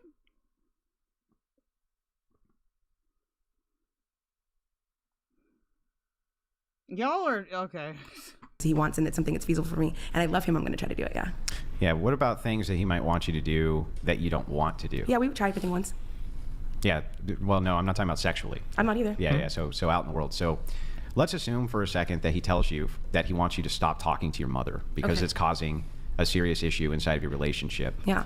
And you think that I would say I was in a relationship, but I wouldn't be like, it wouldn't be like a I don't want to say public facing, but I've resigned myself to the fact that if I am gonna like be with somebody seriously again, it's probably gonna be like another content creator, because I don't know how else it could work out. Like, you talking to your mother is not causing a serious relationship. I'm doing good, Nikki T. People are gonna defend Rosie in here because we're all very frustrated from the philosophy part of this debate. Toaster cleaner, Brad taste in music situation got me shook. What do you mean? Has it gotten worse than it was? or an issue in your relationship, would you defer to him? Are we married? Yeah. I'm deferring to him. He's my husband. Okay, always? It's my husband. I mean, hopefully we're at the place where if I am his wife, we have a common understanding of communication, where we respect each other. But yeah, I mean, he's the leader of the house. Okay, and why do you think he's the leader of the house? Hopefully because he's providing and protecting. So what if he wasn't providing? I wouldn't be in that situation, so I can't. Well, you could be where you're with a man who can provide. Okay, but hang on, just hear me out. Okay. So he's providing for you for a few years, and then he's in a situation where through whatever means he can't provide for you anymore. Yes. You would not put yourself in that situation? No, I mean, I'm already in that. Once I'm married, I Right. to do what I can do to keep that together. Yeah, okay, but what if he couldn't provide for you anymore? Okay. Would you still? Well, I mean, I would hope, like, you know, obviously you shouldn't just, like, dump your husband if he becomes, like, physically disabled or something. Stay with him. I would not be with a man who doesn't have the motivation to pick up. So if, he fell off for a little bit, I'm going to be right there to pick him up in any way, knowing that it's not going to be like that forever, because at the end of the day, I'm hoping to be able to carry children, and I won't be able to do both, provide and carry children. Yeah, but what if he's maimed and he can't? He's maimed and he can't. I guess that we'll handle that when it happens. Yeah, but if he was maimed and he couldn't, Correct. would you prioritize him over you? I mean, I'd be taking care of him. Where's he maimed? Sickness Is under it the health. penis? Yeah, so he's Is it maimed in a penis? way. It's What I'm not saying out. what I'm saying is that he's maimed in a way Oh my where he can God, no longer that's provide for you. Yeah, that's the man. If I love him, like, obviously, I love to the soul, so it wasn't about the physical, which is why he was trying to point out, like, this. But for me, there's more. There's more. Okay, Yeah. so you would stay with him even if he couldn't provide for you. Yeah, I mean, here's the thing, though. I'm going to be honest with you. If it was a situation where it changed who... Okay, you know that girl that just walked by? She had, like, one of those blanket things. What do girls call that? He was, and I mean like... Like, it's worn as a coat, but it looks like a blanket. Sometimes people will go through catastrophic events, and who they are as a person completely changes. And I feel like there's definitely an amount of time that I would give to help that person. But if it eventually came back to something that would destroy me, I've been in situations where I did let it destroy me. I hope that I've grown right now to attract someone who wouldn't. So your greater duty is to yourself. I guess I depend on the situation. Well, in this situation, you just said your greater duty is to you. If it was something that was to destroy me, I don't know, because I just told you that I Run, ladies, run, true. let it destroy me in the past. What if he were maimed and got a bunch of money settlement? I mean, that's also possible. So, I mean, I'd like to think that I've grown out of that, but maybe not. But you just got done saying to me, to be perfectly honest with you, if I knew that this was something that was going to destroy me, Correct. You're going to exit the situation, right? And I also just stated to you that in the past, when I thought that I might have done that, I still let it destroy me. So I'm hoping that, yes, I would make that choice, but given my past my past history, that's not something that I would. When it destroyed you in the past, did you leave the situation? He got another girl pregnant. Did you leave the situation? I mean, it was... That's different. I feel like if it's cheating, like, I don't know. There are some things where I feel like it should just be an automatic L. I don't know. I feel like cheating is one of those things. It would be really hard for me to not break up with somebody that cheated on me. After that point, the girl's calling me, and I didn't have a choice. That's... Yeah, all the I'm just asking if you left the situation, though. I didn't have a choice. Right, so based on the pattern of when things destroy you... Is like your wife would... You leave her, you cheat on her, and she's still going to be like, I'm down? I'm saying that your wife's greatest priority, as far as her duty goes, is obedience to her husband and taking care of her children and taking care of her family is the priority. So your point right now is to prove that I would not be duty. I would not have No, duty. It's not. I'm not saying that you wouldn't be dutiful. That's not really what my preference here is. What I'm saying is that the thing I look for is in a woman is somebody who has a greater duty to me than to her. And I feel that's why I think it's a unicorn. I agree. I think that the way that you know that is by being Belinda, now friend of Ethan Ralph. Dude, what a fucking L. shown it, not by asking. I don't know what that means. What do you mean? I think that was pretty self-explanatory. Like, the reason why you know that is because she's shown you that she's dutiful. You're asking me if I would be dutiful. Those are two different things. I can sit there and say one thing or the other, but my actions speak for me. Okay, that's fair. So, I mean, within the confines of the point, though, I guess I'm just trying to kind of flesh out that that's what I'm after is a woman who prioritizes duty over self. And to me, there's just almost none of them who do that. I feel like a lot of women I know, that is our biggest problem, is we put you guys before ourselves. And so it's interesting that you say that and teach their own, but that's what I feel like I've encountered a lot with my dating How are they situation. putting... I don't know. I think, I mean, if you take just divorce statistics and the amount of, like, just cause divorces as opposed to no cause divorces. So just like preference, like this person is not making me happy. The vast majority of divorces are happening by women because they're just not happy anymore. Lack of commitment. So it's lack of commitment. So it's, I mean, I would say that the evidence suggests otherwise, that most women don't want to be in a relationship because they're not happy, and they would rather prioritize their happiness over the health and growth of their family. So, but wouldn't their happiness contribute to the health and happiness of the family? Okay, brah. Family? Hold on, and to speak to his point, you also said earlier somebody who treats you like a princess. That tells you that's what Andrew was referring to. What is it? Because I didn't specify what that means. So what do you didn't, and I wanted to ask you what that meant. But that statement in itself, somebody who treats me like a princess, as opposed to you saying a guy that I want to be a wife for, or oh yeah, that was just a short and sweet. Hillbilly Belinder is like a person in Gorlworld. Her content is like unwatchable. It's so awful. Like, I even tried to hate on it, and it was so boring that I had to stop after like an hour because I was like hemorrhaging viewers. But she's like racist. If you watch Hecate's daughter, she'll tell you about it. Hi, Cammy. Thing I didn't get to delve into anything specific. Yes. Okay, but that's what he's talking about though, with the dutifulness, and then with women talking about themselves. Like that statement is a selfish statement. It's a self-centered statement. The statement is selfish, but it wasn't neglecting. It's like saying like, oh, Black Lives Matter. Me know there matters. No other things matter. It's like, no, I wasn't stating that I wouldn't treat someone like a king. It's just that I would like someone who also treats me like a princess. She was making a comparison. Wait, what are we talking about? She was making a comparison. To what? She said something about Black Lives Matter. You heard BLM and you perked up? Yeah. Oh, my God. I thought you were talking about my nonprofit Oh, cringe. organization, the Big Labia Matters. Speaking of, I think I should share my preferences and standards. That was a good point, by the way. Here. And I've written a bunch of notes. It's okay to hate this. I don't want to forget. It's not for everybody, but I'm autistically interested in it. It's a very long and exhaustive list of all the things that I want. So let's see here. First off, let's talk about race. Any race is fine, but slight preference. Oh, that escalated quickly. For Asian women and white women. I'm just going to be honest. That's my preference. Gross. I don't know if you guys play World of Warcraft. There's like best in slot. Okay, never mind. I probably shouldn't go there. White women, you mean white-looking women? What's That's a good question. What's the difference? Well, I'm talking like Latina, well, I'm like, mixed, like and so Hispanic. My skin color is black. How do you identify? Black woman, and how do you identify? I identify your experience as a white woman? No, my experience is of a black woman. But I can say I have no racial preferences, and that should be the norm. Being raised, but you're half. I was raised by a white woman, and I also understand that experience and what that is. Oh. And so I'm also, because I'm literally half, I'm also a white woman. Like I don't have the experience. You throwing your hat into the ring here? I mean, I'm just saying. I know people come at me with that because I don't have that experience. But to an extent, I know the experience, but I don't have that myself. I don't think he cares about the experience. I would say it's looks. But I'm saying I'd say they it's look looks. like. Okay, for primary looks. Don't get me wrong. Doesn't care about the heritage. I'll date a black woman. I'll date a Latina woman. I'm just saying slight preference, ever so slight, very small preference. Petite, fun size, short women. The shorter the better. What size is that? 5'4"? That's too tall. Is that tall? It's a bit tall for me. That's tall for you. Her height needs to start with 4. You like little people. How tall are you? He did say that last season. You want to travel the globe? I mean, I think if you are just not judgmental about that stuff, it'll just happen naturally. Like, I've been with a variety of types of people. 6'1"-ish. Yeah, well, you're not supposed to say that. Yeah. Wait, you actually? Are you serious? Yeah, he does. I prefer the short women. No, what she? Luxie, if you download a program called SoundPad, you can do that. You just have to record me streaming. You just said. Yeah. Oh, what did you say? You said you like little people last season. And also share them on the Discord. Last session. I would. It's not so much that I would I get with a dwarf? You said a yes. preference. I would get with a dwarf. I'll get with a dwarf. Oh my god. But for that? A little bit. It's not that I don't have a preference for dwarves. I'm saying I would date a woman who is a dwarf. Oh, okay. But I'll also date a What is happening? woman who's got appropriate, like normal proportions, who's also like 4'5".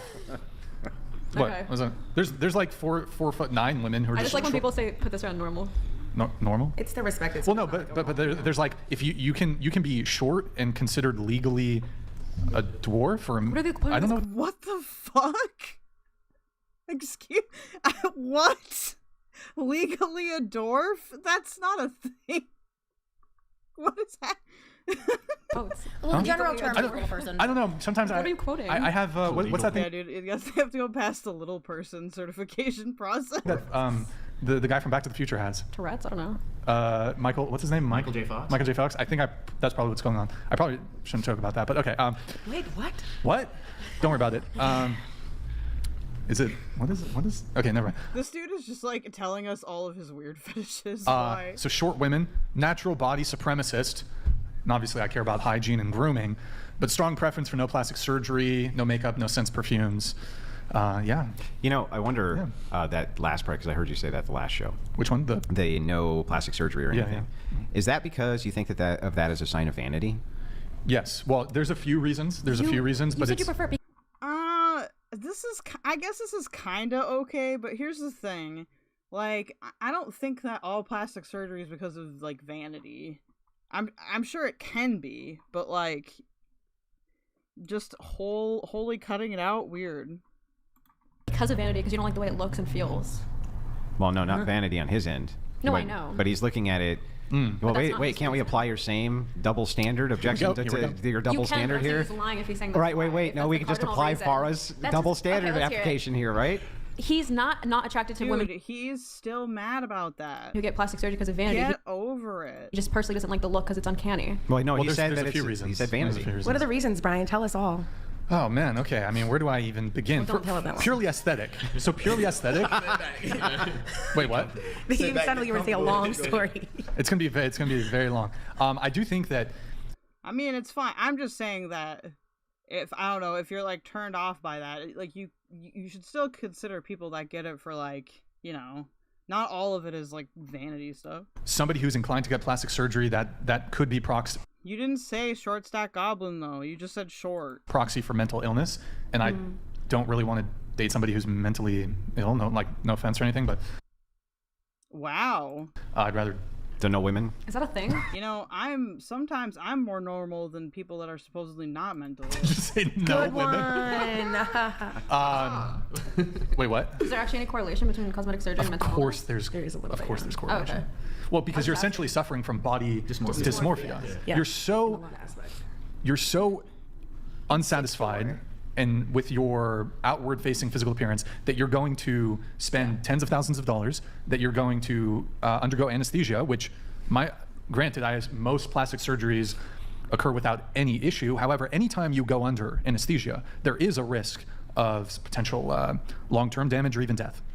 So, to me, unless a surgery is absolutely medically indicated and necessary for you to simply go under the knife for purely cosmetic reasons, I think would be evidence of body dysmorphia. Although I suppose you could argue that you might not be suffering from body dysmorphia, but a woman sees some sort of economic benefit for, like, okay, if I get fake, if I get fake boobs, then that could help me in my career doing OnlyFans or in dating too. Yeah. She might not necessarily have body dysmorphia. She just might look at it from, like, okay, this might help my odds. So you wouldn't date someone with BD even if they didn't get cosmetic surgery, like they just had an ED, but we're all natural and stuff. Had a what? Eating disorder? Like body.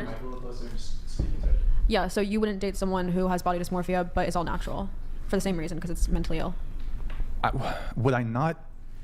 Like they have body dysmorphia, but they haven't had plastic surgery. I suppose it depends the severity of the impact on their day-to-day life. I mean, if they have it, but it's not otherwise interfering with their life or with the relationship.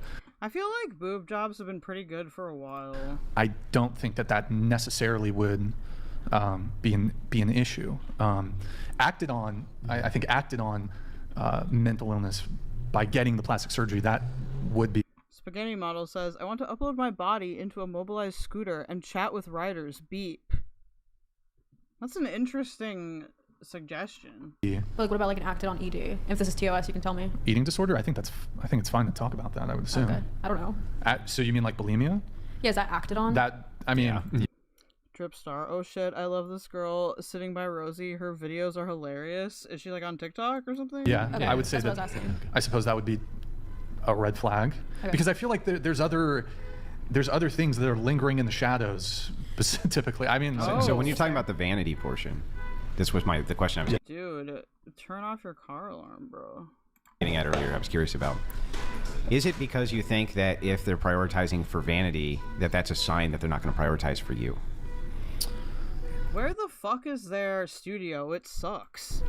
In the sense that it's very self-centered. Mm-hmm. I've never thought. She's a YouTuber. Okay. About it like that, but that's actually a good point. I like modest women, and so hyper focus on one's own appearance to the point that you're going to spend tens of thousands of dollars and undergo dangerous and unnecessary surgery. That's a hyper focus on one's own appearance. It seems like that would be something that would lead them to prioritize maybe themselves over you, right? Yeah, and just on its own, aside from whether they're prioritizing themselves or me, I just don't find it an attractive personality trait, just vanity. I prefer modesty.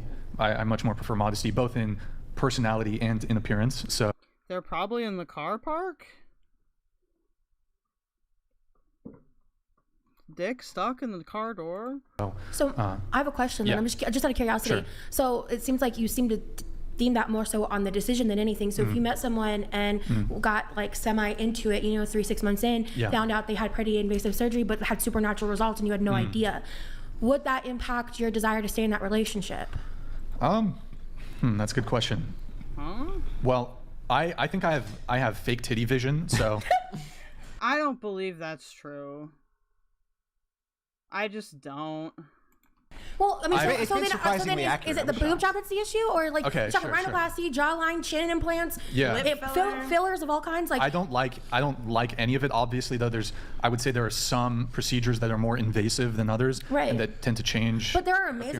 Josh, why are you trying to make me mold right now? Plastic surgeons and new surgeries all the time. So is it plastic surgery as the concept or the blue? Can we go one day without me having to mold at you? Jobs. Yeah, it's not. Well, I think it's everything. I wouldn't even say.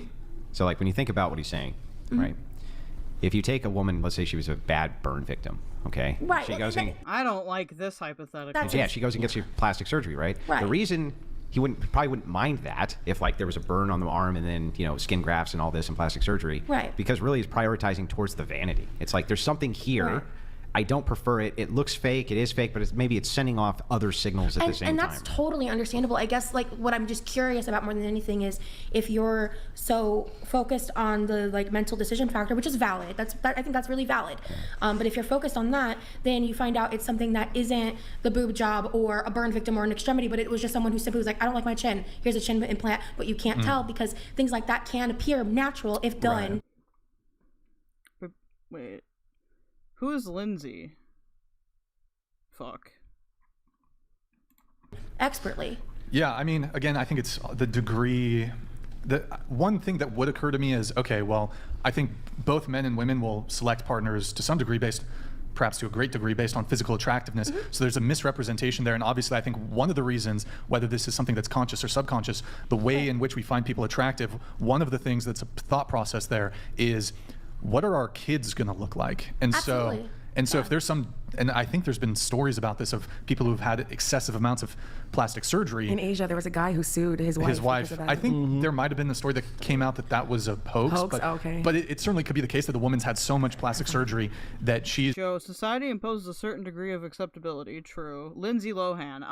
Okay. Just moving in the world so deceptively that not only. That explains the Freaky Friday reference. Is it going to have an impact on your attractiveness to her, but if you're looking to have children with her, because why do we ultimately find physical beauty attractive? And I think, aside from our own selfish reasons, from a physical attractiveness level, is we're going to have physically attractive children who will be more will maneuver through the world perhaps better if they're more physically attractive, and so I definitely can see that. But I guess to go back to my original question, I was just curious: would that be a big like potential deal breaker or diversion in a relationship 3 to 6 months in? Because that's a very fragile time where there's emotional involvement, but there still can be fallout very frequently from those types of like missed signals. So would that be either hard deal breaker or potential deal breaker? Well, the most egregious forms. They're probably not going to like that term, but the most egregious forms of plastic surgery, so I would say breast implants, BBL, and lipo. Guys, there I just saw one TikTok where this guy got his knees and now he's taller. Just throwing that out there. I don't think men should the height. Yeah, but that's so when you're talking about offspring, like let's say I fall in love with this guy thinking he's 6 feet tall. No, but that's true, Travis. Transphobic men love gender affirming care until it extends to women/trans people. Very true. Young Black economist, this man is throw up emoji. He wouldn't get one coffee date with me. Gross. Talking about choosing a woman for her reproductive abilities. True. Exactly. Then I get your type. Wait, what? Oh. No, but if a woman objected to a man, because women are attracted to tall men, they hope that their children are tall. I don't think that I don't know if I would. You wouldn't mind? I mean, here's the thing. I think men I'm not having to marry my kid, so I don't know that I would care. Like, I don't know. I would actually argue though that women, like if you found out a guy had. I think plastic surgery is far less accepted in men than it is in women. So, for example, there's obviously different cosmetic surgeries that men undergo, but like the one I could maybe think of is like, what if a guy, and it frankly doesn't look realistic at all, but they get the injections. Their arms. Synthol? What's it called? Mason, do you know what it's called? I don't know what it's called, but it's essentially oil. They inject it into your biceps so your arms look bigger. There's also the thing. Or just the implants, they've got actually implants. Yeah, and there's this old, like, Wild. 20-year-old MTV documentary where this guy was insecure about his calves. Yeah, and he got I saw calf it. implants. I saw it. I forgot what that show was called. I can't remember what it was.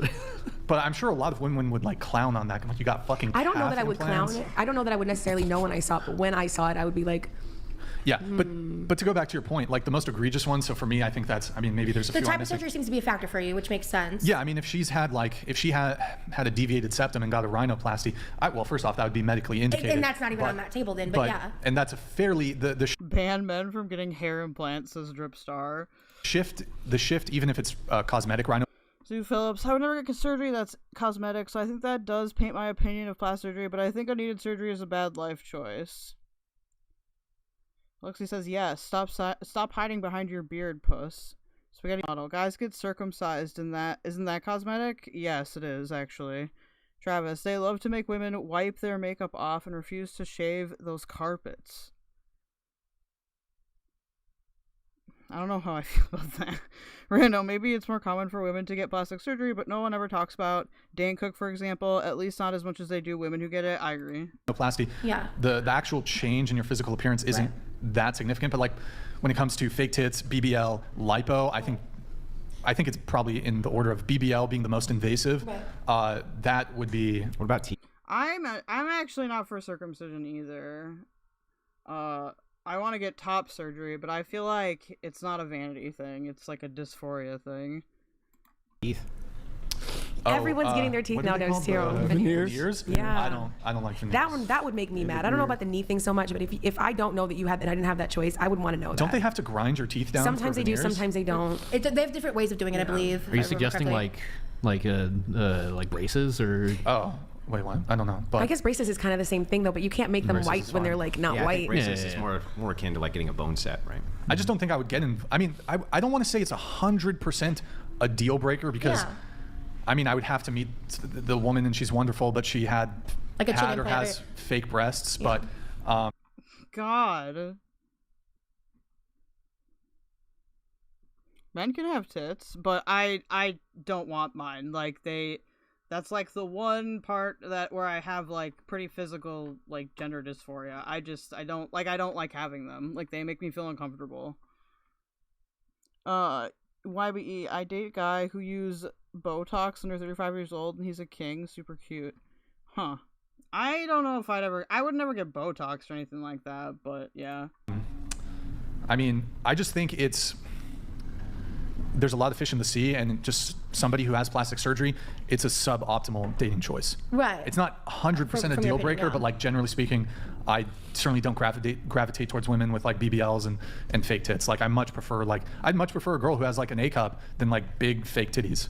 So and that's totally you're right. I guess I was just curious because you seemed to be flat. No, God, he's very fixated on that. Really invested in the mental part of making that decision, and like I said, I can see the validity in that. I mean, I'm pro do whatever the hell you want. Like if you want plastic surgery, get it. You know, in terms for me, and it wouldn't be too much of a deal breaker. Like if I found out I was dating a man who got like hairline surgery or like the roots, like for me that wouldn't be a deal breaker either, or things like that. I just think like if you want to do something to make you feel better or improve yourself, that's your right. But it's also your right to choose not to date someone if they did that for whatever reason. Well, I think we as men have a duty to, because I think both men and women, but more so women, have been sold this lie by advertisers that you ought to look a certain way. You need to buy a certain foundation and a certain lip gloss, and you need to.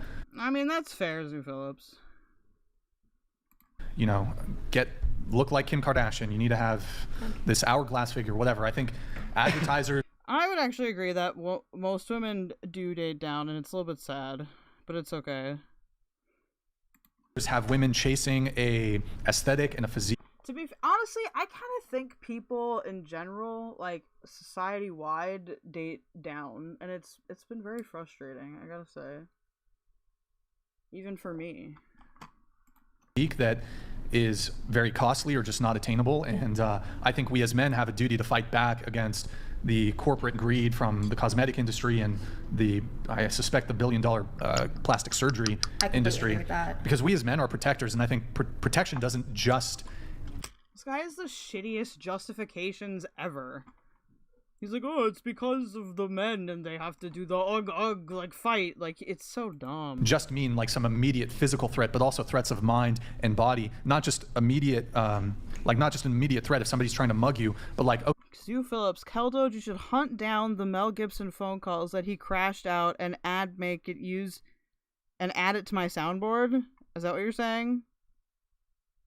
Okay, how is the world trying to damage women to the point where they feel compelled to go under anesthesia, get these dangerous and unnecessary and expensive medical procedures for purely aesthetic and cosmetic and vanity reasons? So I think we as men have a duty to protect women from that. Let me ask you something. That's so dumb. No, I'm just curious. Yeah, sure. Let's say you had a daughter and she was a 4. A hard Looks 4. like a 4? Yeah, she was a 4. And she had really low self-confidence, okay? And it was like eating her up. And like me personally, as long as it wasn't like a compulsion thing or like having bad effects, I don't really care about plastic surgery at all. And you knew through a series of cosmetic surgery that would increase her to like a 7 or an 8, okay? And her confidence would shoot up, and she'd be more likely to attract a mate, right? Like a good high-status mate. With plastic surgery? Yeah, well, are we talking about like fucking wildebeest in Africa? it shot her up to a 7 or an 8. Her mind from would still be a 4, though. Would you recommend that? Lexi, your daughter's a 4. I don't know. There's a lot of women. That's why the Volcel movement among women, especially in South Korea, makes these guys mauled, says Travis. They want to think they can get any bitch they want without even trying. It's gross. A lot of women I've met who've had a bunch of work and suddenly they think they're hot shit. But let's just say, it shoots her up to a 7 or an 8. Would you recommend she do it? If she came to you and said, I have confidence issues, this kind of thing. It's not clear to me though because that it would shoot her up to a 7 or 8. See, spaghetti model, it's weird because I don't know if there's something wrong with me. I think I'm attractive. The gender dysphoria doesn't take away from the attractiveness at all. Like, I do think I am attractive. I don't know if that makes me narcissistic, but... Well, not even that, but like... It would fix her. It's okay, Luxie. We might switch topics in the middle. Like, a girl who's a 4, but she has fake titties is still a 4. Yeah, but she was able to get a system of she got different types of plastic surgery. But I don't know, maybe I just have... Maybe I have a different view, but I've asked a lot of men on the show. Like, I think most... Like, lip filler looks bad. Yeah. Fake tits... I don't know. It doesn't look. I don't really like it. Whatever. I don't know. Like the lipo belly does not. I'd prefer a girl with a little belly fat than lipo belly. It looks weird. Like, I don't know if you could really do this type of podcast with gay people. You know. Like, and these girls that I don't know if there's a procedure to something in the. So you would kind of like tell her to stay a 4. You think? Would I tell her to? I don't know. He's necessarily rating his daughter. I would say first off, I intend to. Lexi says, I would like KelDoge to just tell us the myriad of reasons why they have an amazing self-esteem. I don't know if I have an amazing self-esteem. I think it's good. Like, I do struggle with things. I just don't, that's like private. But I think a lot of it is journaling and like a shit ton of therapy. Like, just an obnoxious amount of therapy. To breed with a I get very it. attractive. I get it. No. But I would encourage her that there will be a man who will find her beautiful and attractive and sexy the way she is, and not to do any of that shit. And you don't. You mean these dudes are gay people? I mean, I don't know. To do any of that, and I don't want to think that they're gay people. Like. Don't lump those guys in. I think that's right. I mean, what I would say also is, hey, you can make yourself more physically attractive. Get in the gym. Yeah, that's what I was about to say. Get like a nice. You can get a very attractive body. I mean, face. There's not much you can do, but obviously grooming, hygiene. But get in the gym. I mean, because you know what's crazy is, and I know you want to come in, Mason. I'll just finish this point really quick. A lot of women spend so much time on their beauty through like makeup and getting manicures and all this stuff, and they spend a lot of money like buying makeup and shit. And I think like you could improve your physical attractiveness orders of magnitude more and probably spend less money by just going to the gym. Like you guys want to cheat with your beauty. You want to cheat and let me just put on the face of makeup. You want to cheat with your beauty? What do you mean? Come on. No, just like I'm a guy, like, or a trans mask guy, whatever, and I like wear makeup. Get in the gym. Like I don't wear a lot of makeup. It's usually just like concealer, but you say cheat with beauty as if the gym is the only thing that can make you beautiful. Well, the gym is probably the most powerful tool that can make you beautiful. Like so personally. No, just so personally. Well, just like so before I started getting really into the gym, I would say I was probably around like I was pretty average, like 5.5, 6. I mean, I got an okay looking face. I will say, ever since I turned 30, I've tried a lot to like actually like get out and like do movement outside and exercise and stuff, and that really helps. I've kind of like fluctuated, but I've never really been an extreme in weight, except for when I was like in the depths of opioid addiction, like more than, well, maybe not more than 10 years ago, 9 years ago. I'm an average looking dude, but then when I got in the gym, like all of a sudden that just changed. Double bicep? Can we see double bicep? Hercules. Do a makeup stream? No. Myron. I just think that. Oh, sorry. Oh yeah. So yeah, and I think so. With the gym comes, I think, something subconscious. If you're like a guy and you're like me and you're just like I'm very basic, just get like whatever matches your skin tone, and then if you have any like skin stuff, you can use that. That helps a lot on camera. I don't even do a lot of it, so sometimes I still have like light blemishes, but like I don't think they look horrible or anything. Science is in. If you're trying to min-max, you should weightlift. I don't know if I want to be super muscular though. Maybe I should be. That happens in someone who sees somebody that goes to the gym. But like when I'm sitting in the gym and let's say I'm sitting in the sauna steam room and I'm like relaxing and I'm sitting next to a guy who's got a physique like you and I look down at his toenail and it looks like haggardly haggard. I don't give a F about his body. Okay. Yeah, it kind of like misses the point. Well, so we're missing. Okay, we're missing the point. So okay, well, think about it this way. You go to the gym and not have disgusting toenails, right? That's true, but I'm just saying that's not the only thing that makes so generally when.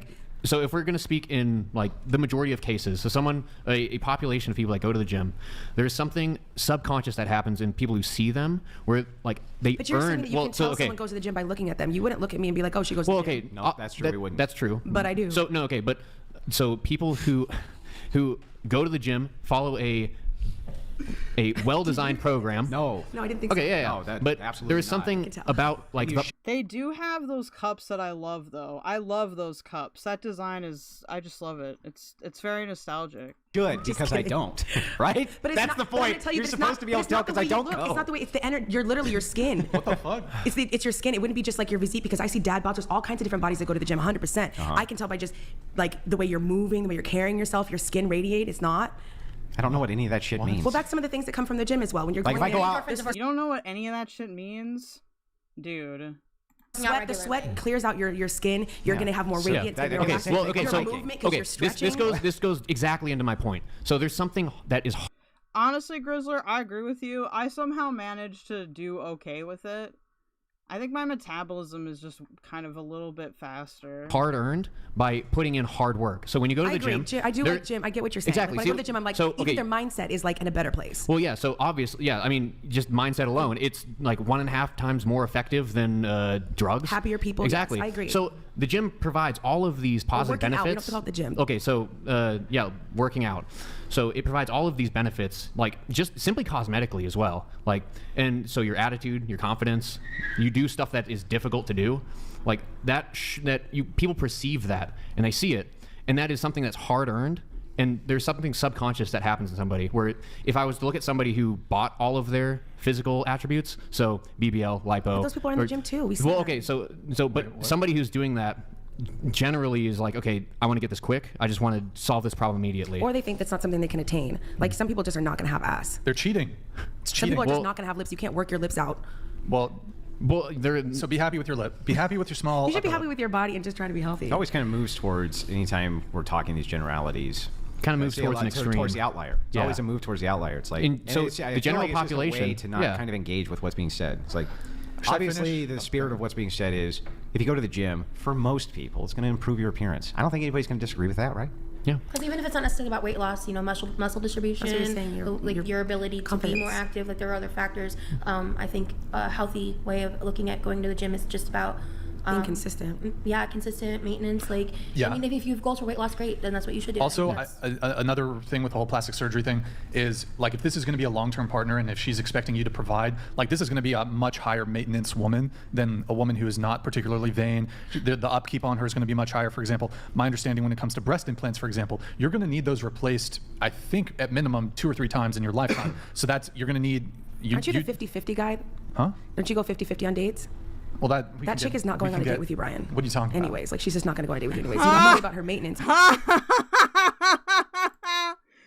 Oh my god, that's fucking awesome. Because she's already going to know from date number 1. I'm fine with 50-50, but I'm also fine. But she's not going to be. Not if she's got to get breast implants every 5 years. She's going to look for someone who's going to pay for everything. Which is precisely why I would. Even if I was, let's say I was inclined. Dude, this guy, bro. This guy. And you're raped. And you're totally raped, bro. And I do think I actually am okay. Like, I'd be okay with a stay-at-home wife, but I would also be okay if she wanted to work, and I would be okay with that. However, sorry, I lost my train of thought. So, she would be high maintenance, right? So, okay, so what's the cost of Just absolutely knocked into confusion. you know, you need to get the breast redone. Okay, that's $10,000 a pop, and then she's gonna want other shit. She's gonna want, like, I don't give a fuck. You don't, like, for me, for a girl, you don't need fake nails. You don't need to wear makeup. You don't need any plastic surgery. You don't need to wear perfume. You don't need, like. She like invalidated him, and it literally caused him to become confused. He's been like concussed. Nothing. Do not give a fuck. I don't like perfume. What is that about? I don't like the scent. It can be overpowering. So, like, it the lingers. pheromones are more attractive? What the fuck? You don't like perfume? Are you okay? This guy might actually be gay. No, it's just I don't like it. First off, you're gonna have pheromones or perfume, so what do you mean no? Wait, what? Pheromones are like your natural body smell. I don't even. No, he's not talking about things like women wearing deodorant, things like that. He's talking about like whore musk. You know what I mean? No, what is whore musk? What the fuck is that? I have never come across that. What the fuck? Whore musk. I just don't like perfume. You're walking through. Actually, this happens at restaurants. No, I'm talking perfume. Yeah, got you. You'll be walking through a restaurant. Everyone didn't hear the story. Why are all these guys hanging out with smelly women? There's some chick will walk by and you'll be like, oh, allergies. So she's instantly whore I have musk. allergies. It tends to linger. That's whore musk? I don't like the smell. That's whore musk. Because she's a woman and she's got a smell? No. It's the perfume. There's a I specific think perfume. They're saying that if they put like too much. Yeah. Or, He's saying at all. He don't want it. I don't want any perfume. Look, obviously, grooming, hygiene, very important. Deodorant's fine, but I do not like. I don't like perfume. Let's talk a little bit about. Personality traits, though. I've talked a lot about physical. So. Let's see. I like women with. Well, this is kind of physical. Women with nice voices. I like women with soft, pleasant, soft. Wow, dude. I hate him too. I hate them all. Pleasant voices. Let's see. Oh, personality. Okay. I would say moderate preference. To Phillips, they just mean people who use too much perfume, but everyone at this table is retarded. True. It's for introverted women. Quiet, calm, soft-spoken, a little bit shy, a little bit nerdy. Modesty is huge. I don't like women with like big egos who are super vain, divas.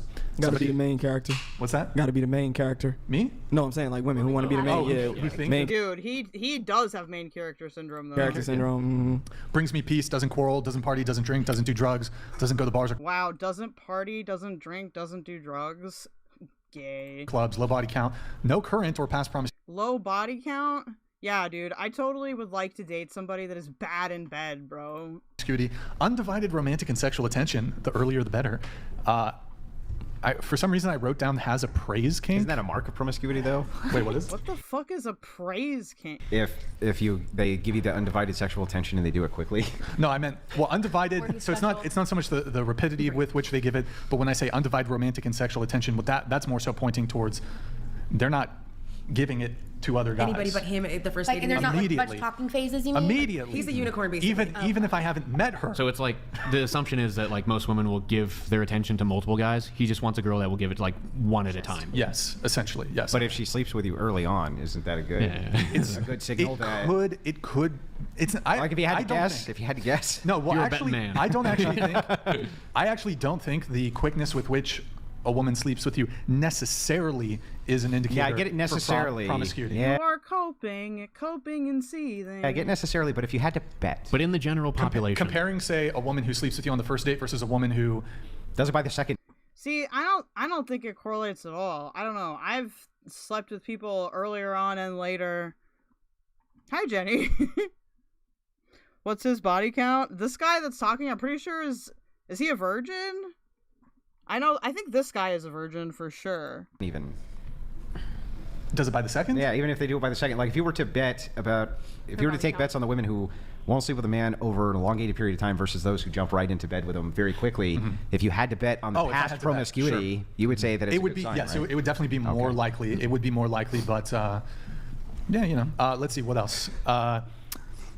We're still doing your preferences? Yeah, so there's a long list. I told you it was long. Let's see. Yeah, a girl who helps me in my mission, a girl who's attentive, a girl who's... See, I feel like it's just when you feel comfortable. Like, is that usually the first date? At least not in my experience, no. But, like, third date...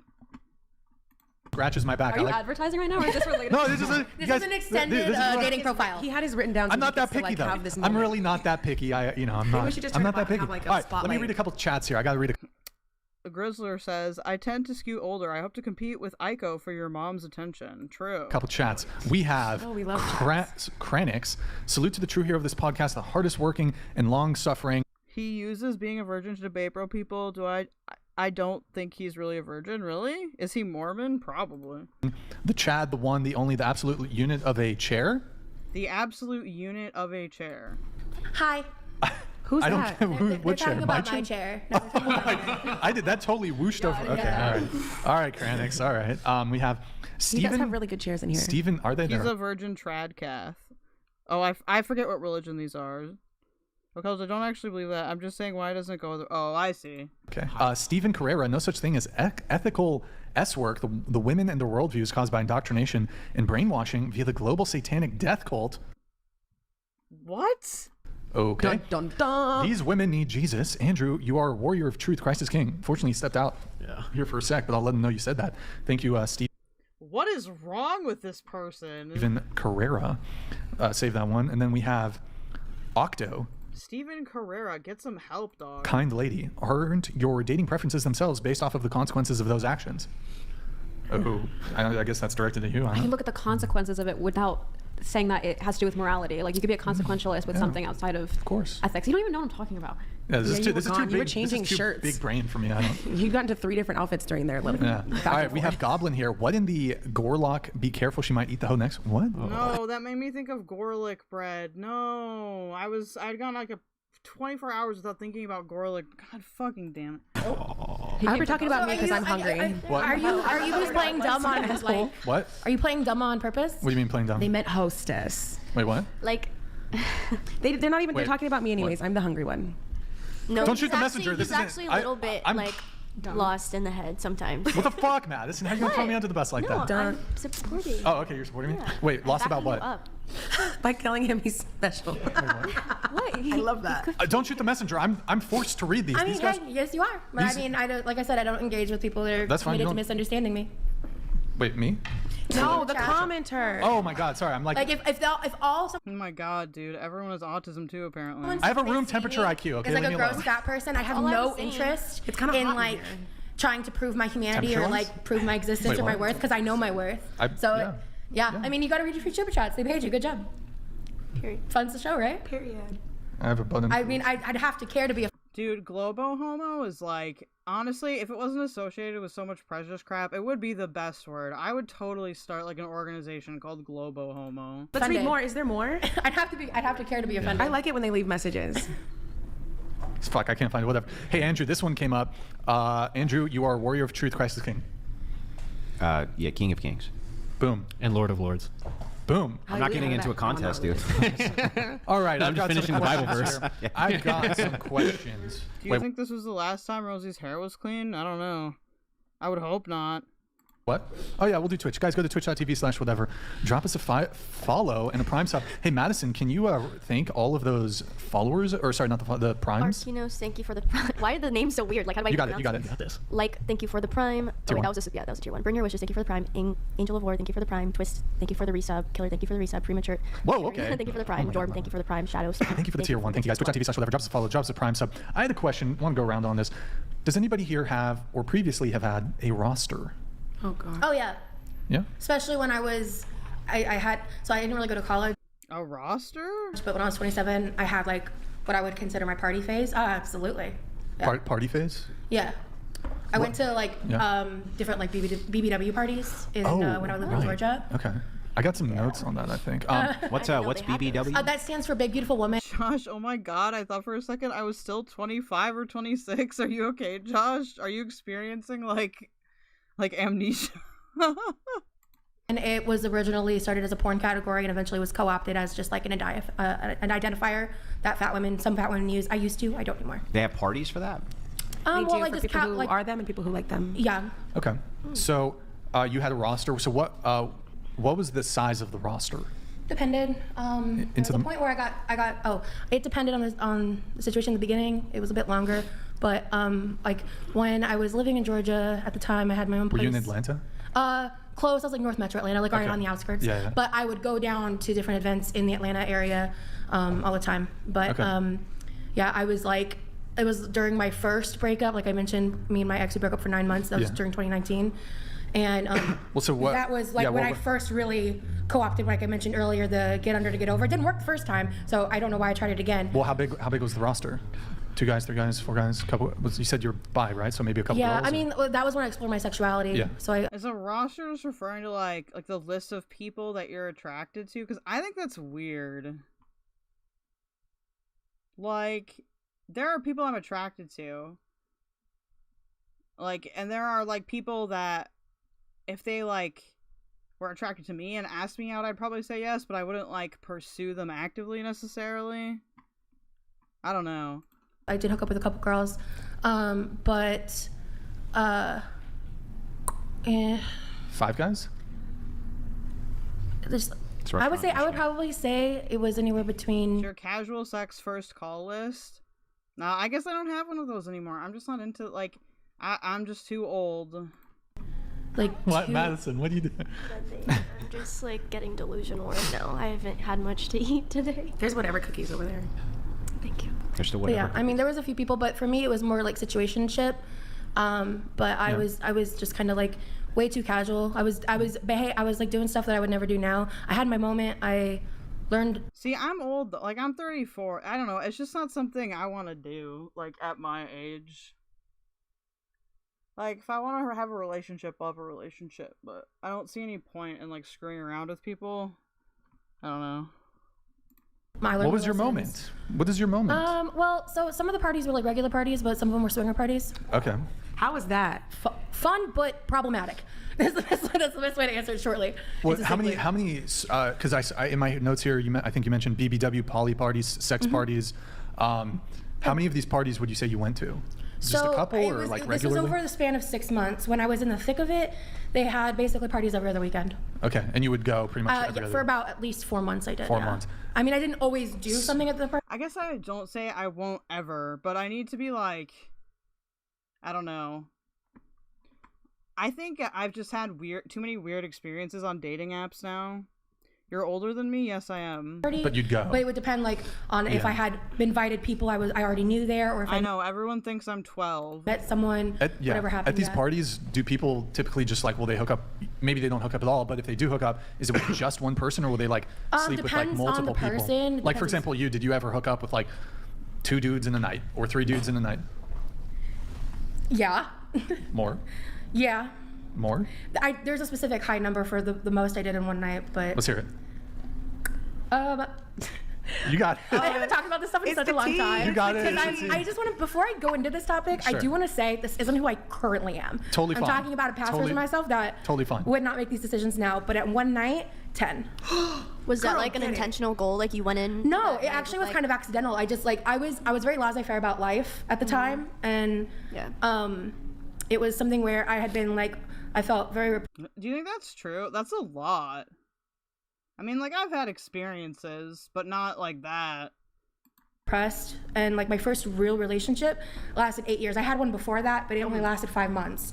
And so when we are at the time, dude, I hate this fucking thing. Why is it appearing? I'm sorry, it would have been about 6, but 6 years. This but was after your 8-year relationship ended, or in the middle. So we broke up for 9 months. And then when we got back together and we broke up officially, that. I don't think there's anything wrong with that, by the way. Like, as long as everybody knows what's going on and it's all safe and everything.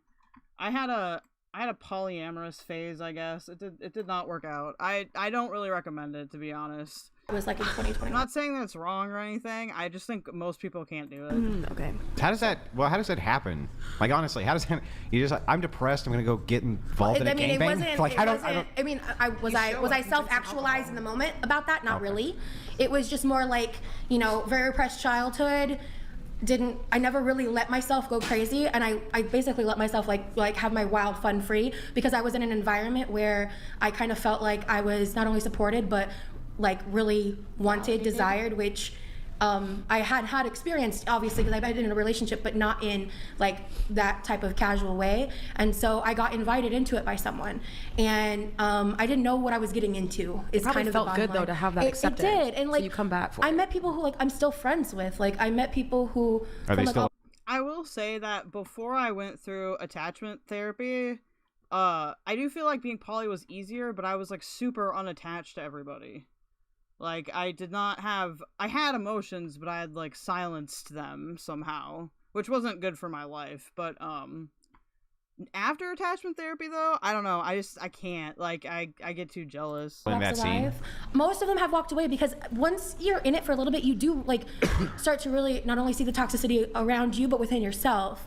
And it took me. As an Arctic adjacent person, I find this culturally insensitive. There's no sun for, like, 6 months out of the year. Wait, what is? I'm confused. Good job, Zoo Phillips.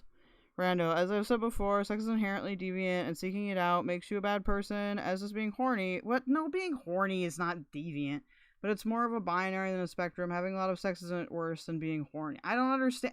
What is wrong with being horny? You can't really control that. Going through a couple other things post. Is that a joke? This experience that made me. Guys, I'm autistic. I don't know what's going on. Realize that like I was chasing like a high, like I was using sex in ways. Wow, drip stuff. That weren't healthy, and like it made me self-reflect. It made me change. If you could go back now, would you do it? Would you do the same thing? I've thought about that question a lot. And honestly, I think I would, because I am the kind of person that likes to live my life with no regrets, and I believe that everything I've been through, everything I've done, and every decision I've made has led me to who I am at my heart as of today. And while I wish I could have done things better and I could have had better results in certain aspects of my life, I love myself and I love who I am, and I Sorry, I'm not laughing at you, Brian. Just and I love how I can turn. But is it a regret? And again, that's one of those things where it's a yes, and it's like I don't want to have. I understand the mindset of yeah. I want to live as though nothing is in a a less regret. reckless way. Let's say that. I wish I could have learned certain lessons in a less reckless way, because I feel like I was reckless. I was recklessly dating. I was recklessly like living. I was recklessly eating everything in my path. I was at that point in my life in that situation. That's not how everybody was in those scenes, but that's how I was. So you said you would do it again? I'm the kind of person where like I wouldn't want to go back and change anything about my life, because I want to be who I am. Well, that's kind of entailed in. That's so unrealistic and definitely not true. Okay. You would do it again. You said you would do it again. Yes. So I'm just curious, because you said you're not that person anymore. Yeah. So where's the nuance in that? Rando, are you like a Mormon or something? She's not saying that she would do it now. She's saying the person that she has become today, and the reason why she might not choose to do it anymore is because she already had that experience and she decided it's not something she moves forward with. And I learned life lessons from it. And that is, I've lived my life being the kind of person that has to learn from my own mistakes and learn from doing things. And I struggle, I feel like, for things to fully click or land until I've experienced them for myself. Do you think it's a healthy process, though, to... So I understand the mindset of saying live without regret, right? You can't dwell on regrets. That's true, right? Eventually people have to move forward from things that they've done, this and that. But is it also, though, still healthy to have things that you regret? Isn't that how you progress? Yes, and that's what I'm saying, because like, I mean, do I regret the recklessness? Yes. But yeah, I don't like to dwell on them, and I try to live on the thing of like I don't want to hold shame within regret. Yeah, Maybe I feel that's like what the I'm trying to say. connotation of regret is so negative. Like, Yeah. why can't it be something like a lesson learned? Like, for instance, I hear what you're saying, and there's definitely things where I'm like, dang, like that probably wasn't the best choice, or Yeah. if it presented itself right now, I would definitely choose different. But acknowledging that what had happened in the past made me who I am today, made me as strong as I am today, or made me as soft, or whatever the positives were, that had to happen to be who I am today. So I can, but it probably instead of regret, maybe just respect. Well, I respect think, that it happened. So this might be like a difference in worldview too, but I think that regrets are necessary for us to move forward in life. And here's what I mean by this. Okay. I mean that you should look on some of the things you've done in life in a negative way for yourself and negatively view yourself for having done those things. And that's the only way to reconcile them, to move on from them. Yeah, we definitely disagree in that. But I also, I was raised really, really religious, and I know that that's part of the religious standpoint is that, you know, sins and... well, it's actually kind of, but there is absolution, right? But absolution comes with the confrontation that the thing you did was wrong, and it should never be repeated, and you know it was wrong. That's where absolution For sure, but acknowledging something is wrong and regret are not necessarily the same things. How do you know it's wrong if you don't regret it? You can look at the outcome of it. You can look at the intention of what, you know, your action was. I'm a type of person who believes in positive and negative, and so I'll look at more of the intention of it, and lesson learned is still going to happen, but I don't need to look at it necessarily as a negative to make it be something that I learned. But that feels like it's just a way Wait, to who the fuck is this? Is that a real person? avoid responsibility. You say avoid, but I still learn from that. Yeah, but it's still... Wait, when did that chick get here? What? By saying, like, there's no real... this is What the fuck? negative, but I don't regret it. This is negative, but it wasn't bad. This is negative. No but, one said it wasn't bad. Yeah. Those are not. Those are not. Bad's a moral claim. But So that's why we said the word bad. So I'll try to use a different word. Yeah. Okay. But what you're saying is... Dude, is that blue hair chick a real person? Is it a doll? Okay, I couldn't tell. I don't regret this thing. There was a negative outcome, and so I'll avoid it in the future, but there's no Okay, regret. it probably is a doll. Now I look at it, but it freaked me the fuck out. What I'm saying is that would, from my perspective, stymie the growth. So the way that you grow as a person is to actually focus on the Holy things fuck, that scared the shit out of me. that you have done which are incorrect. It could be better. Otherwise, you can't actually repent for those things in order to move forward in your There's life. something to be said about the fact that we're still humans and this is the human experience. We're growing and we're learning. Yeah, so there's I going to agree. be right. So there's going No, it's better not be Hatsune Miku. Hatsune Miku actually scares me. to be an amount of you're going to make Dude, that's too close to like sentience for me. Okay. a mistake. Yep. For me personally, Yeah, I did just notice. I harbor regret. I'm living in the past. I'm living in the present, and me living in the past gives me anxiety. It doesn't allow me to flourish. That's the So point. I think what has to happen is you have to come to the position where I regret that I just noticed you had this weird ass thing too. decision. I'm doing that I'm just doing that battle within myself, like Is that in front of him or around him? I don't get it. sussing out what was good about the situation, what was bad. But then after you do all of that work, then you can move on. But when someone asks you about that point in your life where you made that regretful decision, you can discuss with them. Did I like accidentally take acid or something? I feel like this interview got a lot weirder, like really quickly.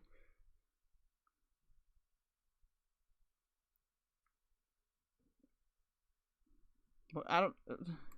This is what I don't know what the blue thing is. That's what I'm trying to figure sussed out. This is how I worked through it, and this is how it has led me to where I am right now. For me, when I think about the word regret, I think about something. But when I think about the word regret, I think about something where I wish this didn't happen. That's what I was trying to say. And the like, problem is that when I say I wish this didn't happen, I don't acknowledge what I learned from it.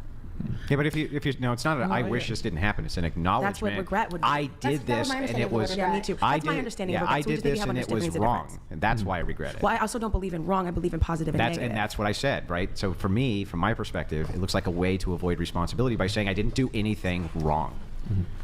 No, absolutely not. I think that. But then what you just said, you only believe in positive. It wasn't and about negative, doing right? something wrong, right? It's like, okay, so let's say, for instance, something I called a regret in my past was I had this big crush on this guy when I was in Mexico on a vacation, and we're under the waterfall, and I could have kissed him, and I didn't. And I look back and like, I regret that I didn't just make that move. I was scared. I regret. And what I took from that is, okay, when I have a Why wouldn't you make that move? Dude, get good. moment that I want to do better, I will make that jump. I will not be scared, and I will have the confidence to do it. And I told myself I don't ever want to have regret again because it doesn't feel good to have that sort of thing. And so I would look at it instead as like, okay, that was a moment that I wasn't at this level. I had to learn to become this level. Travis, don't tell me that that it's real, because I won't know. I am legally blind. Now I am who I am today. Yeah, so I think we're talking like if you're talking about a level of regret it could be scalable. So there For could sure. be things Yes, I that would so agree there could be with that. things that I regret, like maybe I die and say I regret not climbing Mount Everest, right? Yeah. But I think that the things that stick in our brain for the things that we regret the most generally coexist with things that we knew we were doing in the time, which was wrong. You know what I mean? And those tend to be the things that we actually dwell on. And that's I don't have any again, of those in my mind. Like when I'm trying to think back, like you're so- right, because you only believe in positive and negatives. Yeah. So that's Like why. when I think about something like, oh, like, But that's why I could see have it done as a something shifting. better. I shouldn't have said this or done this. I think, okay, well, you were in a place where clearly you didn't know, or you didn't make that assessment. Now you do know. All you can do forward now is make it better. Now, if you don't make it better, then you're not choosing to be living in your most positive aspect, and that will be something we won't necessarily agree on there. But I want to live at my highest vibrational level, which means that I'm going to be positive to people. The energy that I put out, I'm going to expect to receive, which means that generally I'm going to not try to do bad things onto others because I know that's going to come back to me tenfold. Same. I need to move on just so I can get through my notes here. But let's see. Well, I do want to come back really quick to the whole BBW poly party, sex party thing. Of course you do. So, tell us, I mean, there's a bunch. I'm not really one to get super salacious on the internet about specifics. Shoot. But He wants an invite, I think. Oh yeah. I think that's what. That was such a sarcastic shoot. You can pretend a little better, but Yeah, I did. he definitely I want- seems to be the type of the BBWs. RSVP. Just the sex party part. Yeah. Oh, I mean, they have them for all types of people. Yeah, I agree, Dripstar. Personally, I think we should have regrets. It's how we learn. Travis, shaming someone for grape is way more effective than shaming girlies for being hot and making money. That sounds psychotic. I would actually never go to a sex party. Never's the long No matter how attractive the women were, that's degenerate. Really? No matter how attractive the women were? Party just for you, just all Asian petite women with no. Oh, just for me? That is a weird suggestion. I mean, I could get behind that one. Well, I at that point, that's suppose, just an orgy. I can get behind that, but like if it's like swingers and like, no. You don't want anybody to watch you. No, I get all the women to myself. Yeah, I'll take that. never going to happen, but I'll gladly take it. Okay, so you went to a bunch of these parties over the course of a couple months. Now, when you said you did 10 in a night, would it be like, was it group sex or would it be like one after the Dude, he needs to know the details. other, and it was like individual sex? Okay. Good times. Good times. In a very like vapid physical way, yeah. Okay, all right. And let's see. Well, the original question was the roster thing, so we're going around the table.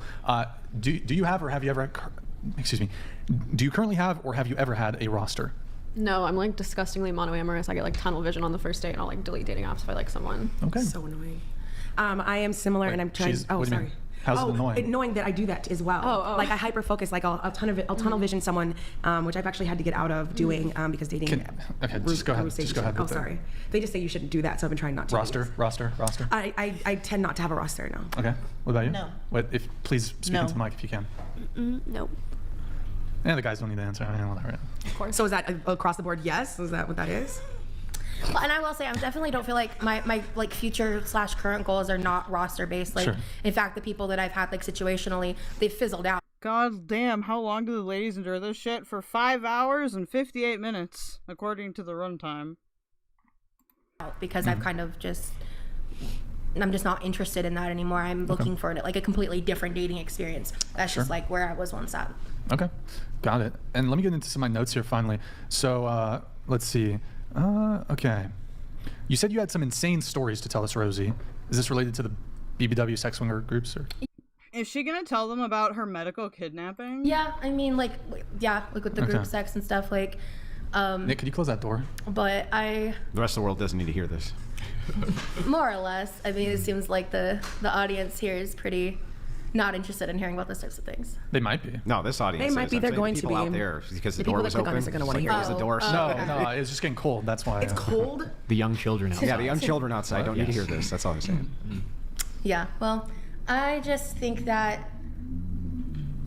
I'm trying to think because I probably should have thought this more thoroughly because I was thinking about I mentioned some of those different dating experiences, but I met people who during that time the closest thing I had to a relationship because I was extremely emotionally unavailable was someone that I met through what they call. Look, Tasha, they all really wanted attention. Okay. Like the vanilla parties, which were the non-sex parties, and he ended up going to them and stuff, and we would hook up probably a few times a week, I'd say.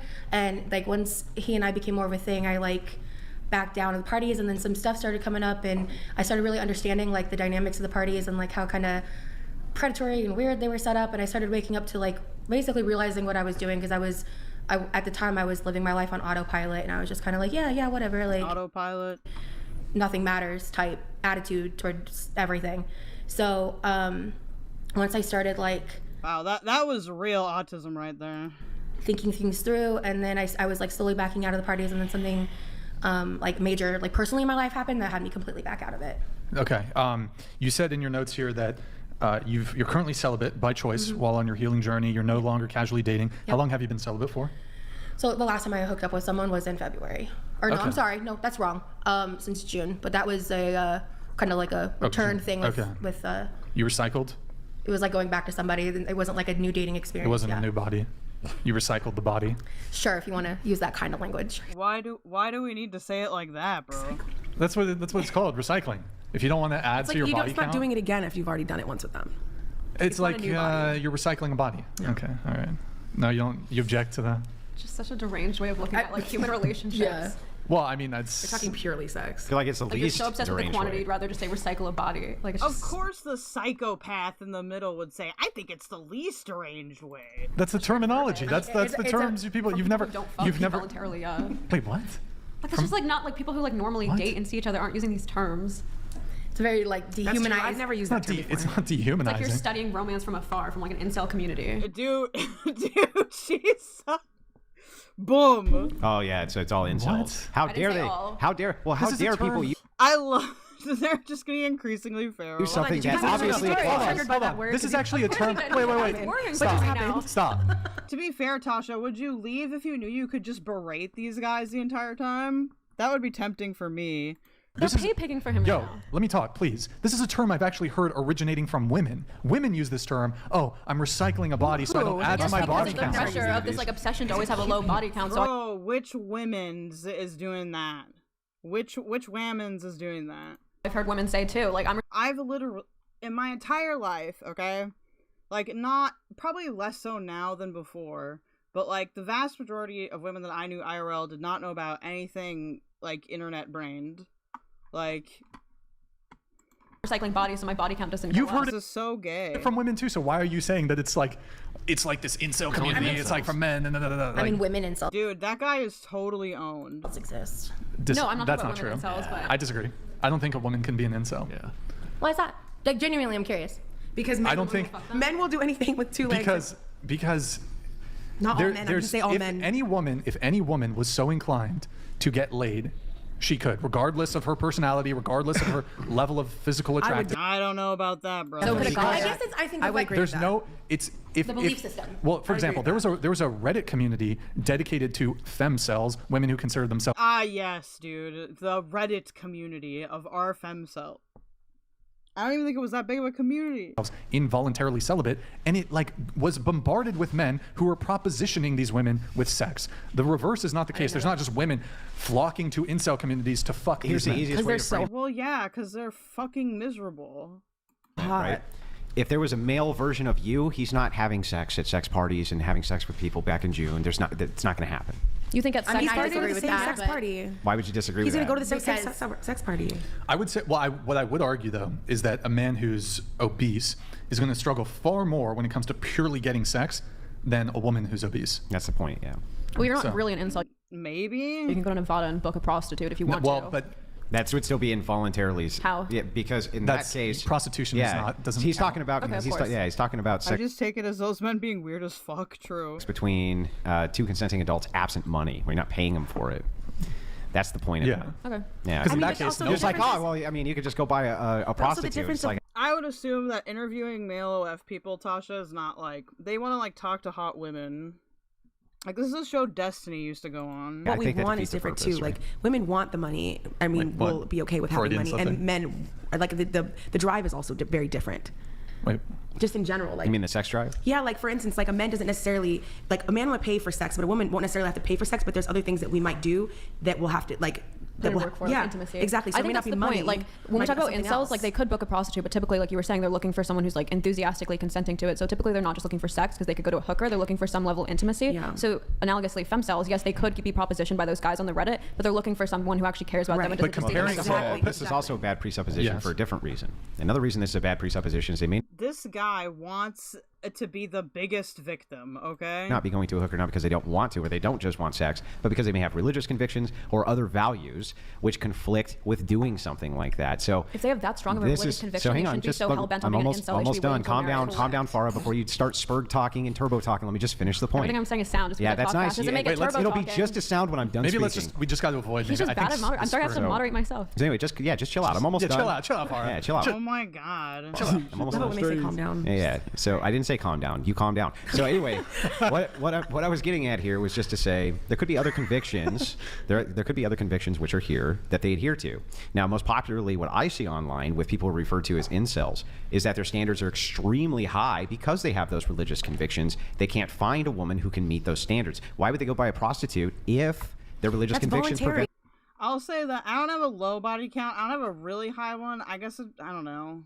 I feel like it's like on the higher end of average, maybe. From doing it. You're saying he's still be an incel because he can't find a woman who matches his values? That's literally voluntary. That's voluntary. That's like me saying I'm an incel because I can't find a guy who's 6 foot, makes $1 million a year, and wants to date me. That's ridiculous. When you're talking about somebody who is incelibate by choice, would you say then, right? Or I'm sorry, celibate. Celibate by choice.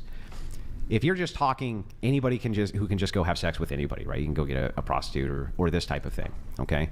Obviously, a person's going to have sex with another person is going to go for their preferences, right?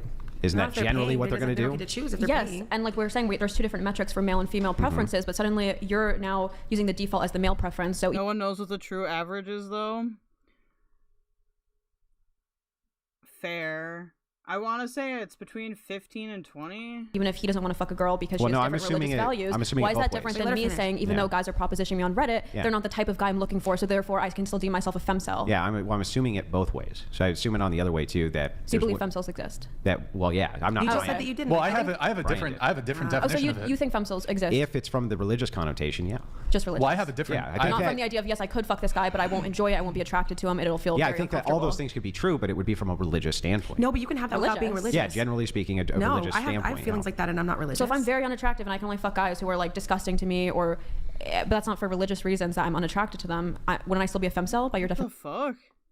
Rizzler, I did good for a photogenically challenged based. If you were super ugly, you mean? Like just a super, yeah, I mean, I guess. So you think the person's But appearance... I'm talking in generalities here, so I'm just saying generally that's what I would fit in that criteria. Wait, what's your question? So you think the appearance is the majority factor of whether or not someone is an incel? Usually for a man, it's more than their appearance. Usually it's the inside. I think that there could be, there's two categories here. Yeah. Because there's incels that look just like any one of you guys, and they're feeling like they don't have sex. And the reason why is because we're so turned off by their inside, and the first thing that comes out of their mouth, we couldn't possibly fathom doing anything with them. Yeah. I'm not clear. Well, okay. There's first off, my sense of what an incel is it's involuntarily celibate. So this is somebody. I would argue that, and maybe Andrew, this is where I disagree. If, say, you're a Christian man and you're waiting until marriage, I would consider that to be voluntary. Yeah, I have a hard time. I mean, I don't think there's anything like. I feel like the word volcel gets like a bad rap, but I actually enjoyed my time being volcel. That time has come to an end, but I feel like it was really good for me, like, mentally. I'm with that because then, Farha, like, would you apply that to SA? So, well, wait a second. What? They're involuntary. Why couldn't they just go SA a check, right? What the fuck, bro? What is wrong? Literally. Literally. Could do that, and then they wouldn't be involuntarily that's a false equivalency. Why? Because sex and SA are not comparable. Okay, no, but what I'm saying is that if it's not just a barrier based around personalization, right, and preferences, then you're looking at the same thing from the religious to if you were looking at it from the argument against the religious is, well, no, this is voluntary because you could just go get a prostitute. It's like, well, no. It's involuntary. They want to do it, right? But they have a barrier from doing it, just like the lack of the SA portion would be the same thing. A barrier. Oh wait, he is saying an incel? I've never been an incel. I've been a volcel. From doing it. Right? I genuinely don't think a lion's share of incels are opting out of booking a hooker for religious reasons. I'm pretty sure a large number of porn consumers are incels. So if they were opting out of sex for religious reasons, they wouldn't be like consuming so much porn. Yeah. So you don't think that people who are heavily religious would like to have sex? That they might have those wants to do? That's not what involuntary means. Yeah, I think. But this is where I'm drawing a distinction with you, because if your argument for no, that's not involuntary, it means if you say involuntary, they could just go get, you know, a sex worker, then why couldn't I just respond by saying, well, if it's involuntary, why couldn't they just go assault a chick, get the same result? How would it be involuntary? What is wrong with this guy? Because if I call someone homeless, I'm saying, yeah, they could squat somewhere technically illegally, but I would still consider them homeless. What does that have to do with what I said? It's an analogy. Yeah, but how's the analogy apply? Because doing something unlawfully doesn't now make it sex. Well, wait a second. Wait, back up. How can this guy ID as a volcel? He's literally married. He cannot be a volcel. That's not what that means. What is it then? I'm saying if they're an incel, it's just unlawful sex, right? My point is, if they're an incel and they're complaining that they just can't get sex, they can book a hooker, but that's typically not what they're looking for. Yeah, they can also SA a chick. They're looking for a level of emotional intimacy. That's my point. But that's what I'm saying. There's a barrier. They're both what you would consider one's a barrier legally, the other one's legal. Yeah, but they're both barriers is the point. I don't think people are opting out of hookers for religious reasons. Why? You don't think so? No. Why? Well, maybe some are, but I'm saying an incel who's jacking off to porn every day isn't now drawing the line at prostitution. I've now created two different categories of incel for you. I'm saying that one, I believe that both of them are involuntarily We're talking about the actual incel community, the people on Reddit. We're not talking I believe about that is an actual person who's incel waiting community. till marriage to find a godly woman. Have you ever heard of the tradcasts who self-ID as incels, for instance? Yeah, they're fucking retarded. Reason that they self-ID as incels is because you're a volcel, babe. Say, yeah, sure, we would love to be rolling around and having tons of sex with women, but we don't, right? Because we have this X belief. So would he be an incel if he struggles to find a virgin? Like if every single woman at his college has had sex and his standard is he wants to marry another virgin, is he now an incel? No, that's voluntarily celibate because you've set a standard for yourself. That's actually kind of interesting. I might be getting on board with what you're saying, Andrew. Because true, IB, he is a cock. Not exactly. Not even. Yeah, well, no, I'm trying to suss this out in my head. And I'm thinking about it like, okay, yeah, so there is a law stating that SA is illegal. Right. So if I'm looking at coming from a biblical framework as a Christian, I determine that the Bible is my foundation for morality and is law in my mind. So just the same way that SA is illegal it's illegal in the Bible, but it's illegal in our society.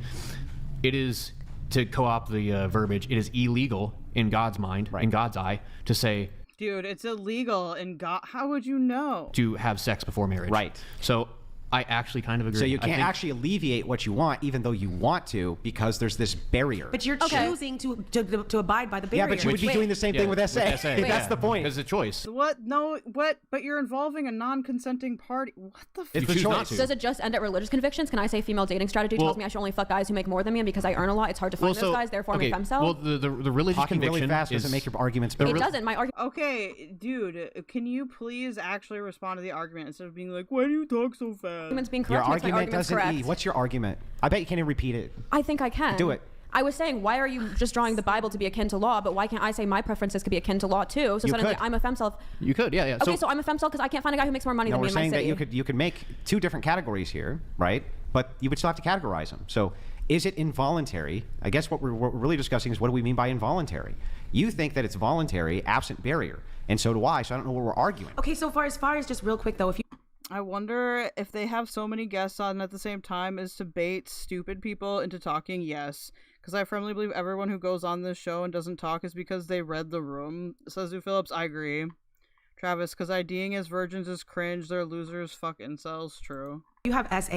You're going to get a physical repercussion for that. You deciding to abide by the Bible, you're not going to get a physical repercussion. Yeah, but we believe you would. Yeah, that's the thing. point. Okay, but your belief in actual physical harm happening to you is not the same. Okay, so what? I have noticed that the black guy is like, what the fuck is going on here? He's like, I don't want to be here at all. Dripstar, yeah, I'm confused by this logic. Assaulting someone is not the same as consensual sex and shouldn't be compared. I agree.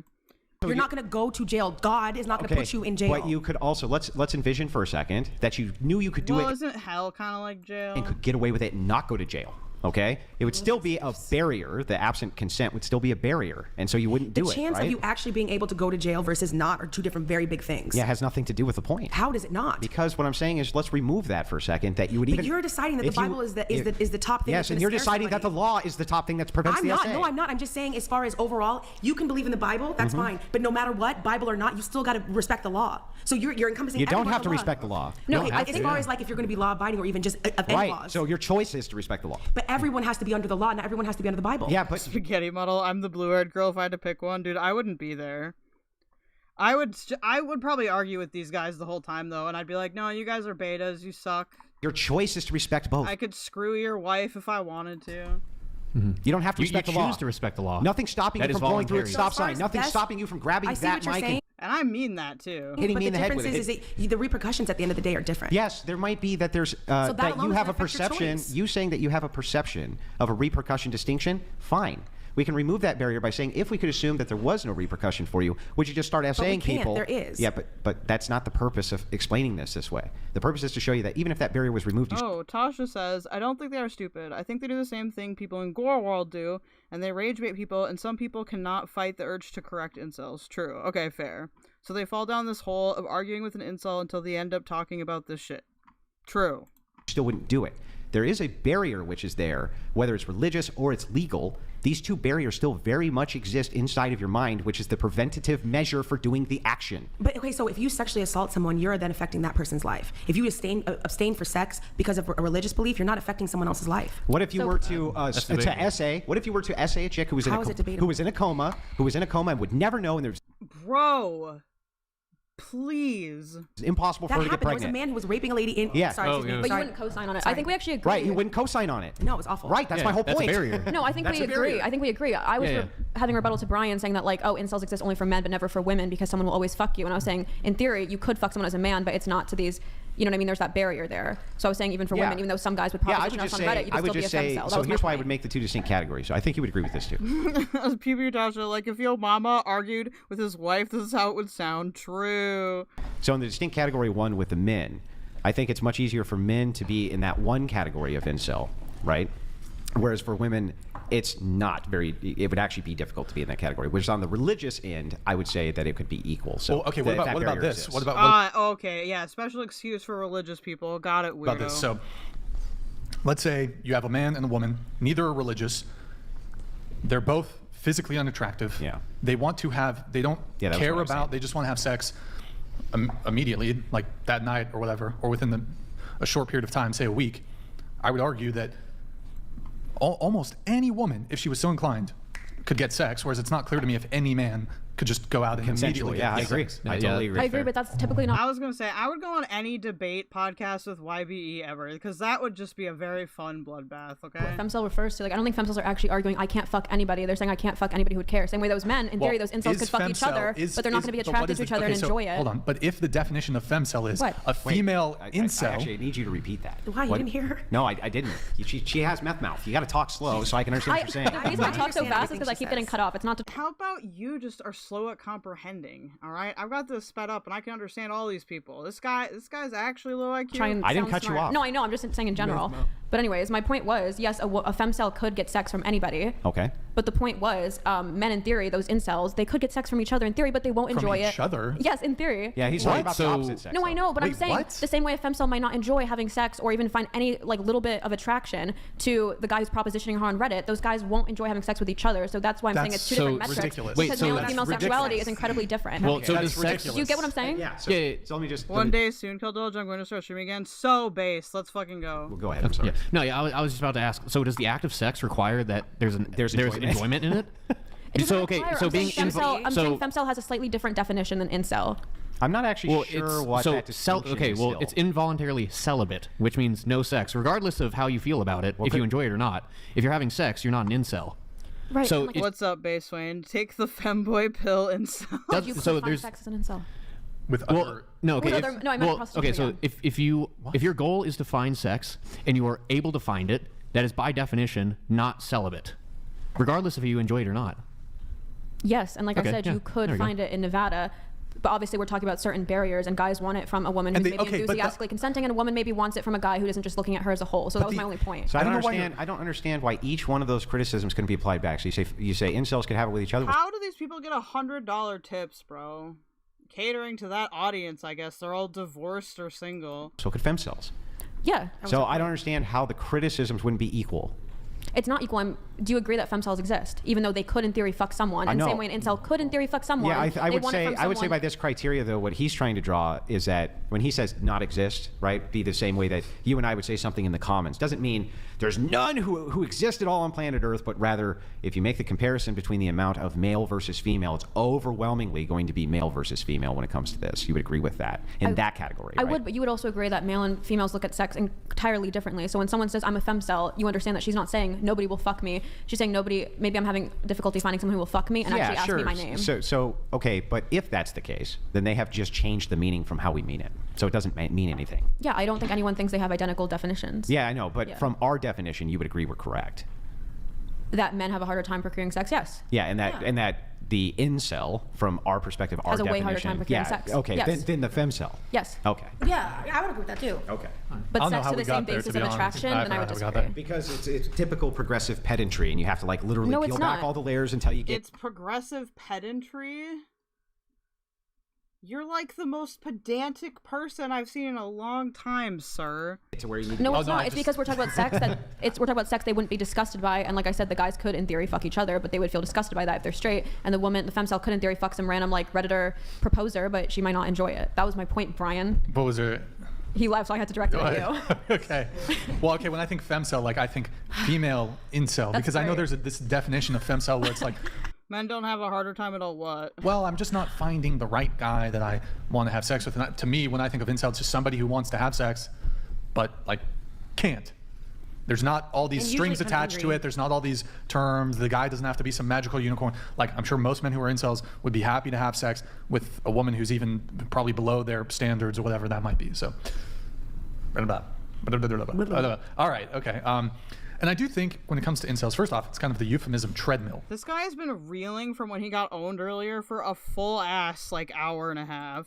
Where a word starts to lose its meaning, like Nazi and fascist. Oh yeah. Where it just ends up being used as a yes, the most generic talking point that you can think of. Generic insult rather than a word that has actual meaning. I do think incels, a lot of times they get made fun of. I actually think they need empathy, understanding, and compassion. Not hate and more isolation, because you certainly don't make a scared dog more calm by beating him with a stick. And also to your point. Okay, but like, how about they just go to therapy? Problem? You said that it's not because of their physical attractiveness, but because of their personality. Pew pew Tasha, maybe if men didn't have the highest fucking crime rate, they would stand a better chance at getting coochie. True. Travis, there's a lot of entitled guys who usually spend that money on porn doing it to be vindicate? I don't know what that means. YBE, they can't because they're such losers and hate women. True. Zoo Phillips, that is how I feel about these people. I don't think I knew that word yet, lol. Men fuck goats when left alone for significant periods of time, like bra, says Base Swain. And perhaps there's often I've seen some incels. Well, let me just finish my point. Oftentimes there's this idea that these incels are just certainly there are women-hating incels, misogynistic incels, absolutely. However, it's not clear to me if misogyny is the cause of their lack of sexual connection, because there are plenty of misogynistic men who are highly sexually successful. I don't think it has to be that.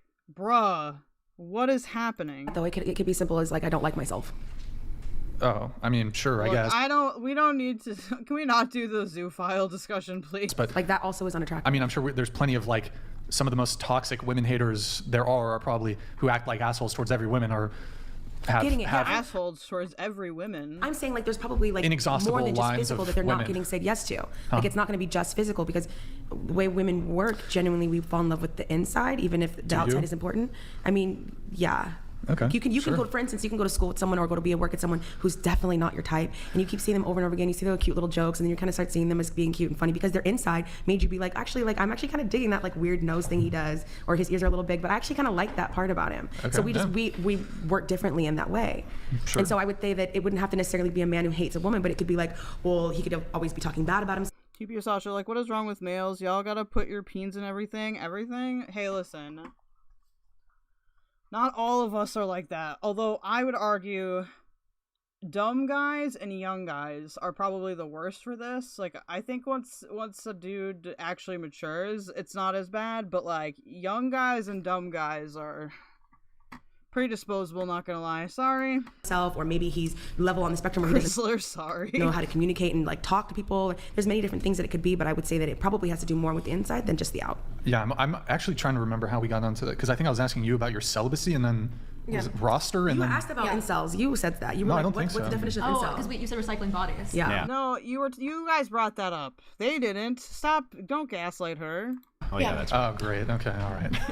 All right. And you were like, no, I don't like that language. It's I don't like it. I'm saying. Dude, fucking the Ben Shapiro clone is literally mewing. under the purview of my progressive analysis, I don't feel like that's how people really analyze the situation. That type of shit, right? I was saying, That's exactly there what was a specific word. what you did for her. There was a specific word I was avoiding using, but I was saying it's like kind of a weird way to view romantic relationships. Yeah. How so? Oh God, are we gonna It's just not. It's just not romantic. I'm not It's just saying like there's taking anything the wrong heart with out it. I just thought it was funny. Yeah. Like it's just, it was ironic, yeah. It's just a descriptor. Yeah, it's not necessarily wrong. It's just kind of depersonalized, maybe. It was just I mean, funny. we It was amusing how you depersonalized- depersonalized it. I think Yeah, that's and that's not Depersonalize necessarily what? negative or positive. It's just an the observation. act of calculator sex. way of Act of, viewing it. Yeah. Oh, it's a calculator way of viewing it. Okay. Yeah. All right, good talk. All right, I have a note here from Kimberly. Kimberly, you say, I feel like most men want to be taken care of instead of them taking care of the ladies. As far as the guys I've dated, I've always been the one to plan, pay for the dates, or I've put in too much effort and not the same energy in return. It's always a what you doing message. Instead of taking the initiative to plan a date, these guys are just honestly kind of childish. You gotta raise your standards, LOL. honey. She gotta raise her standards. She's allowing those. That's her right there. Oh, you gotta raise your standards. I'm glad you're here. I know You gotta stop. You can LOL. control that. That's why You accept I that. haven't like been talking to guys recently. Wait, so because- reminder, you're 22, correct? Yeah. But you said your longest relationship was for 2 years. So your two-year relationship, is that how that 2-year relationship looked? No, that Oh. one was. Well, it just didn't end well, but I don't want to get into that. But Okay. what I was saying, what I was saying is that that's why I don't Maddie, can you talk to Random. If it's like how sharks explore the world with their mouths. If you have a dick, everything looks like a nail. I don't know. I mean, I personally like exploring with my mouth, okay? Base Swain, with at least my political worldview, political worldview isn't based around the fact that I can't pull a bitch. guys anymore. Your like, mic? Wait, hold on. Let me see what's going on. See, to me, that's like the most cucked thing ever. If you can't be by yourself or whatever, like, and not like I haven't violated that, in my life, but I feel like ever since I was committed to not doing that, it was just like a lot easier. And hands. Oh, fair. I forgot hands. Here. Yeah, your mic's way too shifted. It's your mic, Maddie, your mic is blocking her. Go ahead. Okay. Yeah. Well, from the past 2 relationships that I've been in, one of them, it went well. The thing was that when I met him, he was barely coming from a different state, and he didn't have much here. So I helped him out in the beginning. I had my own car, and he would use it and stuff. But he ended up cheating on me anyways. And, Good times. Yeah, he ended Good up cheating on me, and I found out because I went on Facebook. Oh. And he had posted a picture, and I was going through the likes, and I seen some girl had hearted his picture, and so I clicked on her profile, and then I seen a picture of them together on her header. So how And I was many like- how many of the men that you've recently been dating you've been taking care of them? You've been paying, because you said most men want to be taken care of, and that you've dated men that Zoo Phillips, what does your wife feel about that?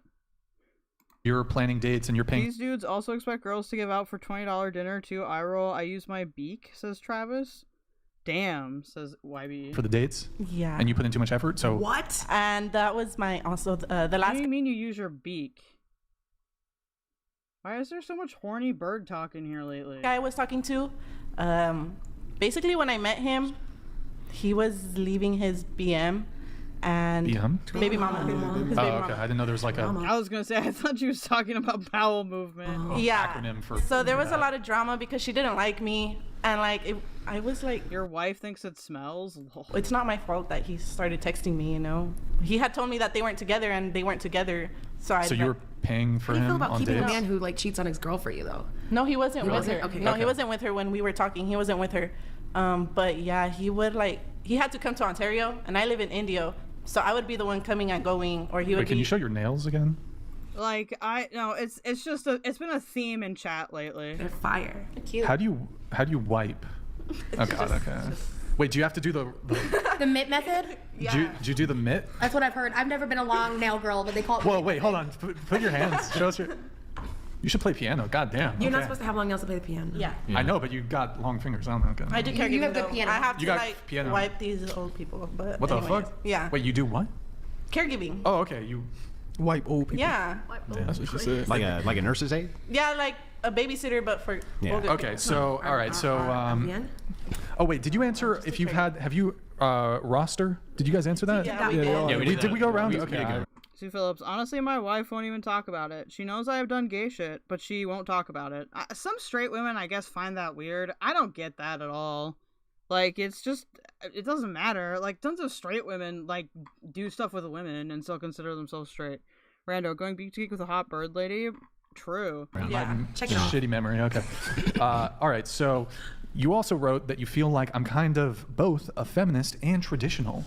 Yeah, because I feel like how can you be both a feminist and traditional? You can't. If I want to have a job, like I want to work. Unless you're like a fake feminist or whatever. I want to make my own money, but at the same time, like I want to be. Feminism is not when women make money. If I find the right guy, I would be. Yeah. You want to stay home? Yeah, stay home. if I find the right person, but if not, I'm fine. Okay. Do you want to get married? That's a good question. It's because before I would say yeah, but now I'm just like I don't think there's gonna like. You don't think there's a guy who's gonna want to marry you? No, or? I just don't think that there's a guy that would. Because I guess I'm picky. You're picky. Yeah. Okay. You don't think How you'll be able to so? find a guy How are you? How are you Yeah. picky? Well, like I said in the beginning, I don't like going out to like clubs and stuff, so I wouldn't That's want not my picky though. person But to. I don't think that's picky. Yeah. Really? But how else are you picky? I'm sure there's more than just that. You talking looks? Fucking pause. First wave feminism was necessary, but I would say that it was a deeply problematic movement. Like, I wouldn't want to identify as a first wave feminist, like, unless you were literally in the 1920s.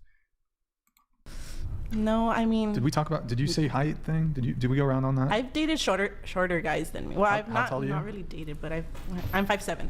Okay. This chick is very boring. Did you say you have? I forgot if you mentioned your height That's preference. true. No, I don't have a height preference. No height preference? Well, I've dated shorter guys than me. How are you like picky?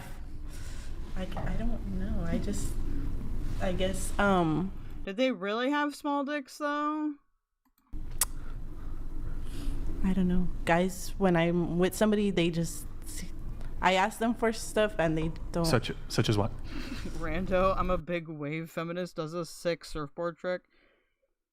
Pace Swain first impact feminist. Do Phillips talk about a confidence boost? I wish I knew when I was younger. I was virgin until 24. But it's not really picky. I lost my virginity in high school, so. It's just that. What okay, well, I was going to ask you, do you think you're picky or do you just talk about your standards? What are your standards? Because I think there is a difference. Or do you mean that so far you've met guys and there's been something about them that you haven't liked and so you feel like you're picky?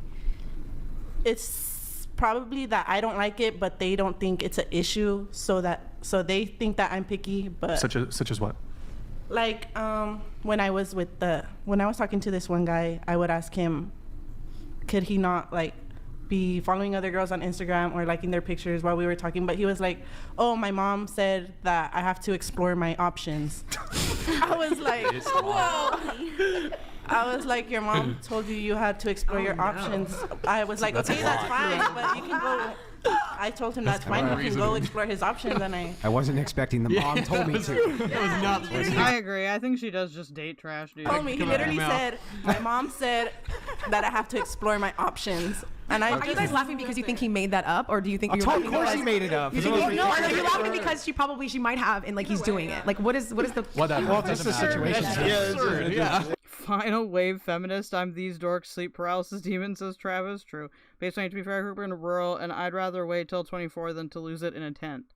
What's wrong with fucking in a tent? That's fun. It's just funny. YB doesn't have to be the first date. It can take time, but no stingy man ever turns out as a good partner. Usually, just a good rule of thumb. If we go Dutch on like a $3 coffee, nope. Well, that would be a sign of like not being able to manage your money, I would think. My mom said. Yeah. Okay, so you're Regardless. very picky. So I've got a semi-related question on that topic for the men at the table. Do you guys think that confidence or modesty is a more important trait in your dating life? From a woman? I'm genuinely just curious. Modesty. Modesty. By far. Here's one way to perhaps look at this. If a girl were to approach me, I don't know, like she wanted to hit on me or something. Not that might be the best way to go about A things. female were to approach me. But oftentimes I think women would prefer a guy to step to them in a really confident manner versus like maybe their eye contact isn't great or they're a little shy or bashful. I would say for me though, I would prefer a girl to step to me and she's kind of... Base Wayne, you say that because you inside the tent, not outside? What do you mean? You say that because you inside the tent, not outside? I don't understand.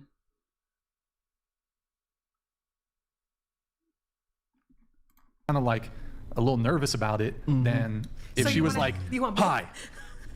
A little bit of both. Well, it's I don't because know. of That's not a great She shyly walks up to you. I'm sure Mason will agree with me on this too. So from like the Christian standpoint, we would consider it's a neutral trait, confidence, right? But we would say that men have it way more than women have it, or at least that's something that is pushed for men to have, right? As that sort of trait. Societally, I absolutely agree. Yeah, so it's that sort of trait.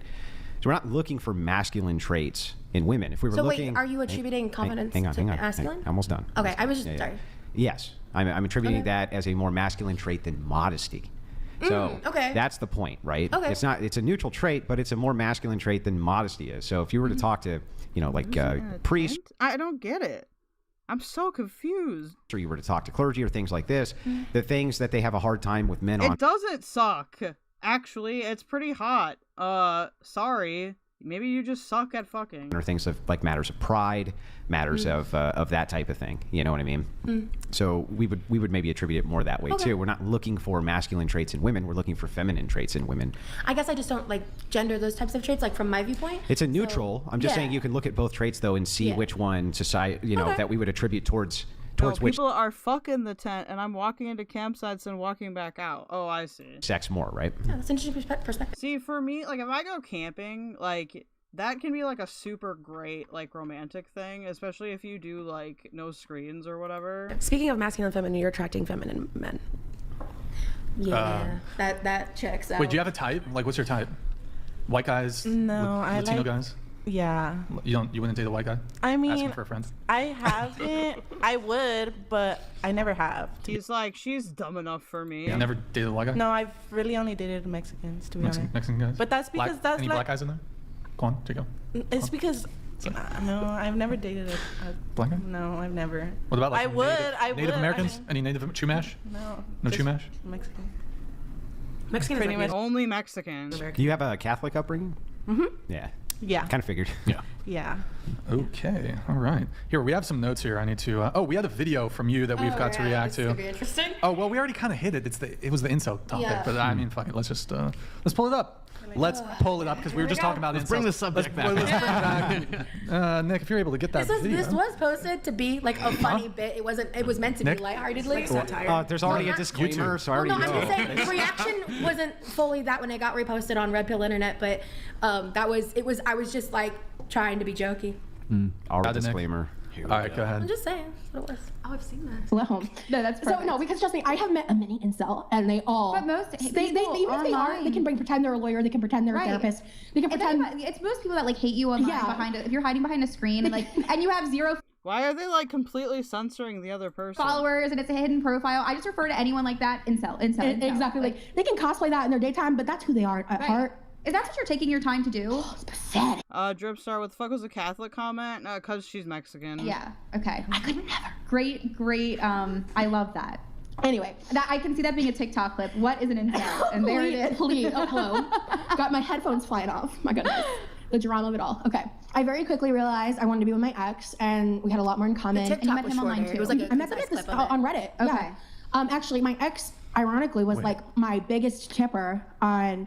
Did you skip forward, the Chatterbait Nick? website, but I didn't know. I think she did the cut. No, and you edit. Nick, you skipped Oh. way forward, dude. Oh yeah, it's on a different topic. Yeah, it's on X and stuff. We were the clip starts at 33:20. You must have skipped forward somehow. Yeah, there was a 35. What? I was a little confused too. Good job, guys. Yeah. I thought it was. Travis, they want to entrap women before they can recognize red flags. Very true. It is gross. I think that's a huge red flag if you're like a guy in your late 20s or your 30s and you want to date like women in their early 20s. That's weird. There was a jump. Also, for the video. And like I say that you can sleep with somebody that young and probably be fine, but like I think dating is like a no-no. Can you put us in the corner? Is there in the corner? You said 34:20, right? No, 33. 33:20. What? I don't know why. Where did you start? The time, it should have been 33. I'll make you listen. I need you to do that so that you can bother Woti. 320. I didn't touch it. Okay, just but midway through it skipped forward. Go ahead. 33:20. Yeah, started at 33:20. Beam me up, Scotty. I'll put us in the corner. Yeah, this one. Yeah, that's better. Yeah. Oh, god damn it. What does this mean? Yeah, so an incel is just like someone who is involuntarily celibate. And it just essentially it has morphed into its own slang term that kind of describes that loser sitting on Reddit for 23 hours a day with Cheeto dust and empty Mountain Dew cans all around them. And it just has a real stank smell that is involved with these people. I'm just going to paint you an image. And like the fedora is a little crusty and the neck beard is strong, but the facial hair is weak. And there's a bald spot in the back. And you could just see the fedora covered it. Just for dear life. And he's sitting there muttering under his breath about how, like, Jessica Alba's ugly. Jessica right. Alba. You know, like, that's what you're talking about. Yeah, like. I mean, yeah, where's the lie? Bottom of the barrel. That was a really good description. Thank you. It's like, I just wanted to paint a little word picture for the people at home. No, that's perfect. So, no, because trust me, I have met a many. Married men can also be incels and all die on that hill, but they're married. So, like, presumably they've had sex with their partner, right? Like, that'd be kind of weird. Base Swain, these guys want a trad wife, then get mad when they have to pay for everything. I mean, true. And they all. But most they even if they aren't, they can pretend they're a lawyer. They can pretend they're a therapist. They can pretend. It's most people that like hate you online if you're hiding behind a screen and like and you have 0 followers and it's a hidden profile. I just refer to anyone like that incel. Exactly. Like they can cosplay that in their daytime, but that's who they are at heart. Is that what you're taking your time to do? Oh, it's pathetic. Yeah. Okay. I could never. Great. Pause I love there. that. I did just want to say this one thing, if you don't mind. Because right at the end there, you said, I would never. What were you referring to? I would never behave toward people the way that incels behave toward me. Because it sounded like you were saying I would never sleep with somebody like that. That's what it sounded like to me. Oh, no, I wasn't referencing like sleeping with. So, I mean, I would not want to date an incel, correct? Once maybe, but after a while the wife doesn't sleep with them anymore. I guess that's fair, but like, I don't know. That sounds awkward. It's because the people that have been the Am I way off here? Did that sound like she was like, I would never like? No, you're right. It did have that tone. I would never like behave that way. Why does he have the fedora on? That's what I intended. The whole encompassing of it. You look so dumb. Yeah. But related to what I already said, this whole euphemism treadmill thing. I mean, even that, I don't know her name, the host of the podcast. Basically, and they have lights out missionary on the wedding night, and that's it. I don't really like lights on when I'm screwing, personally. She said it's Devora. She said it's incel is just a term for anybody that Leo Convo. I mean, that's true. talks shit online and has no followers. Well, she said what was the thing with what's wrong with fedoras? Hello. Well, it's the meme. Like you growing tend up on to the internet. wear it better than anyone, clearly. Milady. I mean, Michael what's up with the Jackson. bald spot though? What's wrong with bald spots? I mean, look, I get roasted all day, every day for existing as a fat woman on the internet. Body positivity. I'm more down with body neutrality, but that's just me. I don't know, Travis. These guys seem to be convinced that this is some kind of grave concern. We shouldn't shame men for balding. It's natural. Yeah, and does the neck beard at least connect? I think she's clapping back to what they've already said to her. This is not like every Look at my man. She's TikTok talking about someone comments. who might Look at have my come for YouTube her. comments. Just I'm allowed to make a joke at their expense once or twice if they dedicate hours of their time to try to tear me down because they can't handle seeing someone like me be confident in myself, because it makes them question why they can't be confident within themselves when they fit in the Americanized standards of certain whatever. And I am an outlier. I'm someone that they wish to be not seen nor heard, and I put myself out there and I hold myself to a standard of what I think is a good human being and how I proceed with that. Just give you a little pushback here. Yes, I can agree with a portion of what you said. Mm-hmm. The first portion of what you said is, if these guys are going to continuously make fun of me, right, and this is the group it's coming from, I'm going to hit back. Okay, that's fair. Okay, but then you kind of moved on into this whole But you see what it is that I don't deserve to have any criticism, and this is all projection because this is how they really feel, not how I am. And it's like, that's when I go, I'm not so sure. Criticism is not calling me Michelin Man. It's not calling me Gorlok. It's not making fun of my body. What's not constructive about that? Gorlok bread again? What? Do you think that encourages? Do you think it encourages healthy behavior when it feeds into the eating disorder mindset? The constructive criticism. How dare you, the constructive Andrew. criticism's not for you. The constructive criticism, it's a shaming tactic so that everybody who sees a person like you out there trying to say it's okay. and I don't consent to shaming tactics. Hang on, I'm trying to tell you. It is not constructive. Rosie fighting back against zebra optics. Constructive. It's constructive to all of society to say. I'm trying to explain. Anytime you're ready to let me. So anyway, how this is really important to society as a shaming tactic, the same way. Travis, it's that incel men weaponize their ugliness and then turn around and call women whores. I agree with that. I do think that, I think like a smaller portion of incel men have like some severe body dysmorphia going on, but I think the rest are just jerks. That you might take a politician, if you were the system, for instance, and completely throw him in jail and do all kinds of horrible things to him and make an example to everybody else. That's what shame does. Hang on. A shaming tactic that's used in this way is to say, listen, if anybody else is going to come out and be like you are, right, and say that unapologetically. True. Basewayne says half the time they're ugly because they get jump scared by body wash. Yes. This is okay. This is good. You have to wash your ass, okay? You have to brush your teeth. Blah, blah, blah, blah, blah. They're trying to instill a sense of shame so that if other women see that, they don't go that road and instead try to do something about it. So you think that my existence is a right to be a political statement toward that was creepy as fuck. Other people's views of their own body, and that I'm to be used. You're a public figure. That's right. You're a public figure who goes out and say, I'm unapologetic, right? I've slept with all these guys, and that's not my platform. That's part of my past. But part of your platform is the whole big, beautiful, bullshit. Not anymore. Right? The big, beautiful bullshit. This guy's so triggered by any sense of like individuality or like strength within like a woman. Do you know my platform? Do you know my platform at all? Do you know my story at all? Here's the thing. That's what it is, right? No, it's not. What is it? What is your platform? My platform is that I have lived through a lot of experiences that have led me to be in this body and to be who I am, and that I am on a journey of loving myself into my house. Yeah, you're loving yourself. There's no excuse for that. There's no excuse. Wait, I have a question. Because there's no excuse for loving yourself. How miserable are you, Andrew? Excuse for it. That's why you're getting shamed. There's no excuse. There's no excuse. There's no excuse for what, me existing? No, for you to look like that. What? Okay, question. Everything you said. Bro, what is wrong with it? Could be a byproduct, but do you think when a guy is saying Gorlok the Destroyer and when Brian titles the video like that, tactic, do you think he's really doing it to it's a shame tactic. mitigate obesity? It's a shame tactic. No, it's never. Do you really think that's why? Whoa, why you got to throw me under the bus? Because you're the one who titled it that. Well, first off, it was only recently changed. And did you do that because you were like, I want to mitigate obesity in America? Was that your? No, it was for the clicks and the sensationalizing. Everybody's searching for everybody DMs me, Brian, which one's the Gorlok episode? And I'm like, I get 20 DMs a day. Brian, I can't, because it was titled Rage Quit Kiko versus Chase round 2. Okay. There was not Al Weezy was not in the thumbnail, so I just titled it Gorlok the Destroyer. Makes it easier for people to find the video. Okay, cool. Okay, I made it. I tried to make it. People are wondering, Brian, where's the Al Weezy video? I put in the title so people can find it. I'm a nice guy. I'm considerate. I'm trying to save people time. Okay, so it could be a byproduct. My question is, do you actually think that people, Andrew, like leaving those comments are doing with those intentions, or do you think it's like, could you concede that there's a little bit of like Schadenfreude in there? Yeah, I think that I'm not gonna lie, you guys. I don't believe that Andrew has never raped. Okay. Overwhelming majority. I wouldn't say all. Not putting everything in a monolith. Like people who comment hippo. Trying to finish. Okay. I just don't. This guy's too bitter and awful. Okay, so do I think, yeah, even that comment I think is legitimate, because what's the point? The point is to make the comparison to this big, ginormous animal, which you're not, right? It's a shaming tactic. The whole goal of it is to tell the person, stop the behavior. If other people see what you're doing, this is bad. We used to have shame in society. It was good. It's good to employ shame. It is definitely not good. They did a study. I'm so sorry. But they did. Wait, Voiceless, who's threatening you?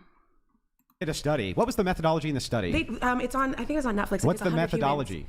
Can I just finish my statement? What is the methodology of the study? I just want you to tell me the methodology. I'm going to tell you my statement first. They did a statement. So you never even read the study. You don't know anything about the study. That humans actually respond better to positive affirmations and positive encouragement rather than negative. What was the methodology for what was positive in the study? They were doing they did a study of it was 100 humans or whatever. Yeah, what was the methodology for what they considered positive in the study? They had people up on stage and they had them do a task, and to some of them they told them they did a really good job, and to the next group they told them they did a really bad job. Okay. And the next time they had that same group study come in and they encouraged them to do one thing, and Oh, 21 naysayer, and what did they say to you?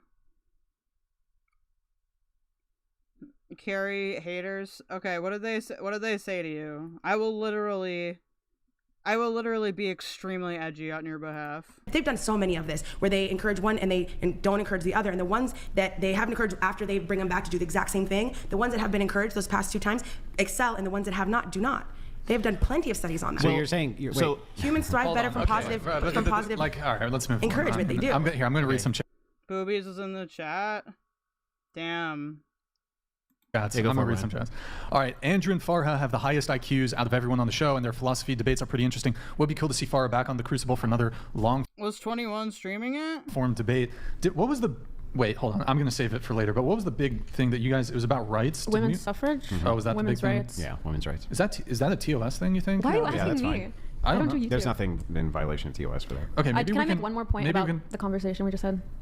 I'll keep it really short. But I'm gonna move on right after you say it. So go ahead. Okay, so do you think that, like you're saying, because they're calling them fat or hippo, the goal is that they can actually change that behavior so it's beneficial? But what about the guys who leave certain comments just calling a girl ugly and it's not related to things she can change? Like, I feel like they stem from the same place, which is why I was saying I feel like the intention tends to just be sadism. Yeah, I think there's some of that, yeah. Okay. Cool. All right, we have Bender the Offender. Ladies, do you think mandatory You've got voiceless blocked, damn. paternity testing would hurt or help women in today's society? Do you want to stay for this question and then? Can I be? Dude, free voiceless. That 21 person, I've been trying to watch and see how they ended up hating Carrie so much. So it was on their stream. I had like 3 Red Bulls. We can go for a little hunting. Okay. Does not give you wings. Ladies, do you think mandatory paternity testing would hurt or help women in today's society? Mandatory paternity testing? I'm not paying for that shit. No, I feel like that's such a broad question because I feel like in some ways it could be harmful, but in other ways I think overall it would be helpful in terms of, you know, child support and knowing it. But it's like, that's odd because it's like, what's the circumstance? Is it just like for every birth there's a paternity test? I did say voiceless did attract some of my normie commentary people because they were so pathetic. Yeah. In what ways would that be harmful? Yeah, I was gonna ask. Just like, because like if like the person is an abuser, someone who's like, you know, doesn't necessarily, they don't want to be tied to the person. Well, I mean, if it's that person. Yeah, but do you have a right to hide paternity based on the fact that the other person's abusive? I mean, I would want to do anything to get out of it. You think so?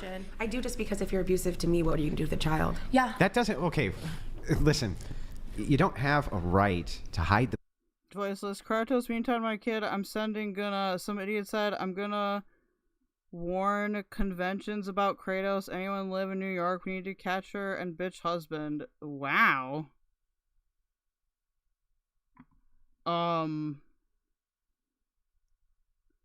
Okay.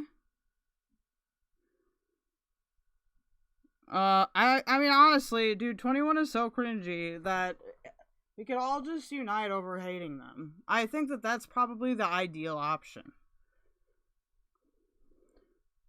Honestly, though, even if you don't like Carrie, I don't think that's an excuse for them to, like, false report her channel. Like, that's fucked up.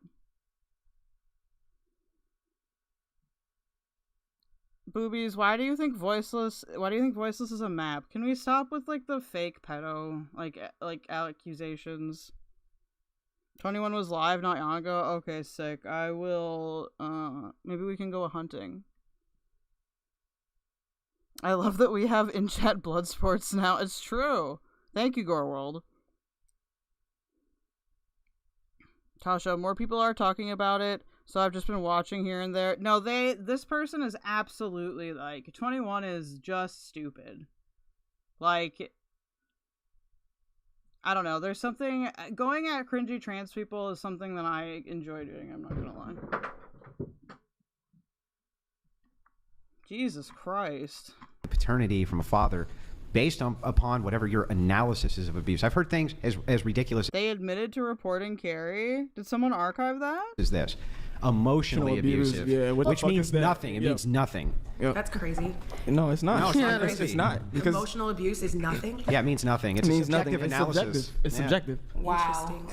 That's an interesting. Well, listen, it is subjective. Give me an objective standard for what's emotional abuse. I don't think that's subjective in the terms of psychology at all. Yeah, it is. It's most subjective in psychology. Exactly. It's a subjective analysis. So like, let me give you an example. I can give you a really easy one. No, that's true, Baseman. Like, let's get more creative with allegations, all right? I don't do tax evasion, but I'll allow it.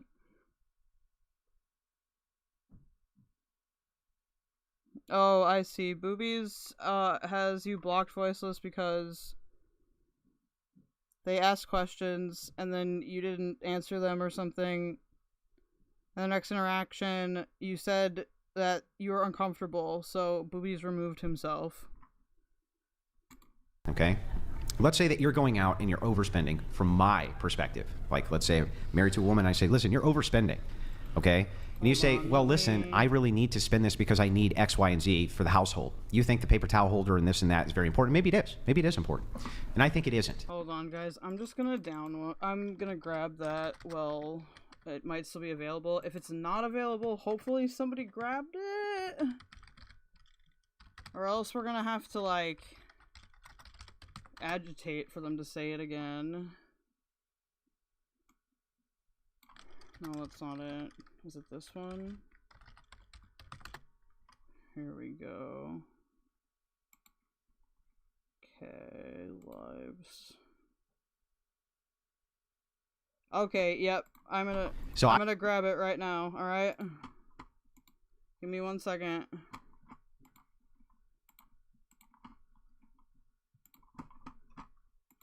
Someone's getting suspended.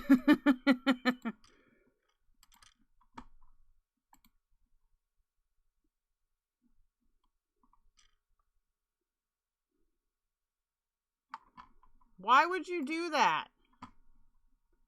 Hold on, I'm gonna keep... Stop, dude, stop asking me to do shit. I just want to paste this one thing. Copy, paste, and then download it very quickly. Paste link. Come on, buddy. It shouldn't take that long if I leave it paused. Retrieving information.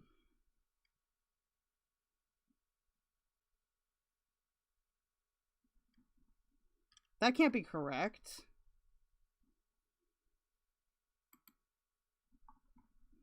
That was way too quick. 109 KB. Maybe because it's not done processing. Okay, it's not done processing yet. It's fine, we can react to it in a bit. It doesn't work when they're processing anymore. I don't know why. It's very stupid.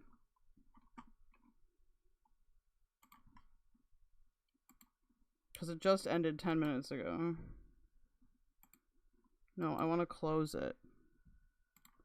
Thank you. I go and I cut off your access to that threshold of money and give you a lesser threshold of money that I think is appropriate and you don't think is appropriate. Is that abuse?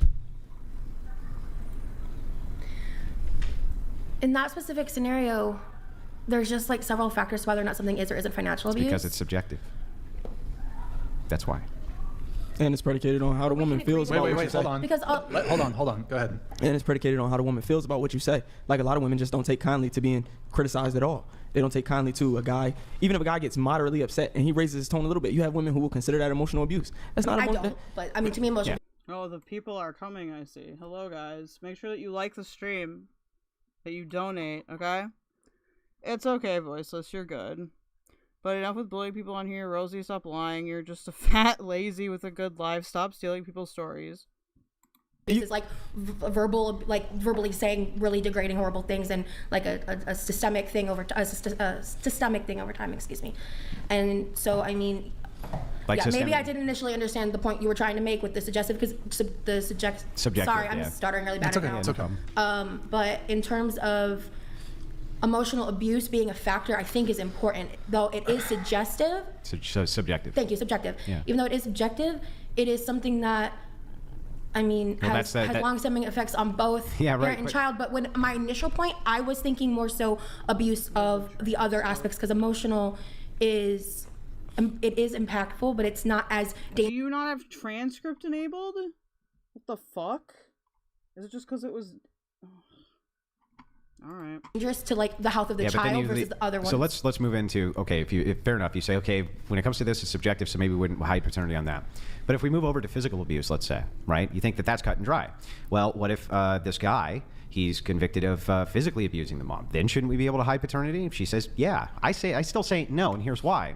Because plenty of people get accused of doing domestic violence or doing things like this, and they haven't actually done it. And so we're going to yield to the word of the woman in this case and hide the paternity of that man's child for something which could easily be a falsehood. That's immoral to the utmost in my worldview. Okay, and I see that, but for me, it's like, if you're talking about a mandated paternity test, then at that point, that's the government getting involved in between the relationship and the personal affairs of people, and I am the kind of person that prefers to step off of unnecessary, like, government control. You're a communist. You want the government involved in the life, literally every single aspect. Who the hell said I was a communist? You did. When? Didn't you earlier? Didn't no, you say you were a communist? I'm talking about capitalism, and you said the word communism when that word never left my mouth. So socialism? I mean, first, I'm not really here to debate politics. Okay, I'm just asking this. I can't even talk about Are dating. you a socialist? I mean, I consider myself. You first found Carrie through Star, but now I watch a lot more Carrie than Star. I mean, Star just isn't streaming right now. Like, she's busy editing and stuff. Star just don't stream as much anymore, and I'm not a fan of pro Ethan arc. I mean, it's complicated. The politics of that thing are a lot more complicated than people realize. I'm not explaining it to any of you, at least not for free. This dude sees children as his property, 100% true. Josh's own people? I'm sure he's talking about white people. A leftist. Okay, yeah, you don't care if government's involved in your life for all kinds of stuff. Did you care if the government was involved in my life when there were certain mandates going on around? You didn't give a shit. But now suddenly you care about, this? Hold on, I can't get into that. But you know what I'm saying. Yeah, okay, I do now, yes. Yeah. But, wait, I have a question. You said when it comes to, you wouldn't want the government involved with mandatory paternity testing. Like over people's autonomy. But let me ask you a question. Let's say, do you want kids one day? No. Oh, okay. So this isn't, honestly, for me, this is just like a thing that I don't really want to do. I mean, that was kind of an asshole move, but let's keep it nice. That was a real asshole move. Yeah, let's keep it nice, guys. Let's keep it nice, okay? Because some people are smart enough to know what's best for them, and for me in my life, I don't want to have children. Just let me ask the question, okay? But I would, if I wanted to, be a good mother. Okay, so my question is, though, do you think, you said you wouldn't want the government involved when it comes to paternity testing, whatever. So are you not in favor of child support? Women receiving child support, for example. So I believe that whoever has the child should have support from the other partner, regardless of their gender. I think that if a single father has the full custody of the child, which is enforced by the courts, the state, the government. But you said you don't want the government involved with mandatory paternity testing, so I'm just confused. But well, I mean, look, the government has its role. All right, the government has its role, and I don't. I mean, at the end of the day... But you do realize that, like, for example, in a child support dispute, that the government would actually... TP Tasha, these are the type of men that hit women, IDK and K. They do it, or they ball their fist up and act like they are restraining themselves. Wall hitters. They hit basically when they get mad, or when their egos are bruised. True. Nikki T, but you to all Ethans with a Ralph or Klein after them. Fair. YBE, it feels like a business decision on Star's part, so I have no bad feelings. Once she finishes with that shit, I'll come back around. Fair. I don't really... See, I feel like EHD is something that's really only working for, like, the Oreo right now, which is fine. I don't have much interest in it anyway. Actually require, if the man disputes paternity... Yes, and then that's a case-by-case basis, but when you're putting in a mandated paternity test, then that is adding a complicated layer of paperwork and testing. No, it's just literally you're already in the hospital. It's actually the perfect scenario to... But like, does that apply to married... Here's my further questions is like, does that apply to married couples or couples that are still together, or are we... Okay. Yeah, everybody. Okay. Anyways, here, let's just go around the table so anybody can answer this. Do you think mandatory paternity testing would hurt or help women in today's society? I don't understand what the purpose would be for. Would mandatory paternity tests hurt or help women? In today's society. Would this be good? That's one of the super chat questions. I don't know. Okay. I mean, I don't have any children, but I don't see why it would be a problem. Okay, Madison? I feel like with the way...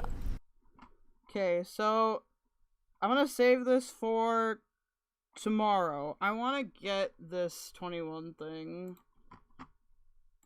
It's time to lay down the law. I'm I'm gonna put where we stopped. 034110. Oh fuck, I didn't. I closed the Word document. I closed the set thing! Ugh. Why make a set list and plan if I just close it? And it stopped at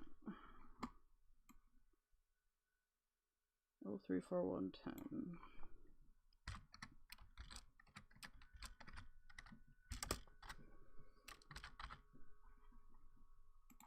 Okay.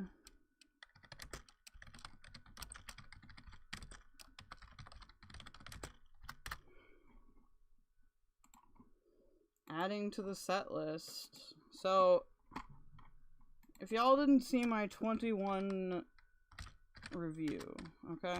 I'm also gonna take chat off the screen because these people are babies and have gone into my chat just to post doxes before, because I don't want to have to private something or membership only gate it and wait until YouTube processes it. So, yeah. Who just messaged me? Yawn. No. No.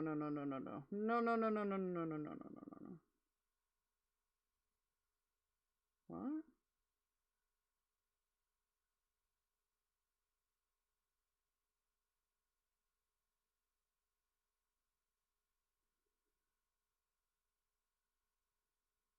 Hold on, guys. Sorry.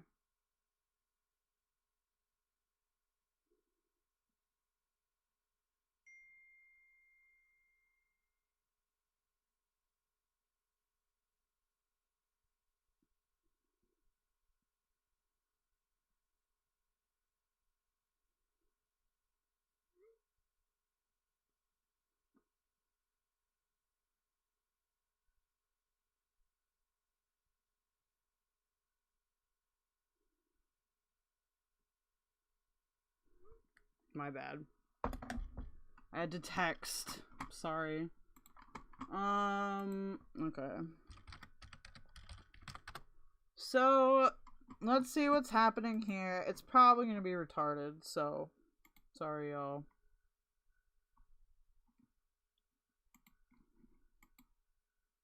So this is called Carrie Loses Her Channel. I don't know what the fuck this dumb... There's some dumb music bullshit at the beginning. We're not gonna listen to that. I don't know why they're listening to music. Stupid, retarded. Fucking end everything, alright?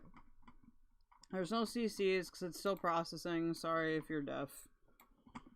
We're gonna put this on to... Yeah, there we go. Which started, let's be honest, she started that a while ago. With all our people telling everybody. So, big news, everybody. Carrie lost her channel. Carrie lost her channel. And her dumbass decided to start a flagging war. Which started, let's be honest. What do you mean starting a flagging war? There's no way that, like, any flags that have gone against 21 aren't, like, at least kind of appropriate. So funny. I came out of the womb exactly my father, to the point where apparently the nurse came in and asked which one of my parents gave birth. What the fuck? Who is this? This is not Poppy. She kind of sounds like Poppy, though. This is 21. She hates Carrie, bored housewife. She has some kind of weird obsession. I know people in my chat are gonna do the whole misgendering thing. I would discourage you from doing that, because we are playing an optics game, so even if you hate her, just play the optics game, alright? That's how we get the best ending, is if we play the optics game. Apparently, she's gonna cover how Carrie lost her channel. Carrie was falsely striked, it sounds like. And if they do straight up admit to this, could be nuclear. Started that a while ago. With all our people telling everybody to fucking report channels and this and that. And she fucking went and was telling people, you know. Okay, here's the missing reasons, alright? Not telling us what the reports are about. Crying about getting struck by now after she'd already been striking channels. Like, she struck fucking Jim Manning. She struck fucking Oh Snap, and they were just fucking archive channels. Yeah. Okay. Guess what? Archive channels aren't protected under the Fair Use Act. You cannot upload somebody else's content and not transform it. That is literally against terms of service. Now, I know she took the strikes off of Jim Manning after she got struck by Shanny. But, dude, she was already breaking in terms of service. Lightning ruined your fishing trip? I'm sorry, Cammy. I mean, she was monetized on a second channel after getting demonetized several times. I mean, like, YouTube thought she was an archive channel. Like, that's how fucking long she would just sit there and not say a word. Okay, but you can't be like, why did you strike the archive channels? And then be like, well, YouTube thought you. Oh, are you consistent or not? While watching other people's fucking content. And, well, YouTube agreed with the copyright strikes that were against her. And they took I mean, if you archive someone's stuff and you get a copyright strike for that, that is a fair copyright strike. You cannot just upload other people's content without transforming it. You can't. That is a rule. On her channel. And she's like saying that she's trying to appeal it, yada yada. But she lost her fucking channel. And all the simps are fucking pissed right now. I'm seeing people say that this is like a win for Shanny. And that like everyone who's against Carrie is supporting child abusers, which is just fucking bullshit. Like, guys. I mean, I don't know, kinda. Like, if you wanna take it that far, 21, then yeah. I mean, it's not like your principles are consistent anyway. Come on. Carrie was doing nothing to fucking help deal with child abusers. Those people, Jenny and Rev already lost their kids by the time Carrie started her channel. And yeah, I wouldn't recommend fishing. Fucking, I wouldn't recommend fishing in lightning. Okay, it's just not a good idea. DMs with Shanny, she was all, oh, I hope you get back together with Rev and your relationship gets better. His time in jail will help your relationship. And then she fucking called out the kid because an account that couldn't be confirmed was even his claimed that she lied about something. So she played DMs from him. Here, y'all want to see that? Well, she played that doesn't mean she was talking to him. Why do we have to keep going over this? Y'all want to see that shit? Real quick. I uploaded this recently. I had to re-upload it because she struck one of my fucking videos. She struck one of my clips. A fucking 30-second clip, and she struck me for it. And then cries when someone else strikes her. Fuck off. Okay, show proof that she struck it. But yeah, this was about William. Anyone can strike anything. If you're just assuming it's her, you're probably wrong. That's bullshit. Oh, he didn't? You made him. Oh, okay. I'll prove it. I can prove it. That's fine. Don't worry ever again about money. Also, why the fuck would you add music to this? William said no. Play it. The only time I talk to people about you is here. There you go. Okay. All right, well, Will said I'll you're pull it lying. up. Okay, well, I'll pull it up right now. That's fine. I'm lying? Okay. Well, we'll see. About to show you. All right, so Shanny, I'm a liar. Your son didn't send me a message while Red was in jail. I'm a liar. Okay, Shanny. Well, what is this then? All right, so thank you for being. This doesn't look like it's a one. This is not a one-on-one thing. This is absolutely a bunch of people in a group chat. Retarded. Yeah, I tried my best to prove that she was playing clips of messages from him, but not actually play the message, so you hear like the first part. But she was just straight up dropping DMs from Shanny's kid. Who? What? This is from a group chat. Are you blinder than me? Even that, it's a Facebook message. I don't understand the problem. You do know Greiker will eventually turn on you, right? Dude, I don't give a fuck about Greiker. I don't. I'm not fucking teamed up with this fucking guy. I don't care about him. No, I think we will team you up on purpose. I don't give a damn.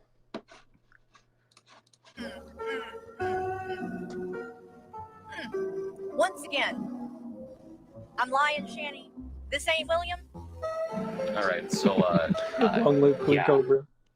Also, this is the same woman who the moment Cobra died, she fired up a stream and starts covering fucking Now and all that. and tells her audience that there is proof that she killed him. She was calling him a murderer. Or calling her a murderer, excuse me. Are we really gonna die on the nail hill? Jesus. I'm not teamed up with Kwiggler. I'm not. We share a fucking public Discord in the Chaw Thirst. Like, I've interacted with him in there, and I straight up told him, I don't give a fuck about you. I don't know who you are. I don't know why everybody says that you and I are teamed up. I don't care about you. And he said the feeling's mutual. I don't give a fuck about this guy. But yeah, she cannot co-host or start a new channel, which she already has a second channel. She's got Husband Reacts, which I guess that's going to be her main now. And I'm sure she's going to show up on the goddamn podcast. So the goddamn podcast is going to have another, I'm pretty sure everyone on that panel, except for Calypso and Michael, is a Banovator. Well, none of these people don't fucking care. Like, if they're willing to admit, like, oh, I just strike people's shit without any reason, like, you have no principles. Like, you can't sit there and, like, sit on the moral high ground and be like, oh, well, Super J, she did this, but then you do the same shit. It's like, so what does your value judgment mean? Nothing. Absolutely nothing. No, fucking... Good, I hope TJ and Michael get banned. Dude, fucking... there is no proof that King Cobra was killed by now. That's fucking... Who cares? Nuts. People need to stop saying that. Like, weren't they saying that they think it was his appendix or something? Something along those lines? I don't want to spread misinformation about it, but, like, I've heard that it was... I'm sorry. I just do not care nearly as much as other people about this. Do whatever the fuck you want. I do not care. He just passed. In terms of, like, topical stuff, if fucking Nail has a problem with it, she could take it to civil court. Which is really sad. Carrie sent me here to say there were only two genders. Boobies. Everyone in the space says don't do XYZ and does XYZ. True. Love you, Quasi. Okay. So... Except Tasha Bays. Yeah, let's continue this. Alright. So, Shanny, I'm lying? Says Quebec isn't it? God, imagine playing the fucking audio from someone who was a minor at the time that you got the message. And first off, she still supported Shanny back then. She was sent messages from Shanny's kids saying, yeah, we're not getting abused. Rev's just going through it. And not only did she not fucking do something about it, but, fuck, I'm losing my train of thought. Not only did she not do anything about that, she still stayed her friend. Fucking crazy. But, yeah, fucking Omni is a Banovator. TJ is a Banovator. He got banned, like, over a decade ago or something like that. That probably doesn't count. He got banned way earlier when he lost his first Octopus stream channel. 21 claims to have a lot of grievances, and, like, they're all poorly substantiated and stupid. Like, I don't care. If people are like, oh, you don't care about how Null was No, I don't. I don't know those people. I don't care. Fuck them. Like, why are you dying on the I need to defend the drunk psychosis hill? Okay, I'm just gonna say this right now. If you're a person that I don't know and you keep DMing me, I'm just gonna ignore you, okay? I've been getting a lot of unknown... This is off topic, sorry. I've been getting a lot of, like, unsolicited, like, DMs from people I don't know very well. And, yeah.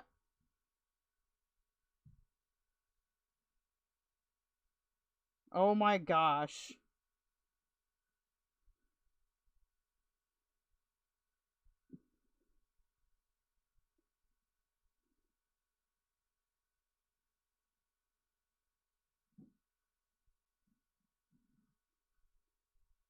People are being...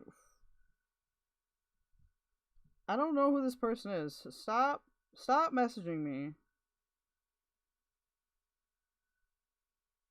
What the fuck?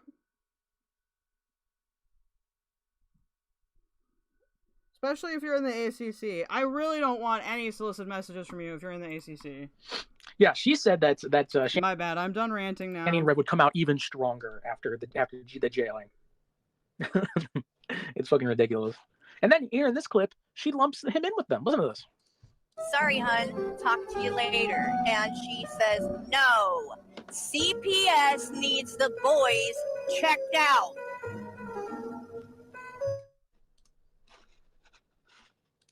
William. Because he's an adult now. Sorry, the fucking audio is skipping real bad. William. Because he's an adult now. If he wants to get in there and he's gonna lie, then we can't really help him. This is what happened. This is what you said, Shanny, and you talked about it on live streams. Yeah, so listen to that fucking shit. Listen to that shit. Fucking Shanny, Rev, William, because you're an adult and you're lying, so I can't really help you there. Fuck off. Fuck off. The audio is messing up because Carrie's drunk. She said that her little Sims aren't gonna see her for a while on YouTube, which already isn't true because she's been showing up on like Loudmouth Hussey's shit. Who cares? Which they're both Bannovators, so. Who cares? You haven't seen that shit yet. Yeah, Carrie already did like a big message on Discord, like, we're gonna fight this. We're gonna get that channel back. No, you're not. That channel's gone. Like, guys, Carrie deserves better. She deserves better. She deserves better. Like, I'm sorry, Carrie, but you started this. You're the one who went after fucking everybody. You went. Okay, but again, you're doing the whole, I have the moral high ground. What? After fucking everybody when you started on here. Absolutely retarded moral flagging. You fucking used that video you weren't supposed to use, and ever since you've been butthurt, and you said some horrible shit on here. You say that like burnt toast and jewels. Professor AI, please do not crucify me. I think 21 is making a mockery of the transgender community. Oh no, I agree with that. That doesn't mean they aren't trans, but I agree with that absolutely. Okay, if you're a trans person, don't fucking do this shit. It makes us all look retarded. Wanted Shanny to keep the kids so they could be abused. You say that Jules helped and gave them money for it and shit. And then you went and kissed up to G-Man. Like, what the fuck? You was kissed up to who even are half these people? These people are not relevant. G-Man, who on his own was pretty much the third abuser.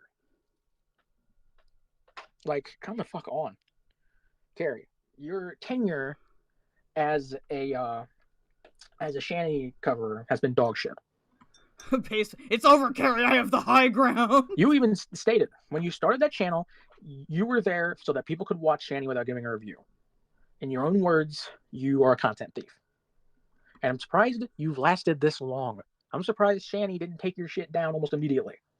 Because I remember fucking you struck Jim Manning and everybody threatens to fucking report. No one knows who these people are, bro. And no one cares. Your shit, you took everything down for a while. All your shit was down for a while. G-Man is a Shanny orbiter? What the fuck? New Zealander. Oh, is this the real Slayer show? Hold on. Hey, everybody. What's up, Slayer? Oh, nothing. I'm about to get off work in a moment, but I just want to say, haha, Carrie, you're a fucking faggot. Fuck you, your channel's gone, bitch. I'm gonna beat up your son, motherfucker. Kill yourself. All right. Wow. Hilarious. See you. Got all the homies laughing. See you in an hour or so. Okay. This Slayer's fucking crazy, dude. How is that person employed? God. By the way, if Carrie says that, oh, Shanny's son is an adult, so she's allowed to call him out, why the fuck is she crying about what Slayer says? Like, the double standard is fucking nuts. The double standard is fucking nuts. Also, dude, she can't take a joke worth shit. She can't take a joke worth shit. Slayer is not gonna go wherever the fuck he lives all the way to fucking Carrie to beat up her son. No, that's not fucking happening. Yeah, why the fuck do you need to say that though? That's so weird. Oh, and I love when I loved when the Sims were getting upset about my latest cartoon. They were saying like it's a threat or something. Hold on, let me show you guys. I don't think it's a copyright strike. I think it should be a YouTube guidelines like TOS strike. Like, I'm sorry, but if you are organizing faulty report, I don't care if the other person did fucking falsely strike your friends. That doesn't mean that you get to go around and do it yourself. It's absolutely stupid.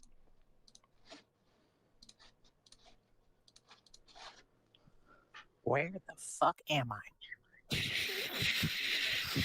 Hello, Carrie. Would you like to play a game?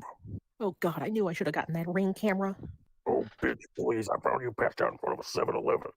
Anyway, for you is a computer logged into your YouTube account. Why are you watching your own videos? Now you have two choices. You meant to say TOS, my bad. I know people hate me. I'm a nobody. Picking on a creator is wrong.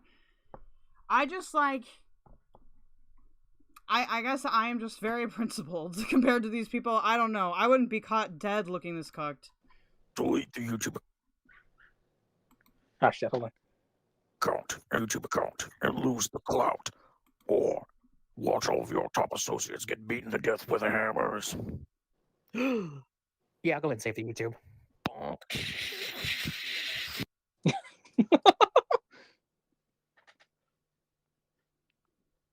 Dude, oh my god. So yeah, so she, some Lynchian dumbland animation skills. Dude, yeah, so... And she's in the fucking Lolcow community acting like fucking her shit don't stink. Like, you are in a toxic community. You've been building up a toxic community for the longest time. 300 plus years of selective breeding. Like, you had a fucking community where people were fucking talking shit about a dying kid.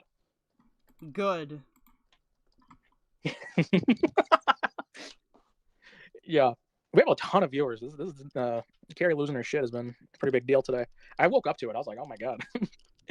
Yeah, fuck her. Like, she literally could have just fucking sat back, watched Shanny, not said a fucking word about anybody.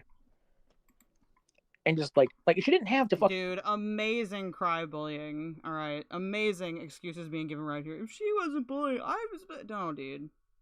Do you know how absolutely beta you need to be to get bullied by Carrie? Are you kidding me? You can cover the fucking the thing for burnt toast. Maybe you should just get good, ho. For burnt toast, the fucking video with drag or whatever, the fucking interview. I think it was a G-Man interview. She didn't have to cover that shit. She didn't. She could just wait for it to become public. Wait for someone to upload it.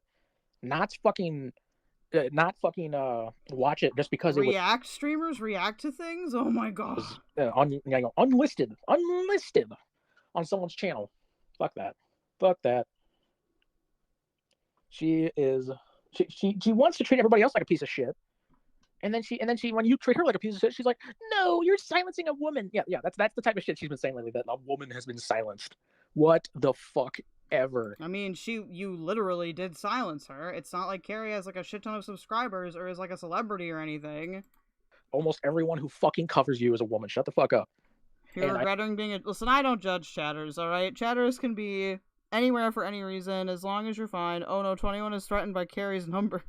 Well, yeah, dude, I have more numbers than this person, and they've had an account a lot longer than me. I know they love to say I'm not a woman, so, fuck her.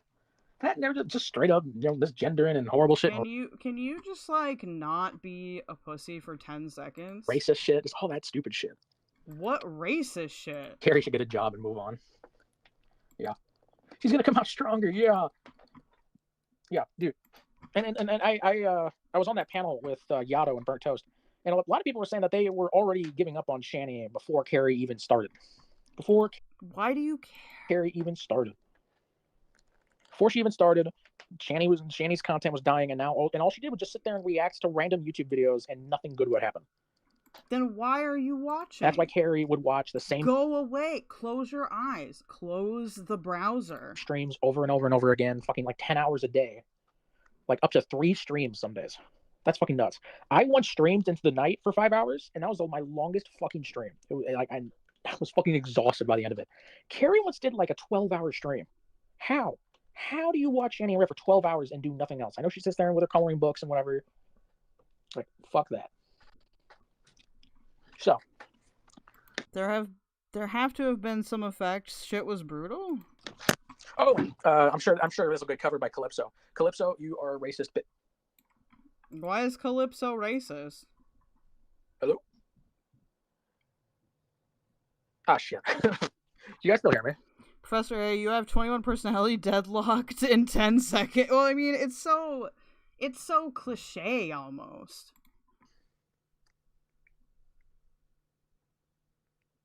Why is Calypso racist? What did Calypso do? Carrie can't cook. You guys can still hear me, right? No, you're muted, retard.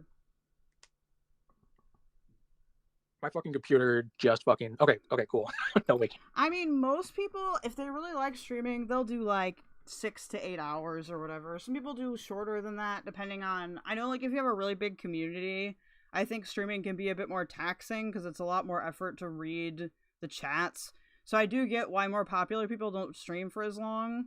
I just like to stream, and my chat still has a flow where I can keep on top of it, so... At some point, it's going to be a little bit more difficult.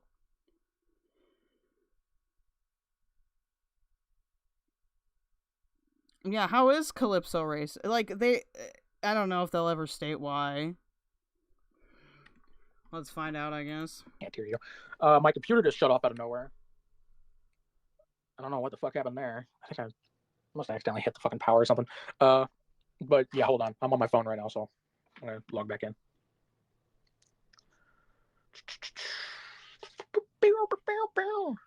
Ambulance girl, yes, Carrie is gone. The channel has been terminated.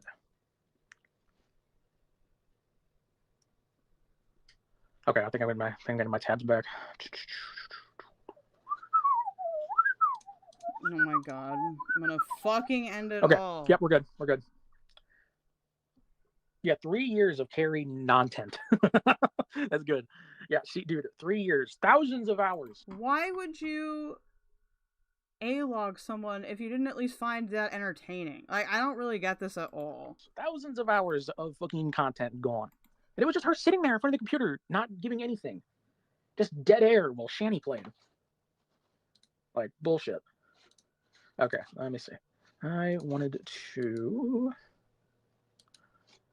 look at this community tab post of hers, because it's prime. I know, don't fucking whistle if you're streaming. Lols. God is good. Dude, fucking, if Carrie tries to get a lawyer, I can't imagine that. Well, I don't think it's worth getting a lawyer over, but, like, she's got enough to send to YouTube, where they, you know, somebody's asking for a little karma. Being a fucking fly on the wall of that consultation. Fucking, They took away my YouTube channel. okay, how many funds did you lose over this? Well, none. I was demonetized, but. Her channel will be back, probably. Dude, I fucking hope not. She didn't even know how to fucking get into it to look at the copyright strike or look at the other fucking shit on it. Like, she's like, I couldn't log in. I couldn't log in and look at my channel. Doesn't know how Google works. Okay, but, like, it's fucking Carrie, dude. Also, I don't know if you can log back into YouTube if your channel is terminated. I don't think you can. So, let's see. Where is Gay? Is Carrie going to sue Dirty Balls? Doubtful. I'm sure it's not going to get that far. Stop. I mean, you do realize that YouTube can, like, dispute this, and, like, if you want to defend your shit, you're gonna have to dox yourself to Carrie, so, you know. Dirty Balls, dude, that's so funny. Okay, let's see. So, 21 has filed a false copyright strike against my Carrie Board Housewife channel. Ooh. Well, this person has no personality. That's the problem. Yeah, it's like, dude, you struck my channel. You started the flagging war so long ago. Like, shut the fuck up. So Now's channel is gone. It went down over the last 12 hours or so, yada, yada. My streams are all completely fair use. You literally sit there for hours not saying a word streaming other people's content. Shut the fuck up. 21 is abusing. I've watched Carrie's streams. That's just not true. Like, copyright system, yeah. It's just false. Yada, yada. 21 has absolutely no intent to file through the courts, yada, yada, yada. In my opinion, their account should be terminated for doing so, yada, yada, yada. I will be back. I will overcome all this nonsense, and I'll come out the other side as a stronger person in the end. If you don't... Also, I don't know if you can use Greiker as an attack dog. He seems to just be, like, you know, personality disordered, if you will. Don't worry. Just taking care of things behind the scenes. Thank you guys so much for the kindness and the support you've given me and my husband. We'll love you to pieces. We love y'all to pieces, and you are the reason we keep fighting. This community is worth fighting for. This community is worth fighting for. And yet you fought everybody else in the fucking community who doesn't kiss your ass. Dude, fucking Jessica Messica did fucking nothing to Carrie. And she fucking just freaked the fuck out. Now, Jessica Messica, that was a very, like, short thing. Whatever. Like, all she said was, hey, maybe don't fucking cover Cobes right after he died. And she's all... Time for a march on Washington. Dude. Must I remind you, okay, of the sign? Who cares? Who cares? Who cares? Like she was freaking out, called her a cunt, this and that. Like she was freaking the fuck out. Like all these people who were just like, I don't feel like I mean I don't want to fight you, Carrie, but I wish you'd do something different. No, fuck you. Just freaking the fuck. Amazing summary. Out. Thank you. Are you gonna read the whole post? Lazy ass. Let's see. So I was thinking we shall discuss the latest drama, and anyone who wants to talk about themes. You'd have to use a proxy. I'm going to do it one day. I have a list of research ideas, though. It's like number 20. Honestly, twin study wouldn't be that hard. Oh, talking about twin studies. Please feel free to comment and whatnot.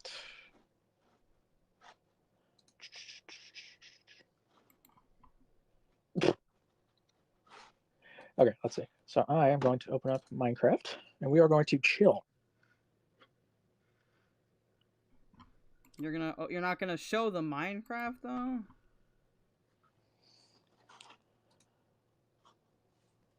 Now I can judge them for Minecraft. If Carrie somehow does get that channel back, if anyone doesn't read the whole post, they guys remember they pick out the stuff that is only damning. Guarantee she is going to fucking copyright strike. I don't think there's anything damning in the post. I don't see what's so crazy about it. Okay, Carrie's a little bit, like, Carrie's sensitive, who cares? Like, it doesn't mean that you're any less sensitive because you're obsessed. Like, just being real. Everything on my channel, I guarantee it. Yeah, where is your community, Yami? You got called out so hard, but where's your community?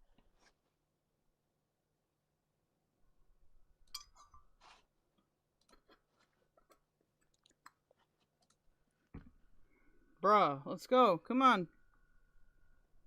We got all day. Dude, this is taking fucking forever. Are we just waiting for people to get on the panel? I don't know if I want to react to the panel part.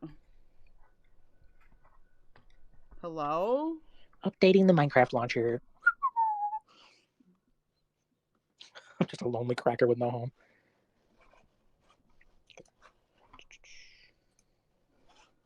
Hello?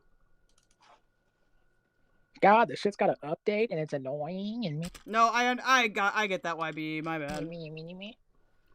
Dude, 21 is like all these. If anybody else wants to talk about it, I'm gonna drop the link. I kind of think they are like upset because people like Carrie can be entertaining and funny and like do get attention that isn't just negative. I mean, I don't want to hate on Minecraft, but I can absolutely judge them over Minecraft. I used to play it like fucking hardcore Minecraft, which I get it. That makes me kind of a loser. I understand, but it still means I can be judgmental. Link in the chat. Make sure to say something in the chat if I don't see you backstage, just in case I'm not paying attention or something. Okay, I don't care. Don't care about the silence. Okay. Y'all, unless if y'all watch my shit, watch ours. You get. I didn't know that was a fucking thing. I'm going to lag it like a bitch. I bet to make it ever so see.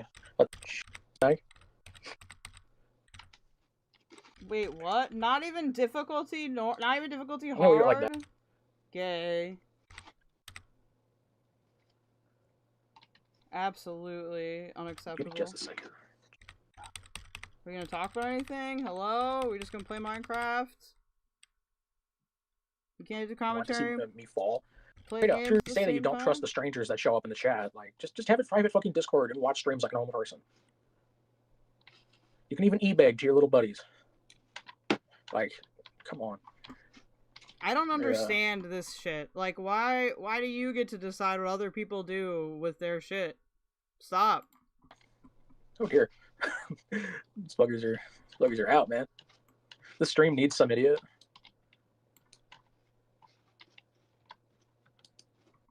Yes, you can come on. You can come on, some idiot. Feel free to take the link. Do you need the link? Hold on. We're just gonna skip until here, because I'm just gonna assume this is all worthless. What's up? Hey. What the fuck? Who is this? Yeehaw! Anyway, good Sunday, everyone. So we got a very good Sunday. This is the second good Sunday. Honestly, Carrie sacrificed her channel for the Shanny coverage to defeat now. She did, dude. Quit! Somebody draw Carrie on the cross right now. Somebody give her a crown. Give her a crown of fucked up teeth.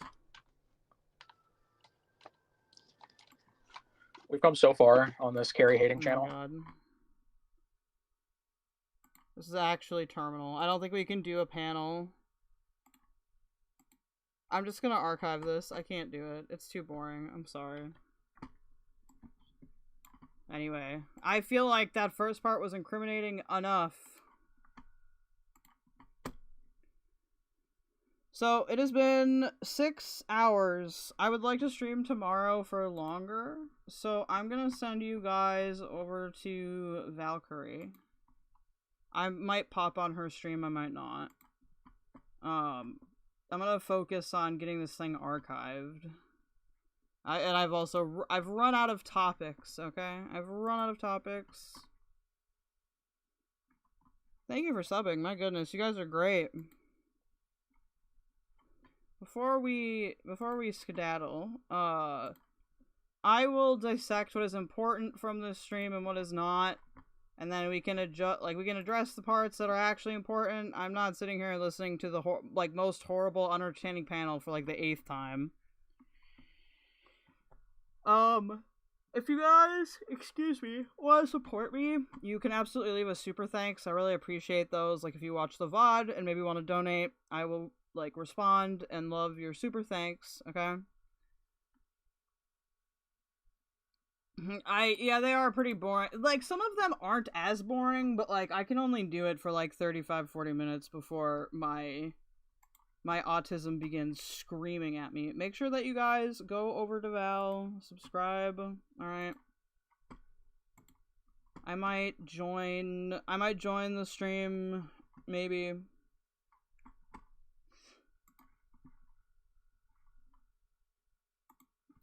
Make sure that you like her stream too. Alright, I love you guys. Thanks for coming. I will see you tomorrow.